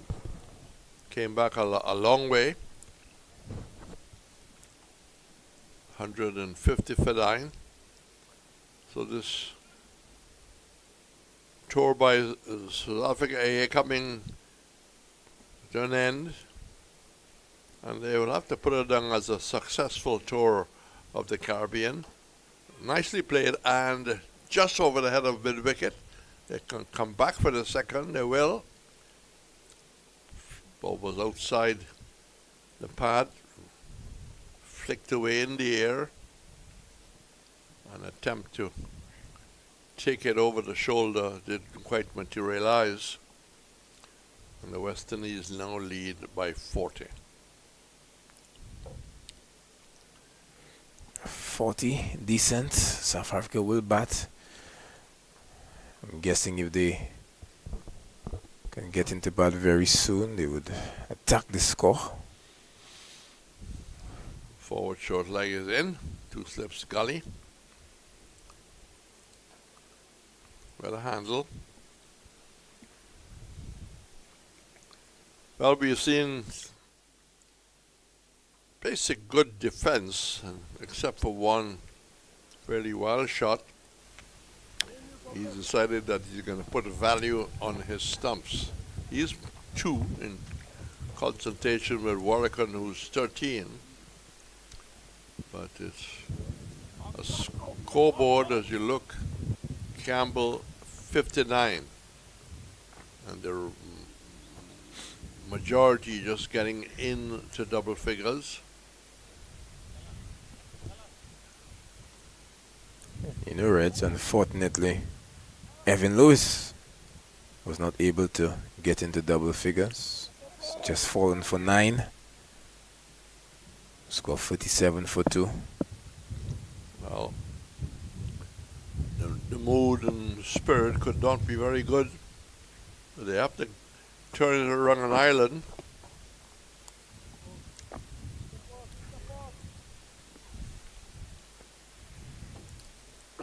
The competition will not be as great in Ireland, so we can expect an improved performance. Some of the backroom staff will be leaving for Barbados for a possible camp starting on Friday. Big appeal. Taylor does not respond, and it could be a bit of baton to that too. So the final chapter towards the opening test against Barbados is here the squad to be announced by the West Indies board. That should come in a matter of hours. What is the takeaway for the selectors from this? The one that comes to mind very quickly is the 5er by Phillips. And maybe I can add maybe the good effort by Campbell, who played with a majority of restraint for a very long time. That's a fair call. The all-around performance of Greaves might also come into the conversation. 2 wickets and runs. When the likes of Greaves came in, the pressure was really on. That would restrict stroke playing.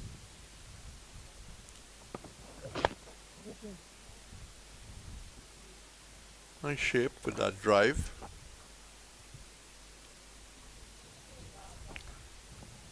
By no means a slouch with the bat. Seems to be well organized. And the kind of player Warrican over the years have given the lower order, has given the middle order when he's batted for Barbados a great deal of solid support.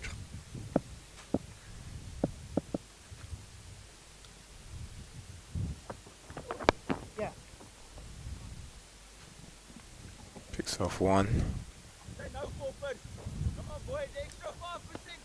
Lead crawling towards 50. I think that's a good word, crawling. I don't believe we can expect any more fireworks with the likes of Joseph. But these two probably deciding, well, let's try and deny South Africa easy access to a victory. Slip gully, square point, a backward point, a short cover, mid-off, mid-on, mid-wicket.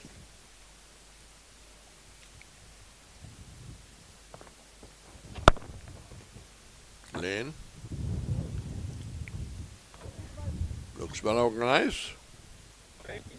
So I think the plan now is to bat as normal as possible. You think it's a good plan?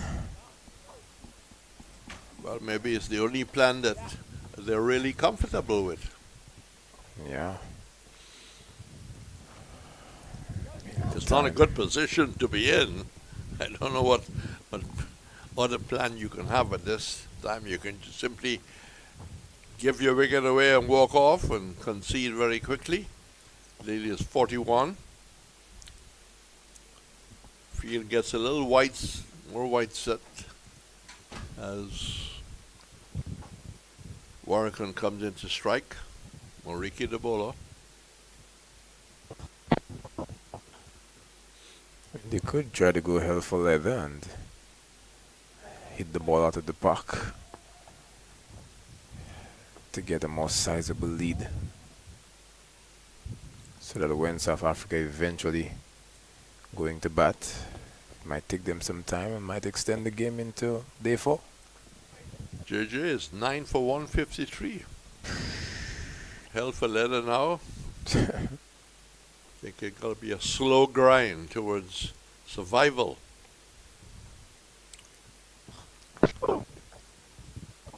That's over the slip area. Welcome runs as he decided to go onto the back foot. So the lead now 45, 157. Partnership of 8. He's done well to get that over the cordon. No third man posted. Lead 45, inching towards 50. No third man. There's a backward point though.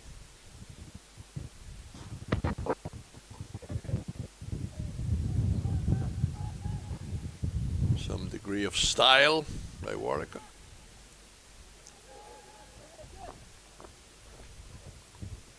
So this is the last bit of competitive cricket. The next event here will be the CPL with Kings the defending champions. There's a local T10 coming up.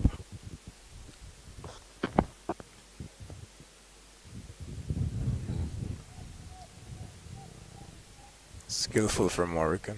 That wasn't the best offer, but just waved his bat and got it through the slip area.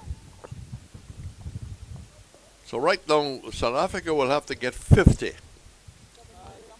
Lead is 49.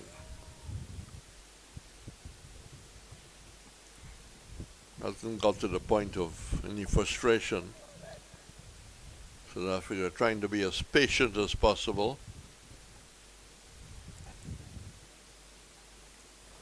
South Africa captain trying to make adjustments. Lane with the responsibility of keeping Moriki out.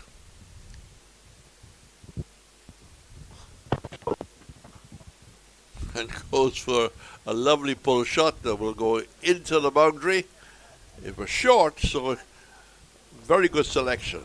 It was a wild shot, very, very bad length.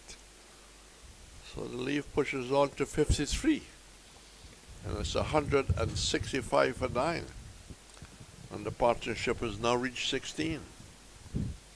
And it's good batting by the captain, Warwicken, who's taken his total up to 26. Good contribution. We want to extend that even further.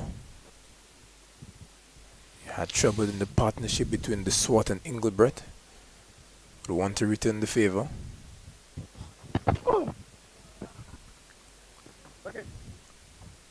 Look to play that same shot again, but the ball just run away in the square, looking to pull it. And maybe a bit of an inside edge. So the over is completed.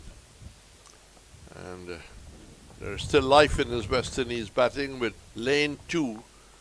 And the captain setting the example of not giving up on 26. Hi, I'm Roston Chase, the new West Indies Test captain.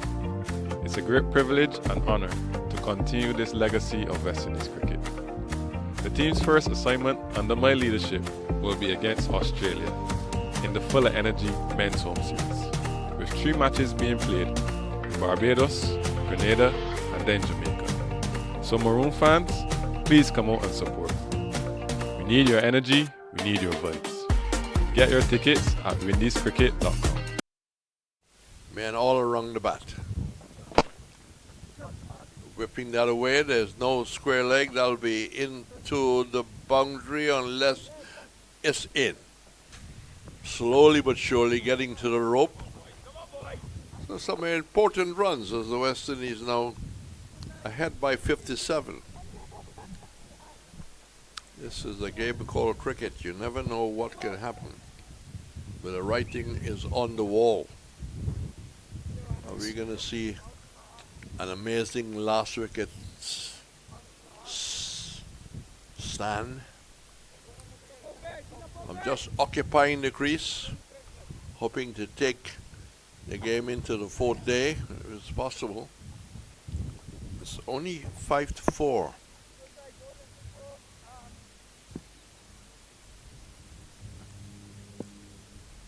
Lane.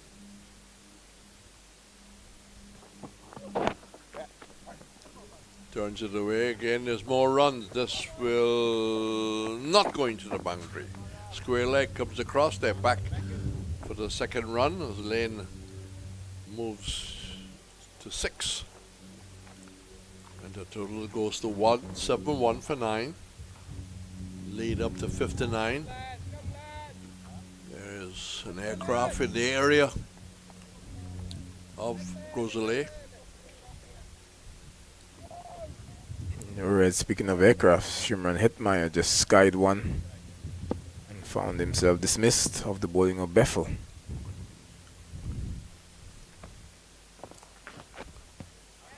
That's a hairy-fairy drive.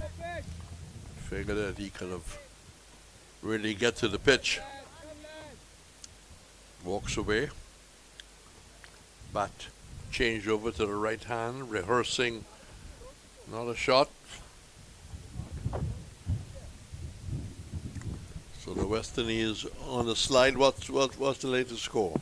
69 for 3 after 6.3 overs, chasing 249. Scoring fast but losing wickets. That was a heavy ball. Just on the up. Straight to the short cover. So you don't get the impression that these two are going to throw away their hands easily. Work on setting the example that others didn't. There was a number of soft dismissals.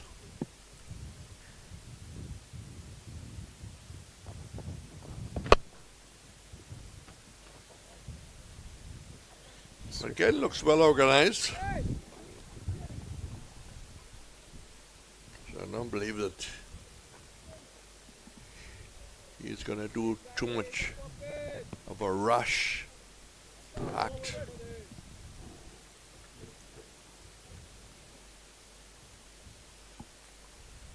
Very quiet.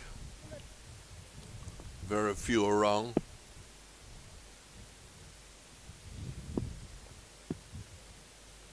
Slip in a gully, going down. Okay. And can look for a signal, which Warrican is not interested in. He is obviously counting each delivery and realized that he didn't want to give Lane the strike. A change of gloves coming for Warrican. It shows the intent to stay there for quite a while. And it's 9 for 171. One more over, and then nobody pass it on to our presenter, Claudius Emmanuel. Yes, it is a very important skill in our game to be able to marshal the lower order, knowing when to give them the strike, when to attack, which bowlers they could negotiate. Management of those resources critical to success as a team. And it speaks well of Jamel Warrican as a thinking cricketer. Remember, based on the new process unveiled by Cricket West Indies, he was selected as the one appointed as the Test vice captain.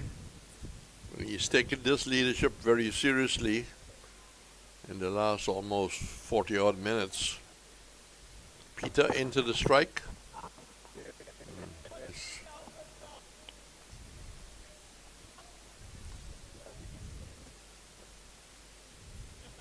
5 overs, 1 for 25. He's impressed us as a cricketer.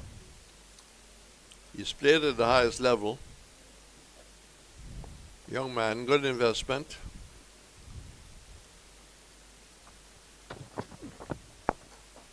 And that's hit wide of the deep long on.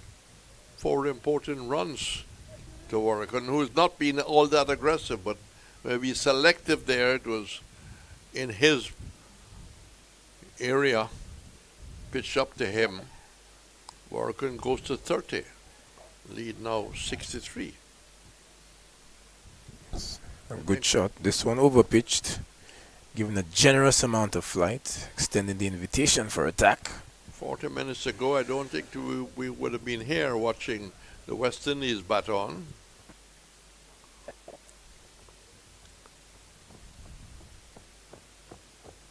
Good bowling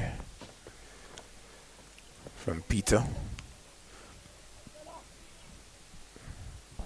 Always a good idea to have the spinner against the low order. 10 to 1 to hit the ball out of the park very frequently.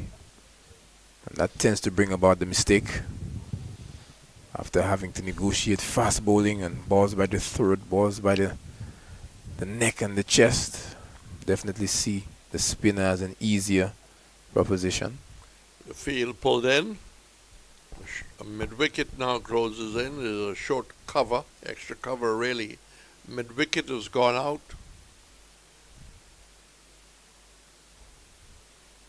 Plays that like a number 6. Forward and then back. Lane 8. 9 for 176. 48.1. He's got 2 to keep out and driving straight. Nice looking shot. Nothing wrong with that shot at all. It was the leg spinner pitching up and straight driven. Beautiful shot. The best he's played for a long while. Moves to 12. And the total now moving to 180 for 9. The lead is 68. The West Indies showing some pride here, some fight, but regretting that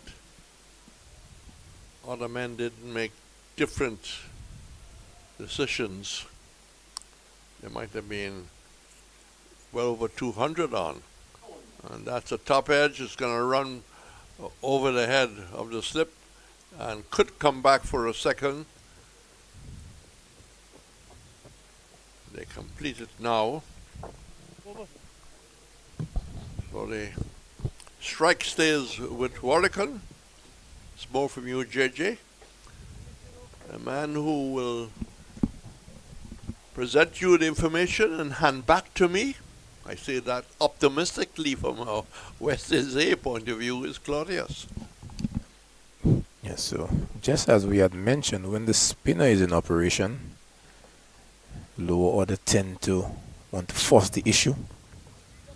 Johan Lane just losing his shape, lost the timing, skied one. Thankfully from his and West Indies A perspective, he's still at the crease. Thank you, Reds. From Guana, continuing.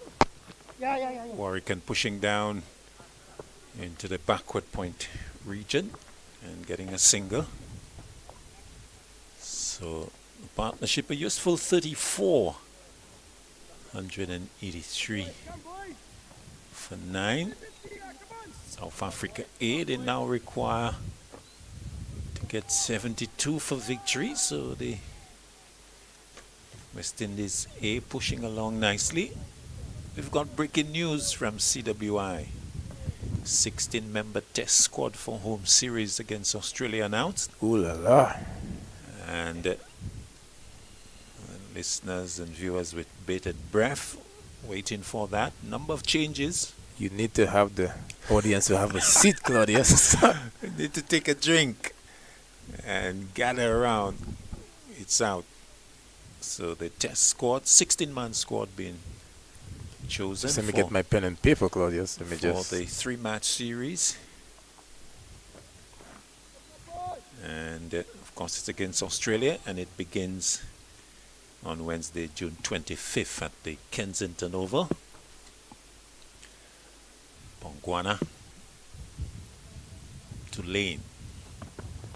Swing powerfully over long on. That's gone all the way. That's a mighty hit by young Lane. Short and latched onto it and hoiking it away over long on for 6. And really enjoying this innings. He's gone to what, 26 or 20? 20. 189 for 9. And Johan Lane seems to be celebrating something as he has smashed the maximum over long on for 6. Are you teasing us, Claudius? He's celebrating something. He's celebrating something indeed. But then again, we did mention to Reds that from the Breakout League, we had seen many a shot like that from Johan Lane. So bringing that experience into this game. No mug with the bat. Indeed. 20 from 19. And can celebrate is, in fact, in the 16-man squad announced by CWI. So, number of changes. In fact, let's maybe get to the chase and not keep viewers in suspense. Breaking play. Talk about the Fuller Energy Series. It's coming up, starting with the women. South Africa A versus West Indies women, beginning tomorrow, and then West Indies Australia in the red ball, beginning Barbados, and then West Indies versus Pakistan white ball. So the West Indies squad, let's go straight to it. Roston Chase, of course, the captain. Jomel Warrican, the vice captain. We are familiar with that. And let's wait for Pangwana. Coming into Lane. Lane back in defense, no run. So Roston Chase, captain. Jomel Warrican, vice captain. Kevlon Anderson. Ooh la la. Craig Brathwaite. John Campbell. Casey Carty. Justin Graves. Shea Hope. Tevin Imlach. Azari Joseph. Shamar Joseph. Brendan King. Johan Lane, Mikhail Louis, Anderson Phillip, and Jaden Seals. Pangwana. Moving in, lane driving to mid-off. No run. And of course, we know of the team management unit. Head coach Darren Sami, assistant coach Floyd Reefer. That's batting, assistant coach bowling, Ravi Rampal, assistant coach fielding, Rayan Griffith, team manager Raul Lewis, physio Dr. Dennis Byam, strength and conditioning coach Ronald Rogers, massage therapist Doc Brown, a swing and a miss from Lane, team analyst Avines Sitaram, and content and media officer Jerome Foster. So number of inclusions, number of changes in that 16-man squad. And of course we see the return of Shea Hope, the inclusion of Brendan King, of course Shea Hope, Brendan King, and missing out the 2 Dominicans turned away. into the onside. And Lane picking up one. So the absence of Alec Atenes and Kavem Hodge. Your take, Jamal James. I think that many persons around the region would be very surprised, and it's a good thing that you had asked them to just take a seat. Because that is definitely a surprise. Surprise. So let's get a quick recap of it again. So 16-man squad announced for the 3-match series. Roston Chase captain, Jomel Warrican, Kevlon Anderson. We missed him as an inclusion. So Kevlon Anderson. Ooh. We also have John Campbell. So let's go from the top again. Bear with me, please. As Peter will start a new over. And he will be bowling to Johan Lane. West Indies 16-man squad. Roston Chase, Jomel Warrican, Kevlon Anderson, Craig Brathwaite, John Campbell. That's an inclusion. Big hit. That's gone high. That's gone long. All the way over long on.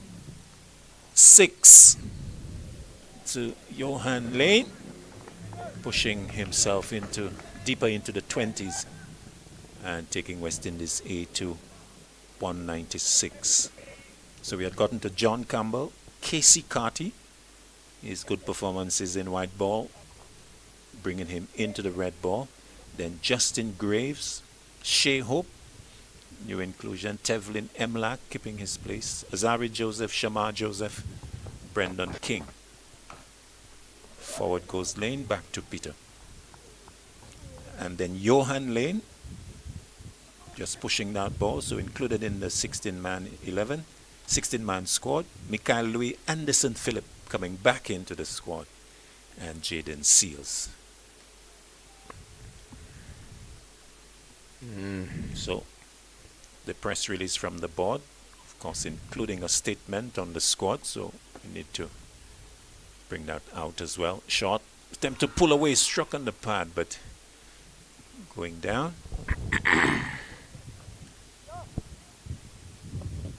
So the total remains 196 for 9. The press release reading, CWI Director of Cricket Miles Bascom expressed that selections were made in line with the team's commitment to building a bold, execution-driven identity in Test cricket. Take a break as Peter comes in. Lane plays and misses outside the off stump. An execution-driven identity in Test cricket with consistency in batting output and a dynamic bowling attack being key in the overall assessment. So that's a quote from him. Peter bowls to Lane. Lane blocks away. No run.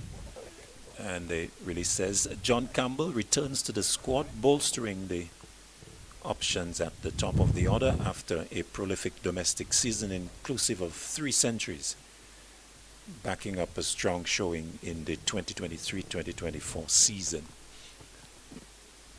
Forward goes Lane and plays away to end the over. Jamal James, your take on the West Indies 16-man squad. You said an execution-driven identity. Yes, that's the words being used. So, Director of Cricket, Miles Bascom, indicating the team's commitment to building a bold, execution-driven identity in Test cricket with consistency in batting output and a dynamic bowling attack being key in the overall assessment. I think for me there are definitely a few surprises there. One of them, I didn't foresee the exclusion of Kemar Roach, senior most pacer in the lineup. Right, there is a statement on Kemar Roach. It says, despite being under consideration, veteran pacer Kemar Roach has not been included. and has been duly informed. So that's what the statement says. So short pulled away by Warwican to back with square leg as a new over is started. It's Engelbrecht. Engelbrecht coming in for his first ball in the innings. And Warwican pushing on to 33, 197 now for 9. So here's a case where the selectors have gone past Kima Rouge, focusing on the younger crop of seamers, Shamar Joseph, Ajari Joseph, and Jaden Seals. Engelbrecht bowls to Lane. Lane pulls around. And no run, so no Kima Roach, of course no Jason Holder. So focus on the younger seamers, the two Josephs, and so 2 runs here being taken by Warwican as Pretorius picking up. So the 2 Josephs, there's an overthrow, and they will pick up an additional 1 to bring up the 200 for West Indies, and also bringing up the 50 partnership for this, the 10th wicket. So a late rally from West Indies A here, as the 50 partnership coming up in 47 deliveries, 38 minutes, 6 fours and 2 sixes. Warwican's contribution 21. Lane has contributed 30. The 200 also coming up for West Indies A. This is the 52nd over, and the lead now inching towards the 100. It's 89. Engelbrecht to Lane, forward out the portion of the bat, but rolling along the ground to backward point. And there's no run. So pushed away by Lane to mid-on. No run, the end of the over. So bold execution driven identity is the mantra of CWI management, as they have announced the 16-man squad. The inclusion of a number of new batters: Kevlin Anderson, John Campbell, Casey Carty, and the other one being Shea Hope. Well, in fairness, Casey Carty, I believe he was the incumbent at 3. Indeed, he would have been on the top Pakistan. You are right. So his test form would have dipped a bit, yes, but it's some strong showing in the white ball. Absolutely. Yes. Centuries coming, consistency coming. Would have been backed by the management to retain that spot. Would have retained the faith in him. Start of a new spell from Sele. Kishle Sele coming up for his 8th over and being pushed away by Warwican. Up to mid-on, no run. So the dropping of the 2 Dominicans. Whew, that one. Athanaze and Hodge. They form the middle of the batting. Again pushed away by Warwican into the offside. No run. But to be fair, JJ, they have not really produced a sizable amount of runs to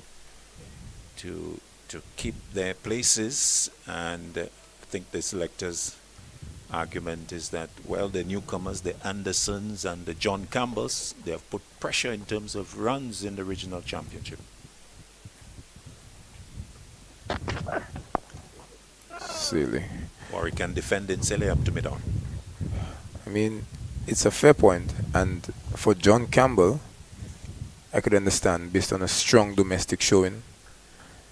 He returned to West Indies cricket. Good runs in the white ball for Jamaica. Captained this team to the final. I think you had mentioned over 500 runs in the first class. So he would have been putting, I think, Mikael Louis under pressure. Short delivery, bouncing overhead of Warwican. So I think that part here, and plus the identity that he brings to the squad in terms of an aggressive opener, you see that in world cricket, each nation basically has one of those. Remember, with Australia, you had the David Warner. With Pakistan, you had Saim Ayub. With England, you have Duckett. So you understand the move towards more aggressive openers. So the Campbell selection, I understood that. That makes a lot of sense. Clipped away by Warwican for a single. So this partnership for the 10th wicket continuing to rally. It's now over 54. And these two, credit to them because they've really put their heads down and they have brought up quite a bit of resistance, just extending the game deep into day 3. The scoreboard showing 30 overs after this one. We can still complete the game today depending on how the South Africans go in the final innings. Lane is back pushing away to the offside, will get another run as the ball is being picked up by the fielder Senokwane, and they take one. 204 for 9. I mean, I had sensed the reintroduction of hope to Test cricket, given what we saw. In his interview, he mentioned that he had an interest in returning, and he was one of those sought after for his, for leadership of the Test team. So he was definitely in the plans from CWI. So I understood his inclusion. It made sense. Outside the off stump, Over. and the over coming to an end. The overall lead 92. Good effort between these two. 55-run partnership, and Lane, well, he has done quite well because Hi, I'm Roston Chase, the new West Indies Test captain. It's a great privilege and honor to continue this legacy of West Indies cricket. The team's first assignment under my leadership will be against Australia in the Fuller Energy men's home series, with 3 matches being played in Barbados, Grenada, and then Jamaica. So Maroon fans, please come out and support. We need your energy, we need your vibes. Get your tickets at windiescricket.com. so Roston Chase calling for support from fans for West Indies' effort under his leadership. Peter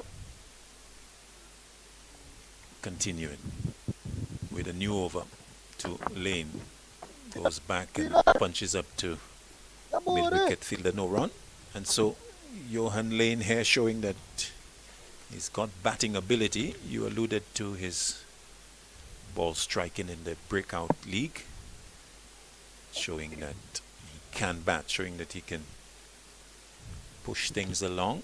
So he has demonstrated good defense ability as well as getting the ball into and over the boundary. Naba, Peter.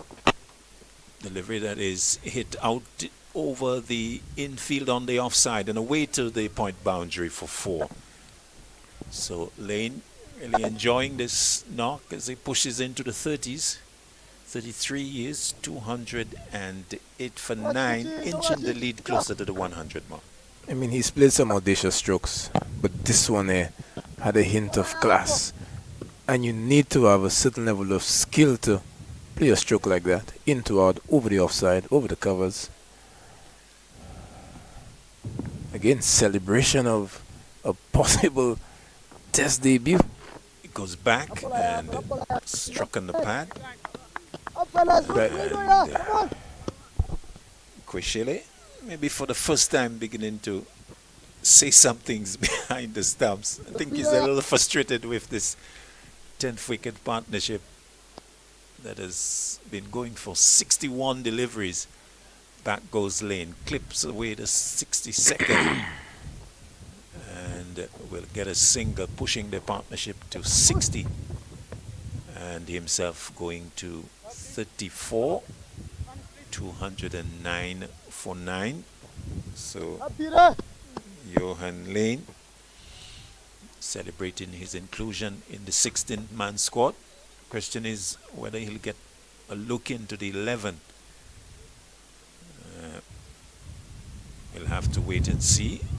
With the balance, well, with the inclusion, the naming of the vice captain Warwican, you think that he would probably have to play. And so spin from Chase, the captain, Warwican, the left arm orthodox. So that would affect the bowling balance as Warwican gets a single in this game. He goes to 38, 210 for 9. So maybe a case where only 3 frontline seamers would have to be used. Of course, Graves probably getting a look in as well, the all-rounder, looking to chop that is Lane and not getting a run at the end of the over. So he stays on 34, Warwican 38, 210 for 9, the lead 98.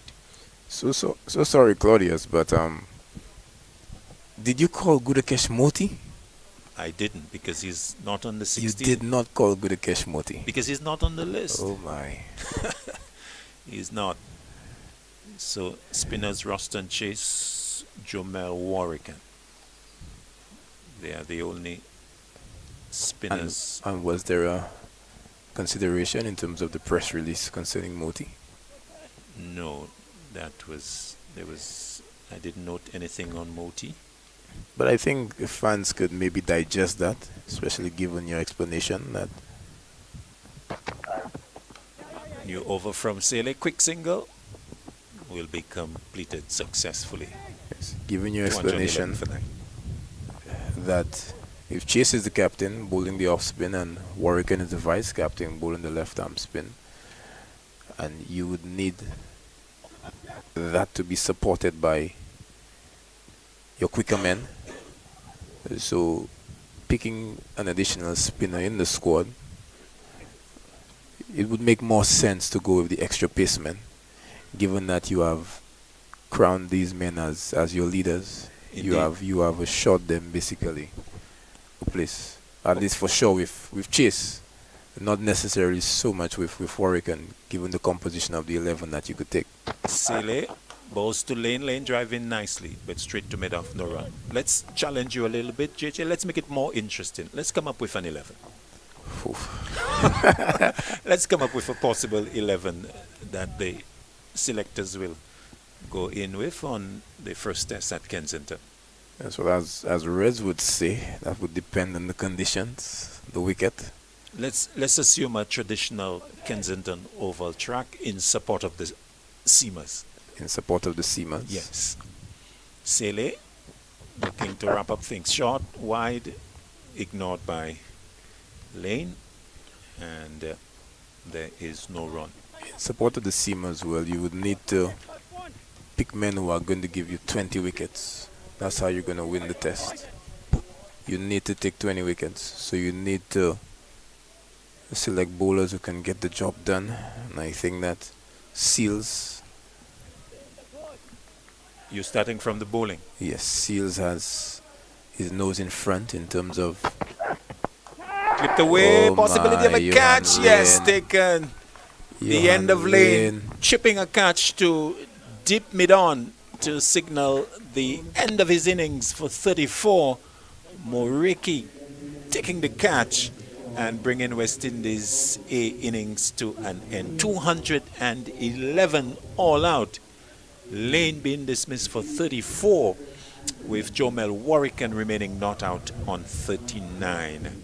So the end finally coming, the lead 99. So South Africa A needing to score exactly 100 to sweep the 2-match series 2-0. As the look of disappointment gripping the face of Johan Lane after battling, toiling, soldiering on for so long. Certainly not the manner that you would have wanted to have walked off. In fact, you would have wanted to have walked off and come back to bat tomorrow. But Okushli Sele picked up the wicket. You wondered why he wasn't reintroduced into the attack. The man who has been the chief destroyer for West Indies on this tour. But nonetheless, he's been brought in, and in quick time, he has seen the back of Lane and ended the partnership. Indeed. Well, Johan Lane, in my view, can walk off feeling satisfied that he contributed. His 34 coming from 42 balls, 3 fours and 2 sixes, and contributing nicely with his captain. The partnership for the final wicket, adding some 60. Let's just get that from Coxey. Well over 60. In fact, getting 62 for that final wicket, and proving to be the best partnership of the innings by far. So excellent work by young Johan Lane, as we said, celebrating his inclusion in the West Indies 16-man squad for the first test against Australia. So let's recap for you this third innings. West Indies is second, all out 211, with the details as follows. Brathwaite was the first to go. He was caught. Quishele ball, Sele not. John Campbell caught the swat ball. Peter 59. Kevlin Anderson caught Quishele ball. Morike 20. Alec Atanez not out not. Joel Andrew caught Ackerman ball. Pumguana 12. Justin Graves LBW Morike 10. Tevin Imla caught Herman ball. Morike 10. Jomel Warwick not out 39. Facing 51 deliveries and 5 fours. Shamar Joseph was caught Ackerman ball. Pumguana 20. Anderson Phillip caught Pumguana for 8. In fact, it was ball Pumguana for no score. And Johan Lane, the last man out, caught Moriki ball Sele 34. 211 all out from 54.4 overs with 7 extras. 2 leg byes, 2 wides, 3 no balls. And the bowling for South Africa, A. Shepo Moreke, 16 overs, 6 maidens, 3 for 51. Okishle Sele, 8.4 overs, 1 maiden, 2 for 26. Mishlali Pomguana, 12 overs, 12 overs, 2 maidens, 4 for 52. Pomguana, 12 overs, 2 maidens, 4 for 52. Ruhan De Swart, 9 overs, 3 maidens, not for 27. Naba Peter, 8 overs, no maidens, 1 for 48. And Skok Engelbrecht 1 over for 5 runs. So 211 all out. West Indies A, South Africa A. They require exactly 100 for a sweep of the 2-match series. And so that's where we take a break, as we are in the innings break, and come back in about 5 minutes time for the chase by the South Africans. Shay, West Indies women taking the first straight this summer at home against South Africa.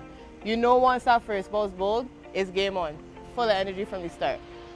For real, Haley. Your fans already lining up. Flags waving, drums beating. Because when we home, we full of energy. Let me add in quote Sammy real quick. See what the vibe is. Shay, Skipper, I was just about to call you. This will be a summer to remember. Action package with T20s, ODIs, and Test cricket. The tickets are now available. We bring in the fire, and the fans bring in the vibes. But we're missing that extra spark. Hold on, I know who to call. Coachman Sammy, you know I'm always ready. But where's he play? Teja, we heard you're the man with the vibes for this summer home series. We need a fire to light up this whole region. Haley, say no more.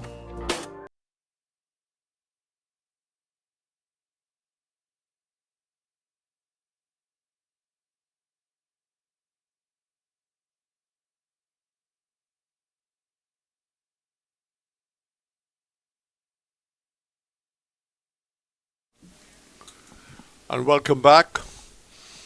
Well, we can tell you that play is about to start as soon as the light roller makes its way off. And in case we have new viewers, South Africa need 100 to win. Now, the light is not very good, but not that bad either, but it's not a clear afternoon. weather doesn't look all that bad. The regulations allows them an extra 30 minutes if the match could be completed on the third day. So we'll see what will be the approach as Philip starts, Joseph starts.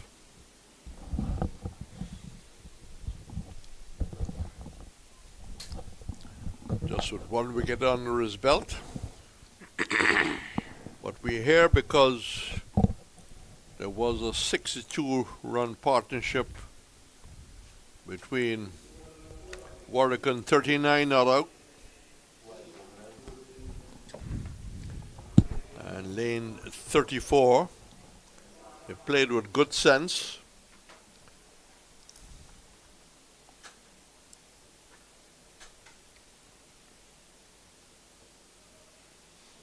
Lovely delivery. Really took off. Well, what is your crystal ball telling us? 100 to win. Are we going to go into the fourth day? I certainly have a strong sense that we will. 100 runs in less than an hour. It would take some pretty bad bowling to achieve that in the red ball format on a ground like this.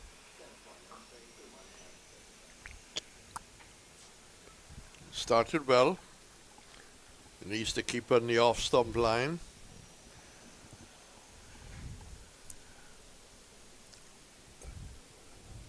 I've been given an 11 by a former St. Lucia fast bowler, commentator now of quality, Claudius Emmanuel, and his West Indies team for the opening test. As time will allow, but Joseph is going around the wicket. One without loss, 99 to win. The weather is iffy but not dangerous. The blue sky to our left indicates it should be a fair afternoon. The light might be a problem. Joseph very tight, not trying to bowl too quickly. I suppose they realize that they have a sniff of a chance. You remember Zimbabwe in Trinidad when the West Indies came from nowhere to win. And we all remember the first test match that South Africa played where they had the champagne and ice and Ambrose and Walsh performed their magic.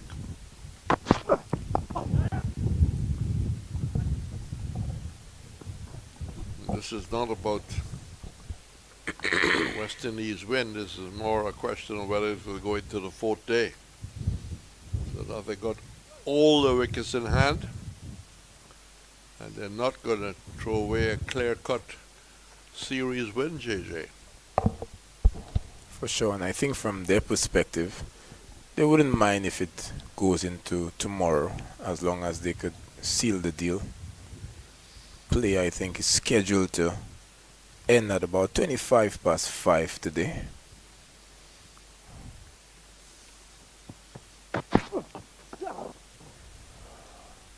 Well bowled, but takes the outer edge. Don't think quite opening the face there, but it does break 4 runs. We can just look at this once more. I'll take that back. He did open the face. So 6 runs on the board to win 94. So your dollar is on play going into the fourth day. Yes, for sure. The West Indies A team have the option of What's your dollar, Club? slowing down the game. Claudia says it will end today. And with that in mind, the field becomes very defensive as Philip is about to come in from the far end. There's a backward point, a slip, and a gully No third man, a long leg. Mid-off is on quite deep, mid-wicket. Man in the deep backward square. Philip will not be doing the openers any favours. His tail is up. He's in the West Indies 16.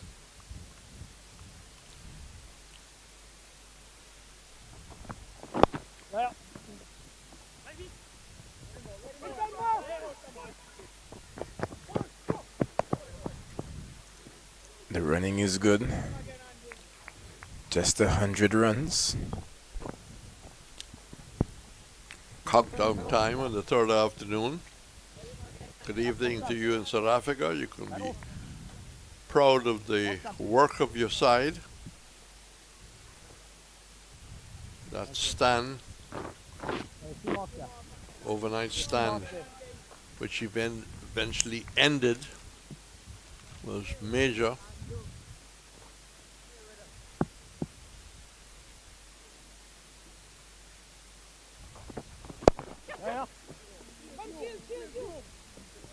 This will be another two. Well played. Played almost between the man towards square leg. The man has long leg. They're running very slowly. So they're able to come back for two. We'll have to keep updating every often. 90 to win. I think if I was a betting man, I might be in danger of losing my money. Just might be. Already 10 runs and 2 overs have yet to be completed. Well, that wasn't far away from the outside edge. Well taken by Imlach. Kept a little low. So shot making, if the track is going to behave like that, will not be easy. I have you in suspense because I can't start going through who's left out and who's in with the bowler back to his mark. But a very brave selection by Claudius Emmanuel.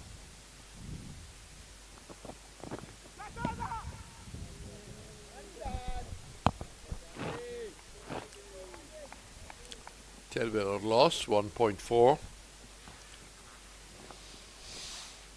So there is a new cap.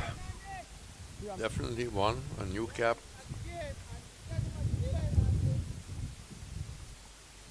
In his selection.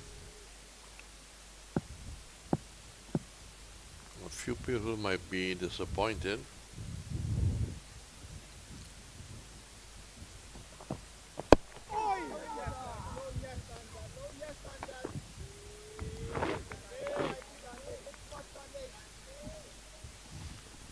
There's some chirping going on. And if the West Indies wants to make it as hard as possible, would have been a different approach if this was the third afternoon and final. It's not.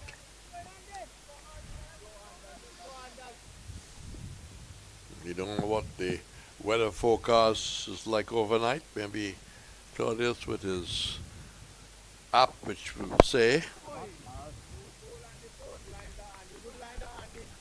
So the over is in fact completed. And the selection in the hands of Claudius Emmanuel. And I have double checked with him whether I can put it out in the public domain. He has Braffett and Lewis. So he's not picking John Campbell. Carty at number 3. Hope. Anderson gets a cap. Chase, the captain. Imlach, the incumbent. Warrican, Joseph, and Seals. What's your 11? Reds. I think Claudius tried to cheat because he had some slashes there. He gave options for the positions. And he Well- was supposed to have just picked his 11. He needs to be fair and just pick his team. Yeah, well, I could only give the 11, and he says in case they need to replace Louis, they've got Campbell. He's got Anderson, but he's got the all-rounder Graves, and he's got King, and that's the options. Maybe he's also saying that this is what the selectors may do. So it's an honest assessment. He's always been an honest man over the years, as far as I know.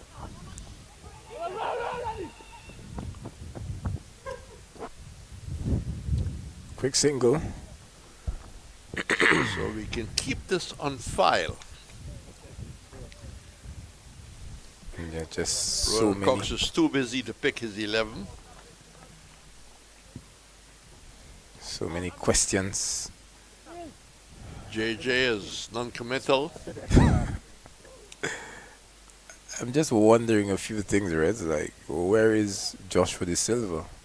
Or what's happening with Jason Holder? Was a statement given? I mean, we're on air. We haven't, I guess, really been given a chance to take in all the media reports. Well, I think Claudius read the press release, and I read it too. There's no statement on Holder or Roach. That's down the leg side. No, but there was one on Roach. He read that out. There was one on Roach. Yes, he read it out. He was informed. But it really means that it's the end of the career for Roach. And you get the impression, although I believe in my own heart, it's not the end of his career on cricket reasons for Jason Holder. They're looking beyond Jason Holder. They're obviously looking to Graves to fill that position. But we are only speculating what would be our 11. Good Good bowling. delivery, takes the outside edge and gone.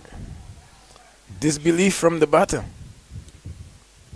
Just open his hand slightly. Yes, man. Well, let's look to see if there's a reason for disbelief, JJ. Given out, caught behind. Played the line, it shaped away. I think there was an edge there. And you just see him opening up his hand, wondering what's happening. Well, you can't trust the body. Well, he is definitely indicating that he didn't think he got any touch. But the umpire had a different view. And look where we are, Yes. to where he is standing. So the 11 for 1, will there be a twist in the tail? The Well, light remains steady. 89 for win. We have had some dramatic finishes. Will remember how the West Indies lost to South Africa in Barbados.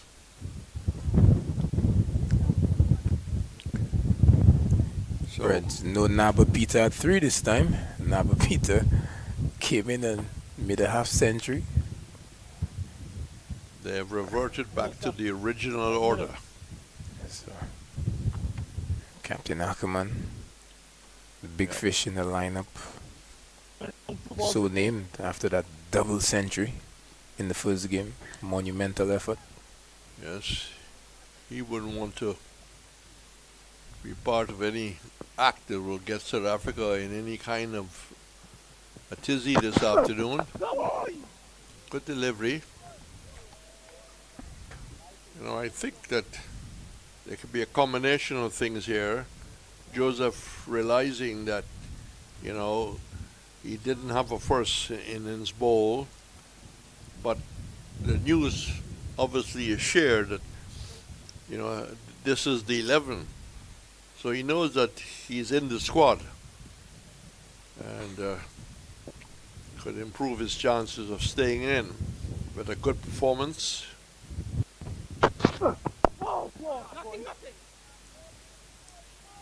It's over. So the second over is completed. And 89 to win. 11 for 1.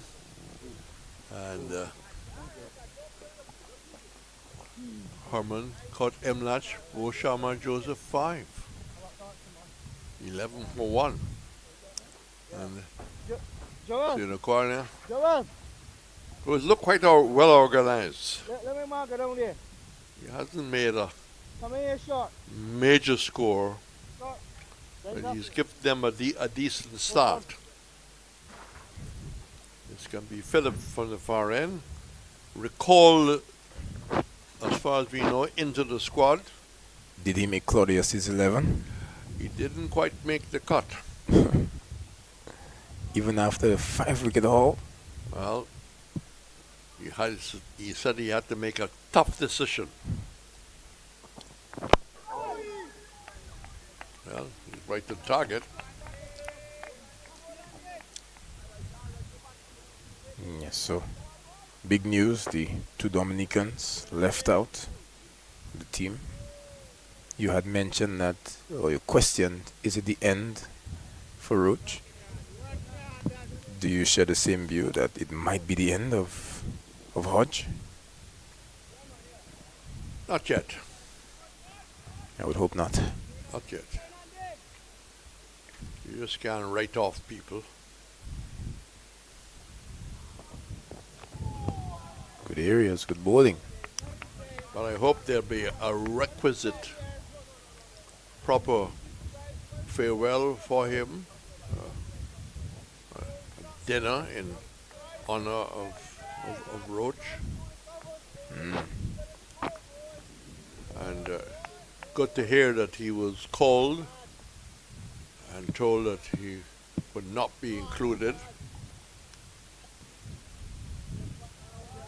I don't believe there's any injury factor, or else that would have been said. Oh, Well, I wasn't far away from the off stump, but Philip holding his head as if all of a sudden he gets an awful headache. Batsman just coming to take something away from Philip by looking at the track. See if it hit a spot. But the pitch here remains, even in the third afternoon, playing fairly consistent. So, Kwabi, 6 of 9.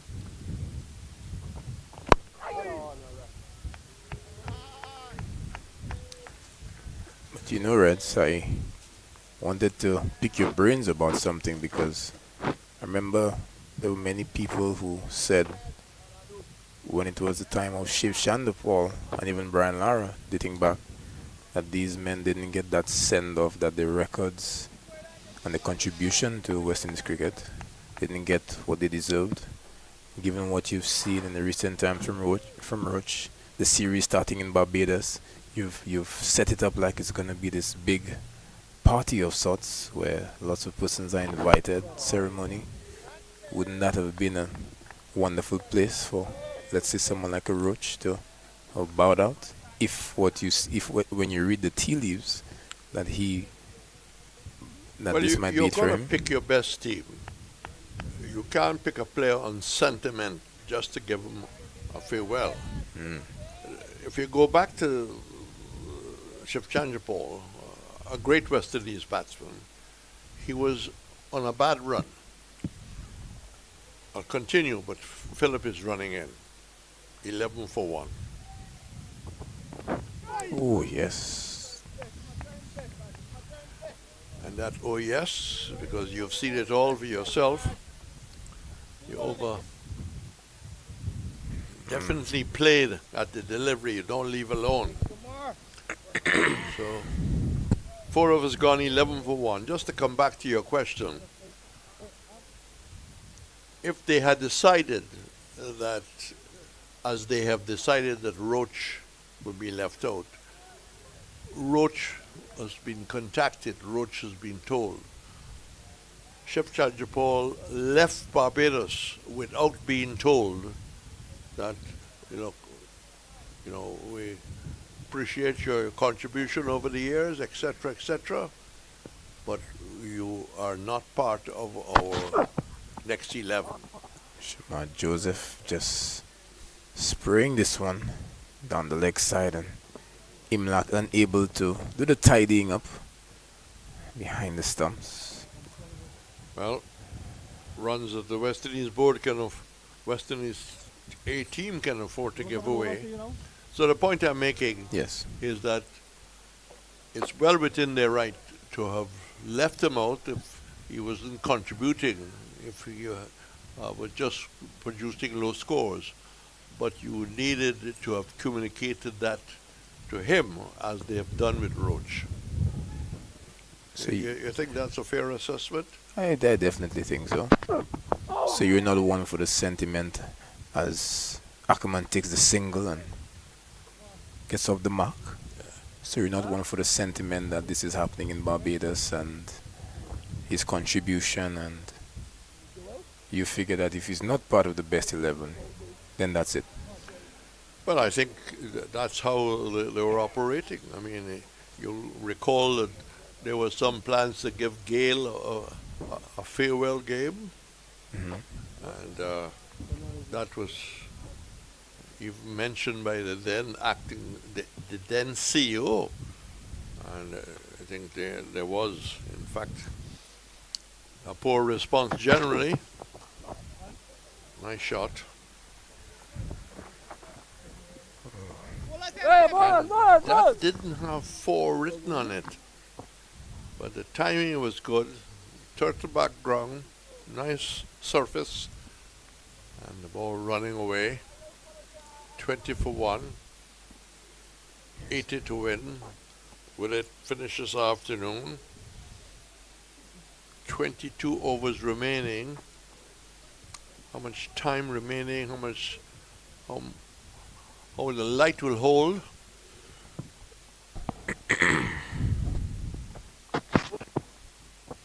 Just caress that last delivery. But Reds, it's 5 o'clock. I think play was due to end today at, I think, 25 past 5. So if 80 runs can topple over in the next half an hour max. Well, maybe even the addition of half an hour, which I think is within the rules. Yes. And only within the 4-day rules. We haven't seen that. But we played by ear.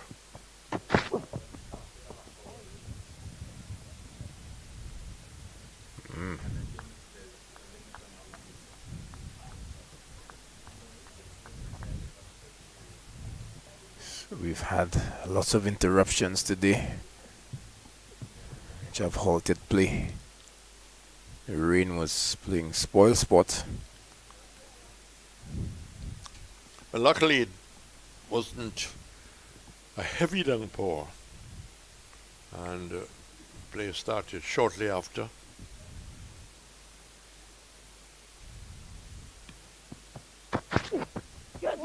Ooh, yes, Shamar. Beaten outside the off stump. So 20 for 1 after 5 overs. It's a question of whether South Africa we held up until tomorrow. But that's the story.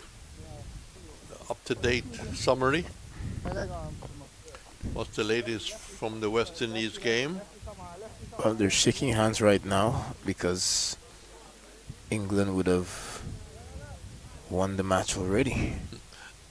So that's the very latest as we join. Yes, so as I make my departure, Reds, make sure you get Claudius to announce his full 11, no options. Well, he will either be loved by some people or hated. I wouldn't call which countries. So it's 20 for 1.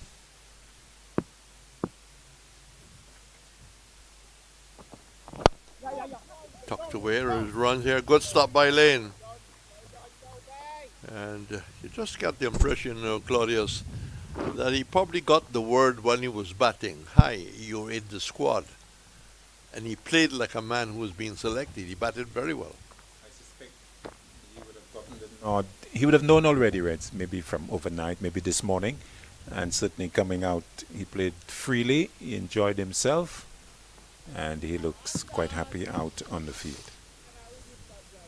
Cover going, backward point going a lot more around to cover.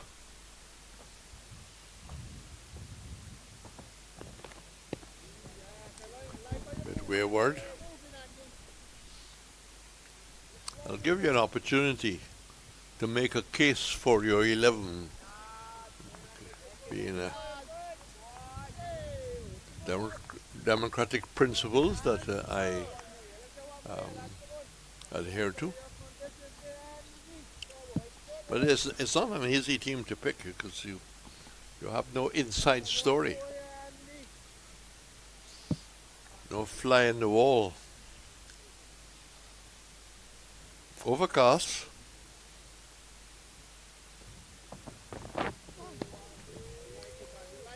Good line. Warren doing his best to delay and push this into the fourth day.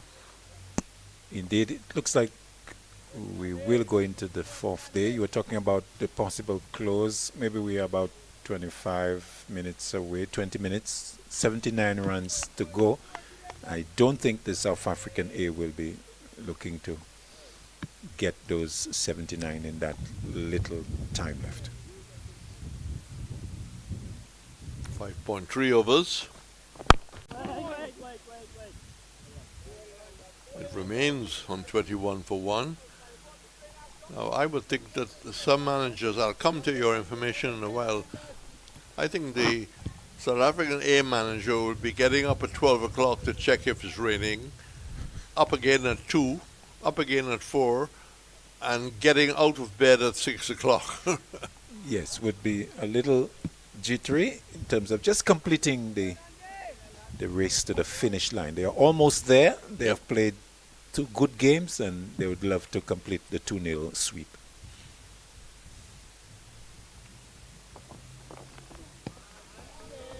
And one cannot take any away from South Africa with their domination. I mean, we didn't know what the side would have been like. And in some cases it was, is it a little bit of rain? Yes, a little bit of rain, but the question is we are not exactly sure where it's been falling, so it depends on which part of the ground. Yeah. Our 360 cameraman has found some rain somewhere. Maybe it's coming. Could be going as well. So is Philip.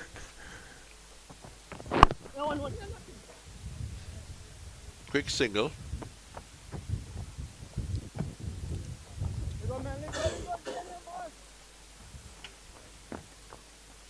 So the over is completed. The board says 21 overs left. 22 for 1. And, you know, Claudius, you got some information you want to pass on. Yes, on the T20I game, Reds, you were asking what was the final score. West Indies finishing on 211 for 8. So falling short by 38, I make it. So England winning by 37. Who was among the runs? For West Indies, 45 Shea Hope, Powell, the leading light, 79 from 45. Well done. Quick fire, 25 from 12 from Jason Holder.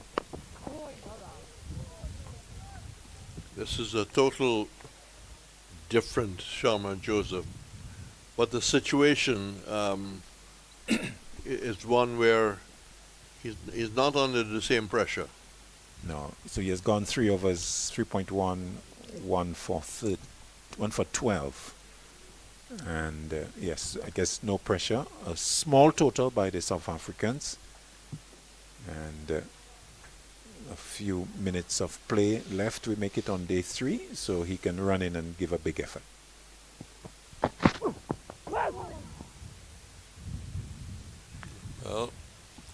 Third slip diving to his left as it peeled off the outside edge.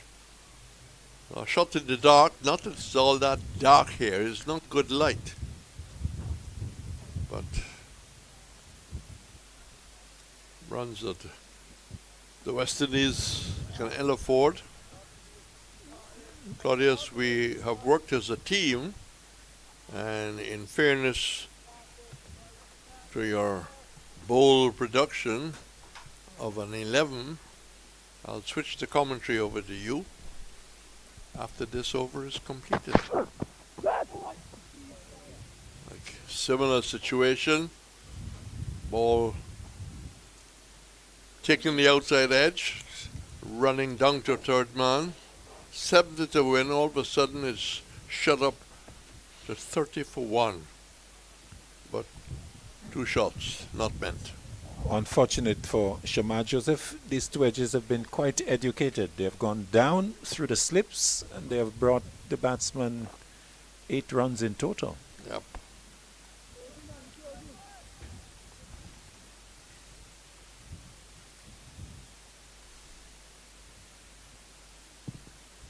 They require 70. South Africa A. Joseph. Edge, and this time taken. Finally, success for Joseph. And just probing away at that good line outside the off stump. Success coming. Nice, meaty edge going to keeper Emlach, who's taken it to his right. At an appropriate time with the score reading 30 for 2. Let's have a change of commentator. How long we will go for, we just have to wait and see. Claudius Emmanuel. Shamar Joseph would have enjoyed that. And it really underlines the importance of keeping a good line and length. 2 previous deliveries, the edge found going along the ground through the cordon. This one a little fuller, and the outside edge nicely taken, and good pair of hands. Stephen Emlach coming up with the catch. I think Shamar Joseph would have enjoyed that dismissal. So the end of the right-handed Senokwane going for 19, caught Emlach ball Joseph. And it's been part of an over where he's taken the edge previously twice in the over, but not going to hand. Yes, and as I was making the point, important to keep probing on the good line and length. And Joseph showing good signs, picking up his 2nd wicket, and I think that would obviously be a very good sign for West Indies, as he's going to be a key member of that squad against Australia. The work that he has done in this game, Reds, very important for his preparation as he warms up for that test series. Long spell in the first innings, over 20 overs, and now into his 4th one here, picking up his 2nd wicket, and looking for more as Kweshele comes out. So this is his 4th over, and he's picked up 2 for 20. He'll bowl first delivery to Kweshele, the right hander, who gets a full one, punches it up to wide mid-on, and there is no run. So 30 for 2, South Africa A. This is the 7th over. Still require 70 to win. This is day 3. So lots of time overall in the context of the game, in that we can go into a day 4. But with cloud around, especially to the east, we could possibly have rain. Not looking good. Yes, it's quite dark, but no rain falling at the stadium as we speak. Back goes Kweshele, punching into the gully. The over coming to an end. A successful one for Joseph. He has bowled 4 and he has picked up 2 for 20. Kweshele yet to score, and South Africa A 30 for 2. Ackerman is on 2. And because of the situation, this period of play since South Africa has come out chasing a victory, 70 to win, it's been a pretty intense bit of cricket. Yeah, the West Indies guys, they have running hard, looking to get wickets. They know it's a small total, and the South Africans would maybe look to be a little bit more positive to get it over and done with. Philip starts a new over to Ackerman, pushing to extra cover. Anderson is there, no run. A slip and a gully being used by Warwican. I have given you an opportunity to present your case for your 11, so take it with both hands. Did you present it already, Red? Had you gone through it? No, I was You didn't get the opportunity. to name an 11. I was working. You can't ask me to do commentary and still try and pick up 11, which is not easy to do. You had time at the back. Okay, did prepare a possible 11 outside the off stump. Philip not able to bring out a stroke in Anderson. So we have announced the 16-man squad announced by the CWI, and I was challenging JJ to come up with an 11. I proceeded to do one, but of course these are my options, and I had the following: Brathwaite, Louis, Carty, Hope, Anderson, Chase, Imlach, Warwican, Joseph, Seals. Turned away fine for 4. Away from the long leg fielder, Joseph, and the boundary to the South African A captain, taking him to 6, and the total 34 for 6. What was your main difficulty in naming your friendly 11? And you've got some options which you can explain further. Yeah, the difficulty stems from, I would say, positions number 2 and 5. So that I had Craig Brathwaite opening with Mikael Louis. And so the thinking is, if the selectors are happy with the opening position, so they will, the opening combination, they'll go with Louis. A play and a miss outside the off stump. So they have the option of remaining with the Incumbent. combination of Brathwaite Louis, or if they believe that John Campbell has done sufficient to push himself and batted well today. and push himself in, they could look to have him ahead of Louis, which would be a difficult one for the young man, but if it is felt that John Campbell has done sufficient to come in, then Louis misses out and so Campbell opens. Philip to Ackerman, gets back of a length delivery and pushes into the offside. So I have a choice between number 2, at number 2, between Louis and John Campbell. Then number 3, Casey Carty. Hope comes in at number 4. And then I have a toss-up at number 5 between 3 players. Kevlon Anderson, whether the thinking is that he gets a debut. And then you have Justin Graves, Brendan King. So a toss-up for the number 5 position between these 3. Some assistance coming out there for Ackerman from the dressing room, the physio coming up. Last delivery, maybe. Indeed, jumped off a goodish length hit on the left hand, the index finger, perhaps taking a wrap there. Number 6, Roston Chase, the captain, coming in to bat at number 6. Number 7, the keeper, Imlach. Number 8, Warwican, the vice captain, to be included in the 11, of course. And then the 3 seamers, the 2 Josephs and Seals.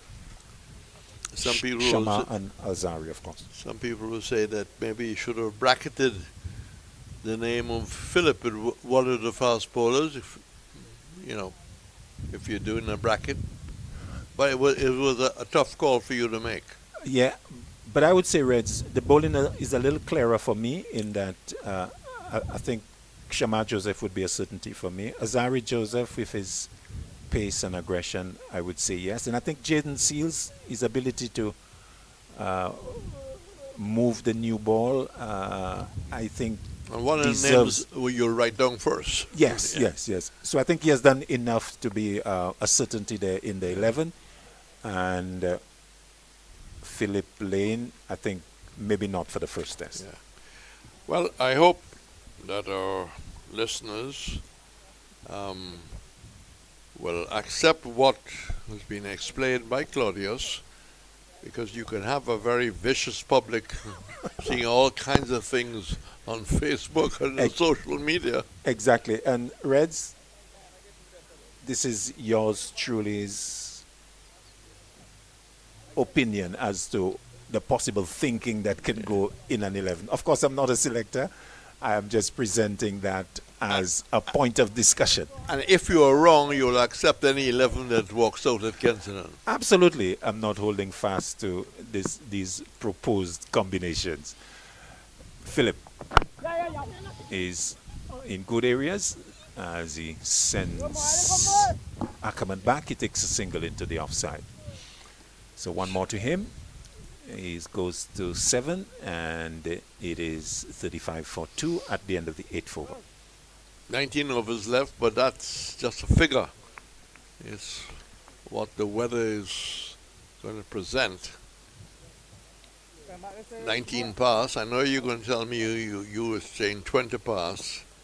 19 pass. Oh. We are in sync, Mr. Pereira. All of a sudden, my watch is correct. 19 pass. So not much time left. And of course, as we look forward to the start of the Australia Series, Reds does feel and look a lot like a new era in terms of the composition of the team. And because with a number of players not being included, some new ones introduced, a new system, a new selection policy. Well, one white ball player is back in hope. 2 white ball players. Brendan King as well. Well, not in your 11, but in the squad. Yeah. He's penciled in there at number 5, one of the options. Short delivery and played down into the gully. No run. So, of course, we'll have to wait and see. You've been talking about a camp that is going to be put together. So yes. Opportunities there for men to show their fitness and their preparation. There was 2 things missing. I thought there should have been a reference to the camp starting, details of it. And if you're going to... There was an explanation that Roach was contacted. But I think for an outstanding man who's made a contribution, led the West Indies, there should have been a paragraph or 2 on Holder. Play and a miss outside the off stump. Ackerman not able to lay bat on that. So in the press release, nothing on Holder. And I guess Reds, maybe you can't really include a statement on everyone. Yeah. In fact, I was hearing recently that on a local program, I think it was quite an interesting comment, that coaches in press conferences tend not to speak about players that have not been selected. Yeah. They tend to focus on those that have been included. Short delivery, down the leg side, and Ackerman goes under it. But of course, Reds, not to cut it short, if there is a player who there's wide expectation that should be included and is not, then it would make sense to have an explanation. But back to the series, we are going to start at home for the Frank Worrell Trophy. It was never named the Sir Frank Worrell Trophy. Frank Worrell Trophy, we will start as the underdogs. So we will see how this new look side will be able to compete against one of the best teams in the world. Driven by Ackerman for a single towards mid-off. Shamar Joseph squatting down. Squatting with a big smile, thinking that he did Ackerman there with the line and length of the delivery. It was pushed in the air for a while, but dropping well short of the mid-off fielder. So one more to Ackerman. He goes to 8. Quishele, who's yet to score, comes into strike. And you can't compare Joseph's effort this afternoon to the first innings bowl. You just can't compare it. Well, I would say, Reds, in terms of effort, he has given the same 100% full throttle type of effort, but I think the returns already are different. He has picked up 2 wickets. Sure. A late leave from Kwishele outside the off stump. That had some pace. Yeah. Joseph, we know him to be full-hearted in terms of how he runs into bowl, and he's got the support from Warwican, 3 slips and a gully waiting, so running in all the time. Kwishele would want to stay there and see his team to that target of 100. Didn't do well in the first innings, just the 1 run. Oh, he's a little squared up and gets a run to get off the mark, square into the offside, but not in control. Shamar Joseph enjoying the spell. Just the 2 runs coming from this over. The 9th of the innings. South Africa A 37 for 2. They are in search of 100 for victory. And Joseph has had 5 straight. You'll see what Warwican will do. But they ask for an extra effort from both Joseph and Philip. A couple of the pylons have been put on because it is dark, and the artificial light being used to supplement the natural. Takes a little bit of time for it to snap in, I suppose. Breeze still blowing nicely, so we are continuing because we don't have any rain, although it is very cloudy around the stadium. Philip starting another over. Good delivery. Kwishele taking a couple of steps down towards the bowler to negate the movement, but that hit down and seamed away. Lovely delivery.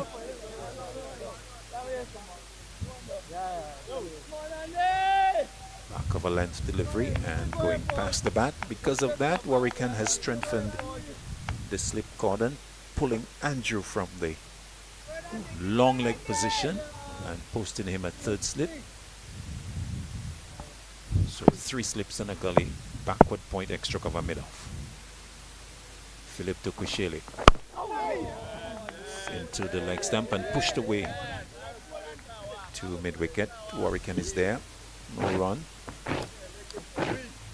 Jerome Taylor, the West Indies A bowling coach, is on the edge of the boundary, a bit sort of behind the slip cordon, taking a close look at things.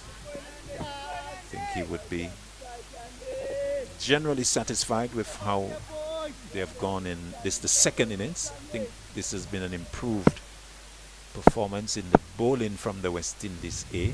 Trouble is, they only have 100 runs to defend. Kwishele on the move, pushing forward to mid-off. Probably, you know, in hindsight, but regretting that they didn't put an extra 100 on the board through some irresponsible batting. Indeed, but I think where it began to go wrong for West Indies A Reds was in that partnership for the 8th wicket. At one stage, South Africa A were 167 for 7 when Engelbrecht and De Swart came together, and West Indies A at the time had strung a number of good deliveries together with successive wickets going down, but that partnership took the initiative away from them. Full delivery pushed away into the offside, and the single is taken as Kwishele gets his 2nd run, and the total going to 38 for 2. And as you said, the poor batting in the 2nd innings compounded the situation. Yes, because men were starting to look really good. I mean, the one example, I mean, young Andrew gave a delightful 15 minutes of some of the best strokes seen in this game. And then a full toss, hit it straight to cover. And was dismissed. In fact, I think the first 5 wickets of the West Indies innings, as happened in the first innings, were very soft dismissals. Punched away by Ackerman straight to Andrew. Backward point position, no run. 38 for 2. The South Africa A, they are 62 runs away from victory.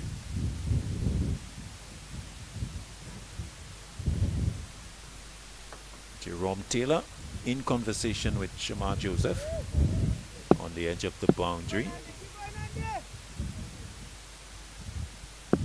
sharing experiences with him, guiding him. Philip Ackerman driving, hitting hard into the ground to mid-off, no run. And on the question of Joseph, if he came into this fixture short of work, no cricket for a very long time, he would have benefited from the number of overs here and will benefit from the camp. Absolutely. He is coming now for his 6th over in the second innings. In the first innings, we'll have Coxey confirm to us how many he got. I think he got in excess of 20. So good work in those legs, and workload would no doubt benefit him in getting rhythm, getting action in those legs. 24 overs, 4 maidens, 1 for 78. So this is his 30th in the match outside the off stump and into the gloves of Mlach. So good workload for the young seamer running it. Yes, it's going to be a period of celebration before the test match starts, because they will be honoring all the players available to travel to Barbados.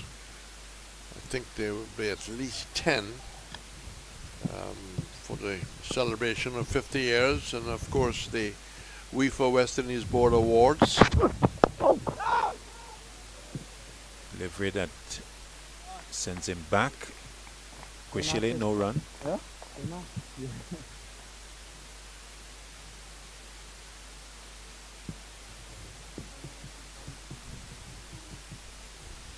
I think you should read your email when you get home. There might be a few sharp ones to you. You think so, Reds? Joseph? I said maybe. Maybe. Hooked away by Kweshile out to the square leg boundary for 4. So short, and Kweshile, who's not a tall man, got on top of it nicely, hooking it around almost Gordon Greenwich style. And away ballet to the dancer boundary for 4. He will be attending. I don't have the official list, so I'm not going to be giving any number of players who will be coming. But what they've done, they've cut the number of runs left on the last day down to 58. 58. Joseph Kweshile, short hooking at it, and taken by Mlach. Is down the leg side over the left shoulder, and quite a speedy one as well. Yeah, he's bowled quite quick. Kweshile, maybe it rushed onto him a lot quicker than he anticipated. Could be his last over. Missing Lane, the hook. maybe. Possibly. I think we have seen them use him for just about 4 and 5. We haven't seen 6 so far. This is his 6th, so maybe the final one of the spell. Joseph to Kweshile. Inside edge, and past the leg stump, he will get a single. So close, but so far. So close one there for Kweshile. Gets the single going up to 7. 43 for 2. Runs required to win. South Africa A, 57. We haven't seen the umpires wandering to each other, so play will continue. We've gone past the 5:30 mark local time, so it looks like we are gonna. Are they applying the extra half an hour? They're trying to get as many as permissible by the light. they've got the artificial lights on, so maybe driven into the offside. Over call by umpire Bazarov. Come on, Dick. And well, Yeah, looks like we telling you are from continuing, Dick and Reds. Andy. Must get one. And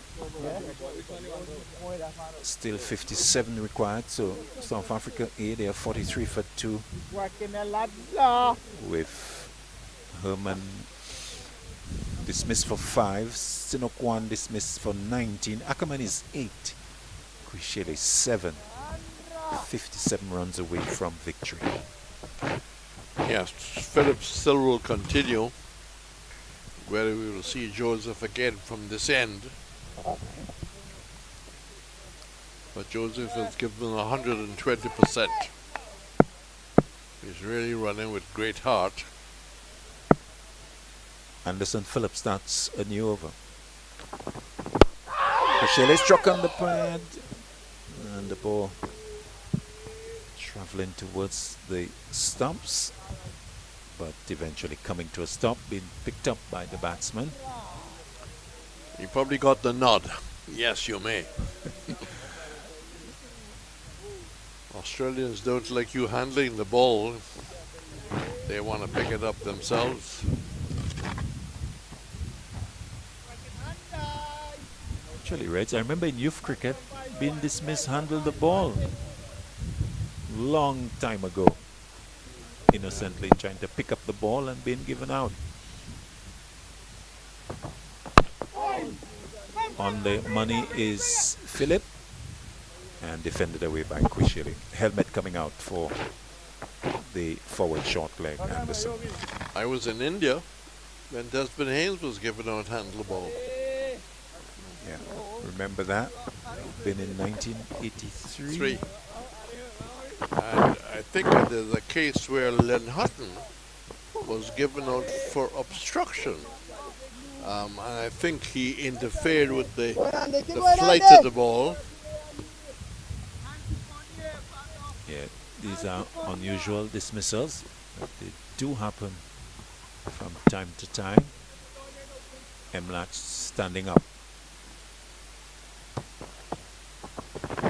Ball, Andy, ball, Andy. As Quishele pushes up to mid-wicket. There's no run. And the voices are getting stronger. Yes, because he's right over the microphone now, coming up Keep going, to Andy. stand up Yep, to good move. keep Quishele in his crease, because we have seen him looking to advance towards the bowler, looking to close the angle and negate any movement that he may be getting from the surface. 3 slips and a gully still in place. Philip bowls outside off stump. Good take. Good take. Indeed. Good hands. And I think that Warrican will be very pleased with the effort. Yes, the Imlan. We have seen his good glove work, and just continuing. 1 or 2 Keep going, Andy. he has not taken cleanly, but he has done a good job. His glove work has been excellent. We saw that particularly in Pakistan against or for the spin bowlers, driven to Ball, Andy, mid off, ball, Andy. Throw. and Small lion, No run. bud. Are you surprised that more lights have not come on? yeah, well, we've Going not on, seen keep going, all of bud. them. I think there are 6 in all. We're seeing 4 of them. So there are 2 that we are not seeing. Maybe our cameraman can help us, but for sure we can see 2 of them illuminated. 2 of them are not. So leading edge will bring Quishele at least 1. Come to But my we'll inside, take 2. inside. We'll look for a 3rd, Aye. and we'll pick it up.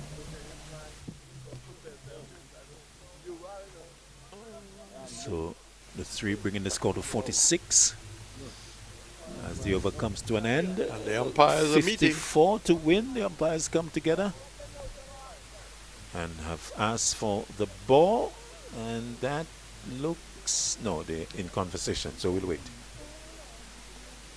Long discussion between the two umpires. And you see umpire Basserat looked at his watch, walked across to umpire Taylor. So we all wait. The scoreboard showing 14 overs remaining in the day. It's unlikely that we are going to get all these in. West Indies home series full of energy, about to start with West Indies women versus South Africa women, commencing tomorrow in Barbados, followed by West Indies versus Australia, the Test series, and then versus Pakistan in a white ball series. Ball being thrown to Joseph, who's continuing a 7th over. Yep. And for the celebration of the 50 years of 1975 winning the Prudential Cup, not the World Cup then, it's now referred to as a World Cup victory back-to-back. It will be held at the Wyndham Hotel. Joseph Tukushe, inside edge, will bring him a single to forward square. Run number 10-11 for the South Africa A keeper. The total going to 47 for 2. Runs to win 53. And again, coming forward, he just seemed to be a little late, as if he was surprised by the pace. Yeah, and therefore inside edge, ball rushing onto the bat. The left-handed Ackerman comes in to strike. He's 8 as deep square leg goes to the boundary. Joseph approaching him round the wicket. Outside the off stump, driven to Andrew on the bounce. That shot extra cover. No run. So we are coming to the end of day 3. A day which started with South Africa A 324 for 7. The partnership eventually being broken for the 8th wicket. They were bowled out for 332, a lead of 112. Joseph bows to Ackerman, who has guided that down to third man for 4. Short and leaning back, and as it came into him with the angle, just running it from the face of the bat down past the gully, down to the third man boundary for 4, bringing up the 54 South Africa A. Does come in 75 deliveries, 60 minutes with 7 4s. Ackerman going to double figures with the boundary. He's 12, and South Africa to win now 49. Joseph again, that split away down to the boundary for 4, this time along the ground. Anderson maybe a lot closer to him, but same result, not being able to pull it in. So successive boundaries to Ackerman goes to 16, 55 for 2. Rounds to win down to 45. And I think pressure on the body, 7 overs straight. Starting to maybe to get a little tired in the right shoulder. But maybe deliberate. We saw him in discussion with the bowling coach, so they would have discussed that, yes, I can bowl 7, 8, maybe 9 on the trot. Short and uppercut this time all the way. No, 2 bounces over the slips into the boundary for 4. So Ackerman executing the stroke. Joseph seeming to like it. And 3 successive boundaries in the same region. 41 runs needed with Ackerman going to 20, 59 for 2 the score. Yeah, this has been his worst over. Short and wide. And Ackerman having no trouble and just nudging it. Outside the off stump, Fuller, and let go by Ackerman. The over completed. As you say, Reds, maybe the worst of the lot from Joseph, his 7th, and maybe signaling the end of the spell. 59 for 2, Ackerman 20, Quishele is 11. 13 overs left remaining on day 3. South Africa to win 41 runs. With the clock getting up to 60 minutes to 6. So this is the kind of time that you see Parrot passing, they say. Parrot tends to pass my balcony area around 6. You don't see many of the national birds around. No, especially in these parts, right? It's the sort of dry part or the driest part of the country. The type of species you talk about, I think the habitat for them would be in the interior of the island, the rainforest, towards the Soufrière, Maho, Foncé-Jacques. And at one time they were rainforest down area. to as low as 100, but I think they have been able to up that a great deal. Yes, with various conservation efforts, public education, and I think they have seen an increase in the population of the Amazona versicolor. And less birds being smuggled out of the island. But yes, with the various protocols at the port, short delivery pulled away, and ahead of the man at long leg to his left for 4. Quishele getting a boundary, taking him to 15, and the total 63 for 2. Runs to win down to 37. It appears that we have seen a concerted effort here, Reds, to complete the game this evening. Yes, I think the health of the players, the health of the batsmen has got to be taken into consideration. But the umpire's giving it every chance to have a conclusion this afternoon or this evening. Off the back foot, banged away through the covers for 4. That's Lane was come for a spell and 2 deliveries and been greeted by successive boundaries. Quishele has really shifted the gear or 2 and has banged that off the back foot for 4. Well, the runs have really come in the last 2 hours. Indeed, Quishele has gone to 19, 67 for 2. We are 33 away, and we are seeing a considered push by the South Africans to complete the game this evening, changing the field as a bit of cover now on the onside. Joel Andrew being pulled away from 3rd slip and posted at mid-wicket. Lane to Quishele. Short, and so short that actually called wide by umpire Taylor. Well above the head of the batter. Quishele is not a tall man, and so not a difficult call for umpire Taylor. 68 for 2, 32 needed to win. And he's got an exaggerated low crouch in his stance. Lane to Quishele. Down the leg side, tumbling take by Imlan. It remains 68 for 2. So South Africa A losing Senokwane for 19, Herman for 5. And just an observation, Reds, about the South Africans. We have commented about the quality of their play, but just one aspect of their play that I would say is a little bit of a negative, as Kweshele pushes up to mid-off.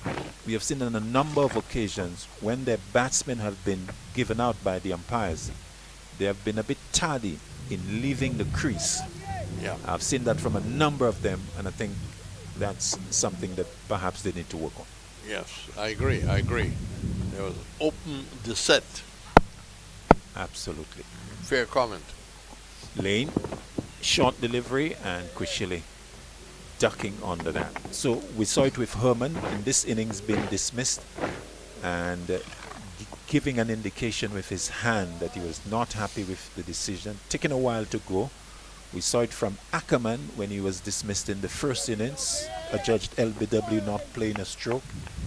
And recall there was another player who was dismissed and took a long time to walk towards the pavilion. Another bouncer under which Kweshele goes to complete the over from Johan Lane. His first 68 for 2, South Africa A. They require 32 more for victory. And the umpires again meet in conference. And a good example, when Graves was given out, what appears to be a little high, he didn't linger. He just turned away a little surprised. Yes, in fact, he was surprised because the appeal went up, and then when he realized that he was given out, he did show some surprise, but he then walked off. Walking off are the players and the umpires. So Stumps on day 3 with South Africa's A still needing 32 for victory, and that will have to come about on day 4. So gripping day, a very interesting day with South Africa A doing quite a bit of pushing to get themselves into this position of ascendancy. They go off 68 for 2 in search of that victory target of 100, and they are well poised to take a 2-0 lead, really to wipe off the series, winning both games. Let's get your thoughts, Reds, on what has been a very eventful day in first-class cricket. Yes, the partnership that we referred to was very key. That really got them the lead of 112. Confirming that is Stumps. So just heard them saying 2.5, maybe taking a light meter reading of something, but I think we have confirmation that is the end of play on day 3. So 324 for 7 when the day started. South Africa in innings, they pushed that along to 332. So the lead was 112. West Indies, when they batted, they got to just wipe off the lead. So they got to 211, a lead of 99. In that effort, John Campbell 59, Jomal Warwick 39, and Shamar Joseph 20, and of course Lane 34. And the bowling for South Africa, Moreke 3 for 51, Pomgwana 4 for 52, 2 for 26 Sele, and 1 for 48 Peter. They were the main contributors. And in reply, or in search of that 100 for victory, South Africa A, they finish on 68 for 2, with Marcus Ackerman not out 20, Kweshele not out 19. The batters dismiss Leslie Hossein Okwane 19, and Jordan Herman for 5. The bowling figures: 3 bowlers used, Shamar Joseph 7 overs, no maidens, not for correction, 2 for 40, Anderson Phillip 6 overs, 1 maiden, not for 15, and Johan Lane 1 over for 9 runs. So we've had 4 bowled. South Africa has benefited from 5 extras, 4 byes, 1 leg bye, 68 for 2. So it means that on day 4 they require a further 32 for victory. And so that is how we wrap up on day 3. On behalf of the entire team, Reds Pereira, Jamal James, Dylan, and the production team, as well as Roland Cox, This is Claudius Emmanuel saying good night from a Darren Sammy cricket ground and asking you to join us tomorrow morning, day 4, at about 10 o'clock local time.